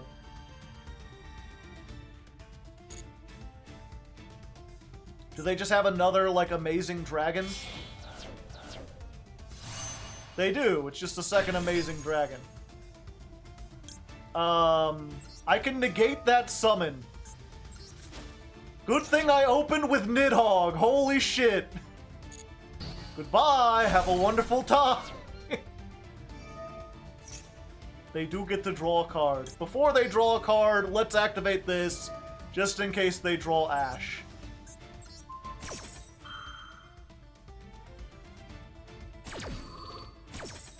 Alright, we get Mardell, and we'll just take a Kaiju.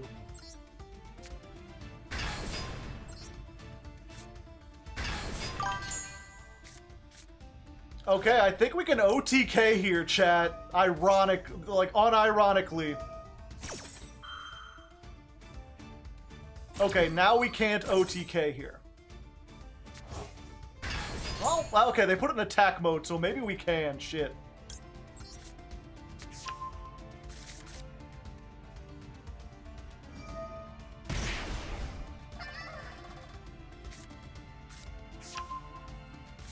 Okay. You're just drawing all the cards. We gotta try it. So what we do... We make... Oh no, we can't do it because of the thing they just added. Let's use these two. Yeah.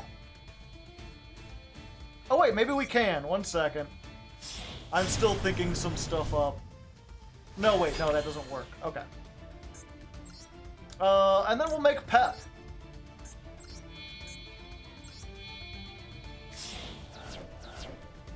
I can't use it. That's just what I was thinking, is like I could absorb 2, and then Pep can gain attack equal to the difference. But because my life points are lower, they could just Ghost Ogre it, and then I'm screwed. But I can still do a lot of damage. No, we don't want to activate it. Yeah, let's just battle over this.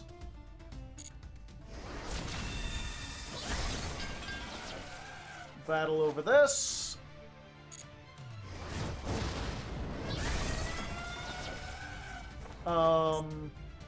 Oh wait, we got it. Activate. Summon the snake. Summon the snake. It's still game when you summon the snake.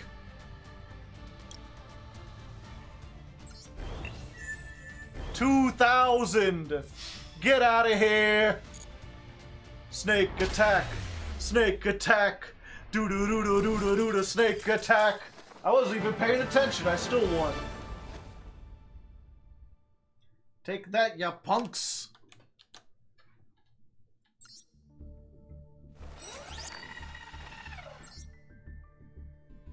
Alright, we'll do one more. We'll do one more game. But we've reached our 4-hour limit. That's usually how long I stream. I will say, of course, if you like the stream, I do every Tuesday and Thursday. I also have secret streams on the weekends, usually on Friday. So if you like that, consider following, you know. Give me a nice follow. It's free. You get a cat emote. People want to show the cats in the chat. I have no disruption. Have you got anything lined up with the political channel? I haven't worked on the script yet. I asked a couple people. I sent out some emails asking people for help, and no one got back to me. But I think my next thing, because it took so long for the previous video, I want to do some shorts. I had an idea for, like, a series of shorts I could do that might also be able to, like, I can compile them into one video, maybe. I don't know. I don't know if people like the idea of, you know, just compiling shorts into rocks. Uh-oh. Adamancipator. Yep. Why is Block Dragon legal? I forget who it was. It was some OCG player, and they're like, I can't imagine the game without Max E. That'd be scary. You'd have to, like, ban Block Dragon. Be like, yeah. Why wouldn't you want to ban Block Dragon? Do you like formats with Block Dragon? This is over, most likely. Fossil fusion! Fossils, fossils, fossils. Possible they mess up. But yeah, the next thing I'm hoping to do for the political channel is I want to make a series of shorts on basic misinformation tactics. Like little 1-minute videos that's just like, hey, if you're watching someone on YouTube or on TV or wherever and they do something like this, that's a sign that they're trying to manipulate you. Which is based partially off of a video my friend sent me where he's like, this guy makes a lot of good points, and I watch it, I'm like, this guy's like blatant propaganda. What? How are you not noticing that? Always consider what someone is trying to sell you. Yeah, I had a couple, I have a list written down of like ones. But at least the one he does, and this is something I see a lot, right? Is you attribute, or, well, what was the word I had for it? It was like, sampling the idiots. Maybe it's cherry picking. I forget. I'll have to look up exactly what the, like, you know, in debate terms, what is cherry picking. But what they'll do is, they'll basically be like, oh yeah, you know, the left is really bad, and you could tell, look at this quote. And they'll have a quote from some, like, random person on Twitter just saying something awful. And then they'll be like, this one person who claims to be a leftist said this bad thing, and therefore, all leftists agree with this.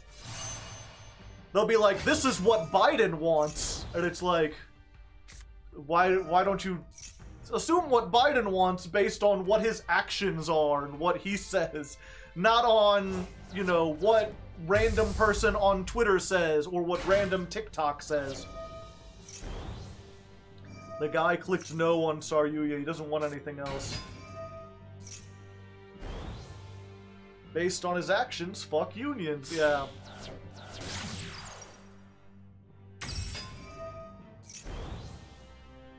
Are as crazy as each other. See, that's the thing, is like, you're like, they're as crazy as each other. But if you look at, like, the farthest, or not even the, like, you look at the extreme left, and the extreme left is like, I would like to give everyone health care. I would like to have a world where everyone is fed, where everyone is housed, where we don't have to worry about homelessness. And if you have criticisms of them, the criticisms are that they're unrealistic. And then you look to the right, and the far right is like, you know, I believe that X race is the superior race, and we need to forcibly move people out of their homes. It's like the extremes are very different. Like one side wants to help people, and one side wants to help themselves. I say terrible things all the time. Well, they got to do their full combo, so there's that.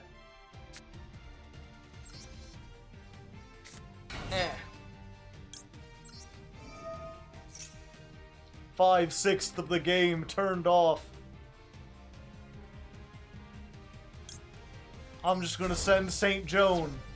I may die, but I'm gonna die level 9.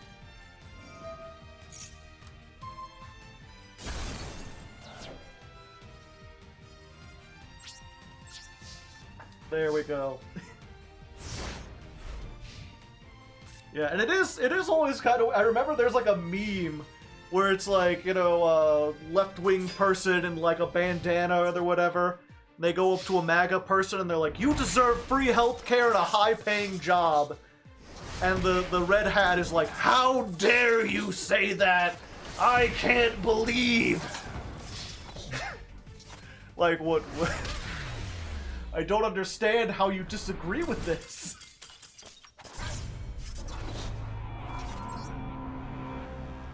I think they assume when they say, like, healthcare for all, they actually don't want it for, like, their political opponents. And it's like, no, all means all. It's like, I'm trying to help you fuckers. Close one. Could have gone either way, you know, one way or another. The right, I won't say the right isn't as close as, like, things could be worse. Usually what the right does, right, is they say things could be better. Oh, what did I get? Normal summon 1,500 times? What they tend to do is they say things could be better, but in order to do that, things have to get worse for someone else. They seem to believe in this, like, zero-sum kind of game where they're like, look, there's only so many houses. If you want to house homeless people, that means you gotta kick rich people out of their house. And if you're in a bad house, then the solution is to find other people and kick them out of their house so you can have it. And they tend to, you know, it's a common element of conservative thought to, like, other people, to pick some group, whether it's a religious group or a racial minority or the LGBT people, and be like, well, they're not deserving of things, and so in order to make your life better, we need to take those things away from those people.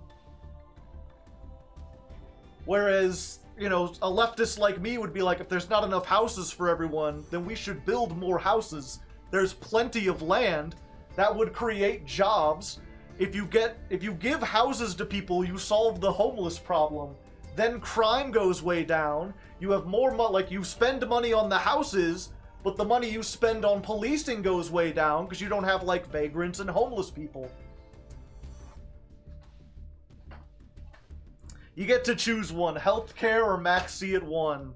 As much as I hate Max C, I gotta choose the healthcare.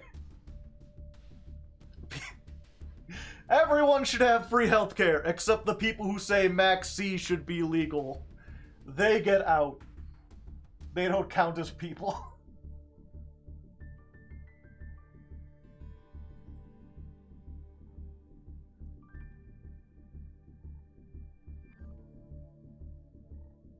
The far left like to say all men are sexist and rapists. Now see, that's the thing, Stonesy. We don't. If you look at like an actual professor, someone who's like astute, or if you look at a politician, no politician is saying that. The only people that will go out and be like, all men are evil, are like random people on Twitter. There's like a small selection of like militant feminists who will be like outright antagonistic towards all men. And a lot of times left or right-wing media will be like, look at what this person said, look at what this single activist said. Like, they represent the left, but they don't have any power. They're not like the leader of an organization. They're not like making laws or making decisions. The left's lawmakers are like Bernie Sanders and AOC, and they don't say stuff like that.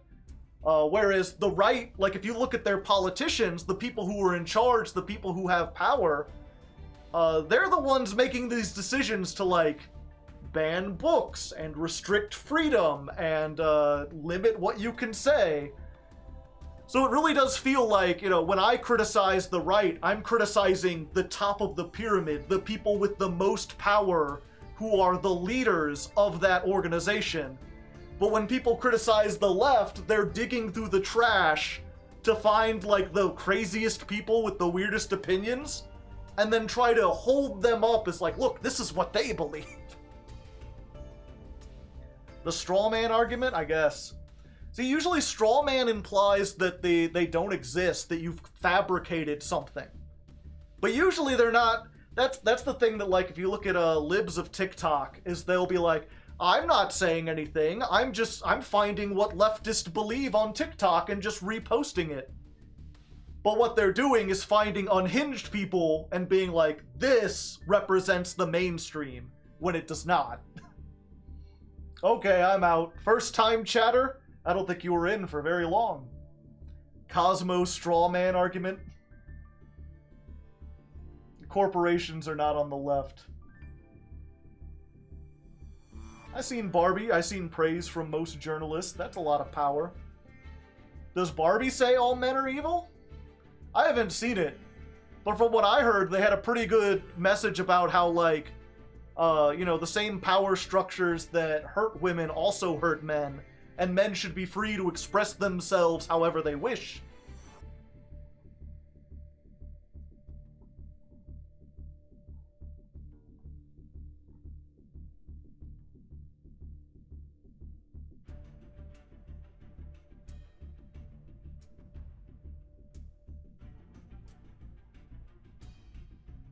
Yeah, Barbie says pay... And that's another thing. Like, the problem with a lot of leftist people is that a lot of them are educated, and they use educated terms that people aren't, like, familiar with.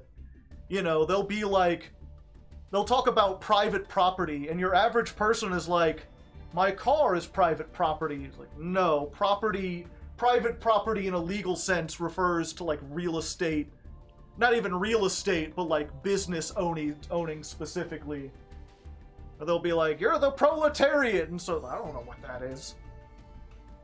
And so same thing, when you say patriarchy, they think like men.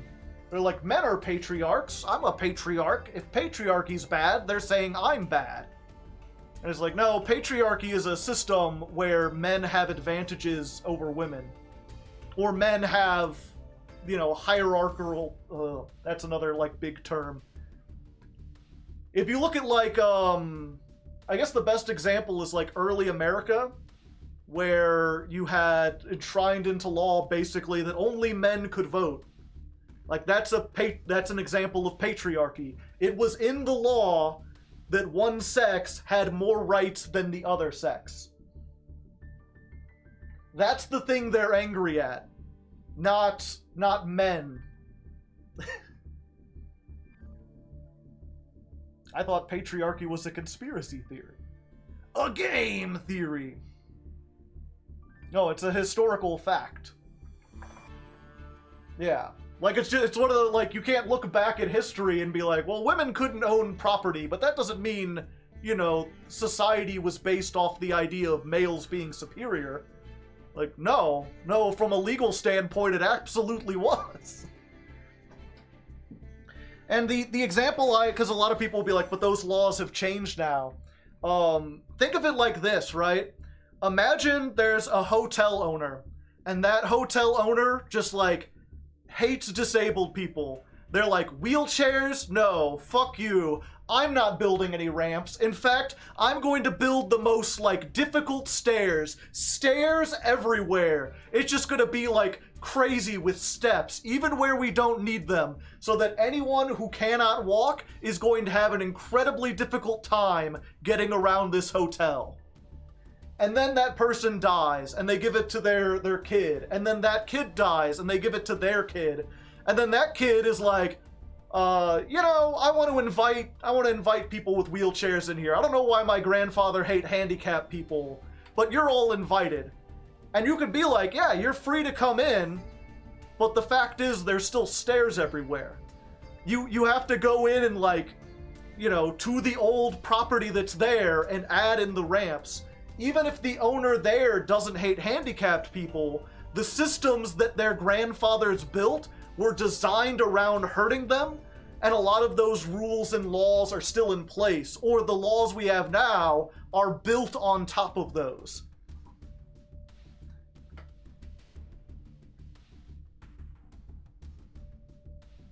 And that's kind of how society works, right? Like, we didn't come in with, like, a fresh slate. The country we had was built on the one before it and the one before that.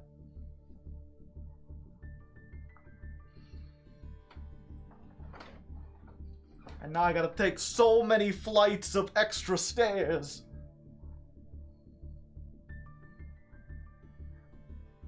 What ramps do we have today?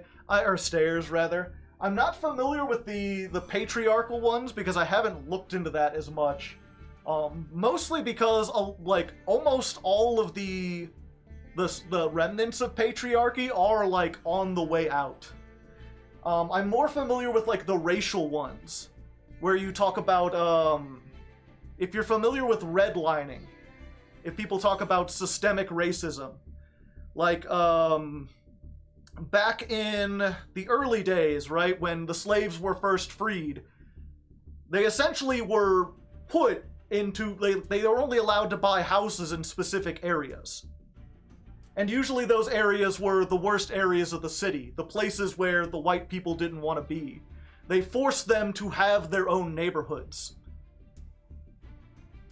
And so you look at, and then fast forward a little bit, you have these historically black neighborhoods, because they literally weren't allowed to live anywhere else, that have built up and built up in the most poverty-ridden, like, worst parts of the city.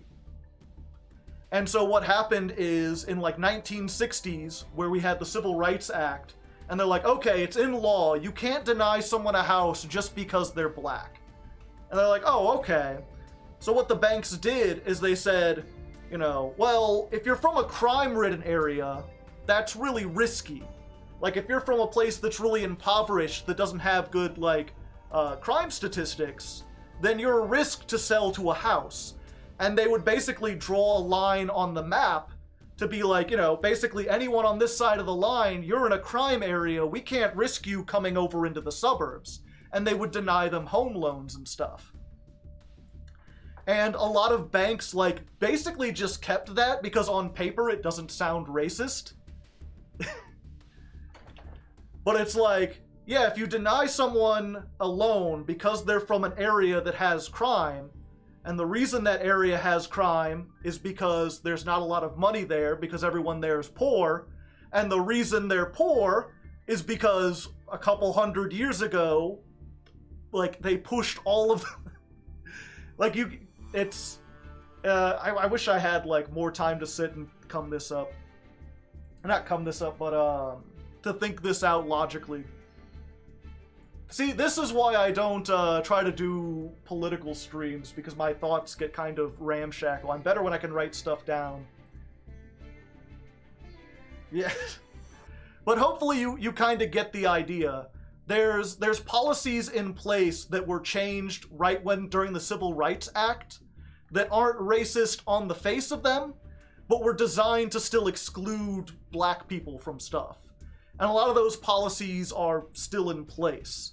A lot of the way that, like, policing works is kind of, like, set up to inherently hurt black people.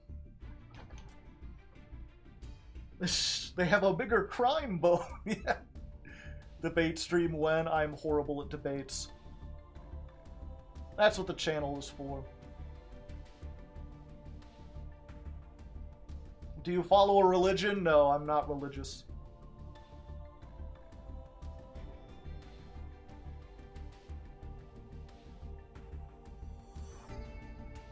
They make funny video edits, yeah.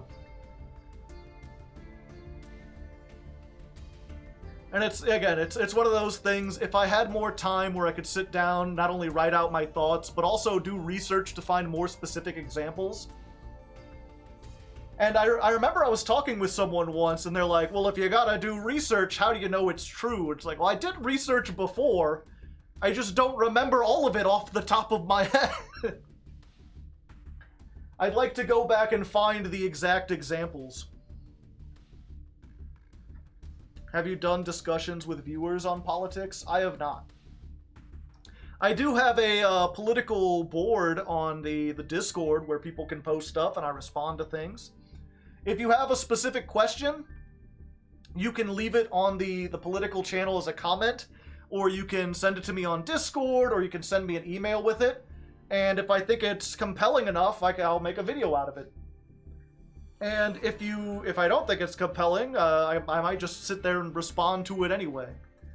If you want to have a discussion about this, I can. I'm just not very good on camera. At least not... I'm better at it when it's not at the end of the stream and I'm tired and hot and hungry. By the way, if you want to get on the Discord, you could join the Patreon for $1. Pretty nice. Did you find an editor for this month's ladder climb? Yes. The duel logs had an editor, and they helped me out. They call me Dr. Worm. But yeah, I'm gonna call it for here. I like having these discussions again. I just unless I'm prepared for them or I have more stuff. Or I guess even if I'm not, I'm fine having them. I just, you know, once we go from topic to topic. Let's go ahead and, let's raid Ame. We haven't raided Ame in a while. Oh, she's playing some kind of horror game with people. Okay, never mind. We're raiding Emperor Stove. Oh, he's doing a prog recap.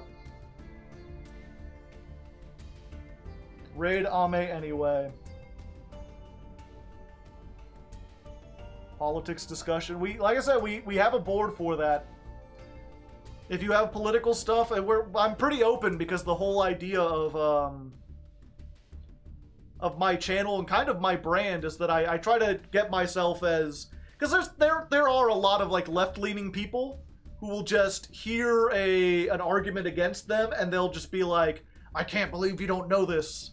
And as someone from the Midwest, from like a conservative area, like, I understand that a lot of people have these questions, and they aren't just, like, arguing in bad faith. They aren't bad people. They're, like, they genuinely do not know. And so my Discord is more open than most to, like, answering these questions that maybe some people would be, like, taboo. Corporations have too much power. Agreed. A lot of people don't have the patience. And I mean, I get it, right? Especially like, I remember talking to someone who was like trans, and they're like, I'm so tired of having to defend my existence to people. Like, I just want to live my life, and every person is like, please explain to me this complicated thing that your lifestyle and whatnot. And I'm like, I get it. You don't have to deal with that. I believe like that's where people like me have to pick up the slack, because I am just like a straight, white, cis, normal guy. Like, I have the patience to talk about it because I'm detached from it. But anyway. Drums? Whoa, someone mentioned drums? I do like drums. Anyway, let's raid Ame. Enough of this.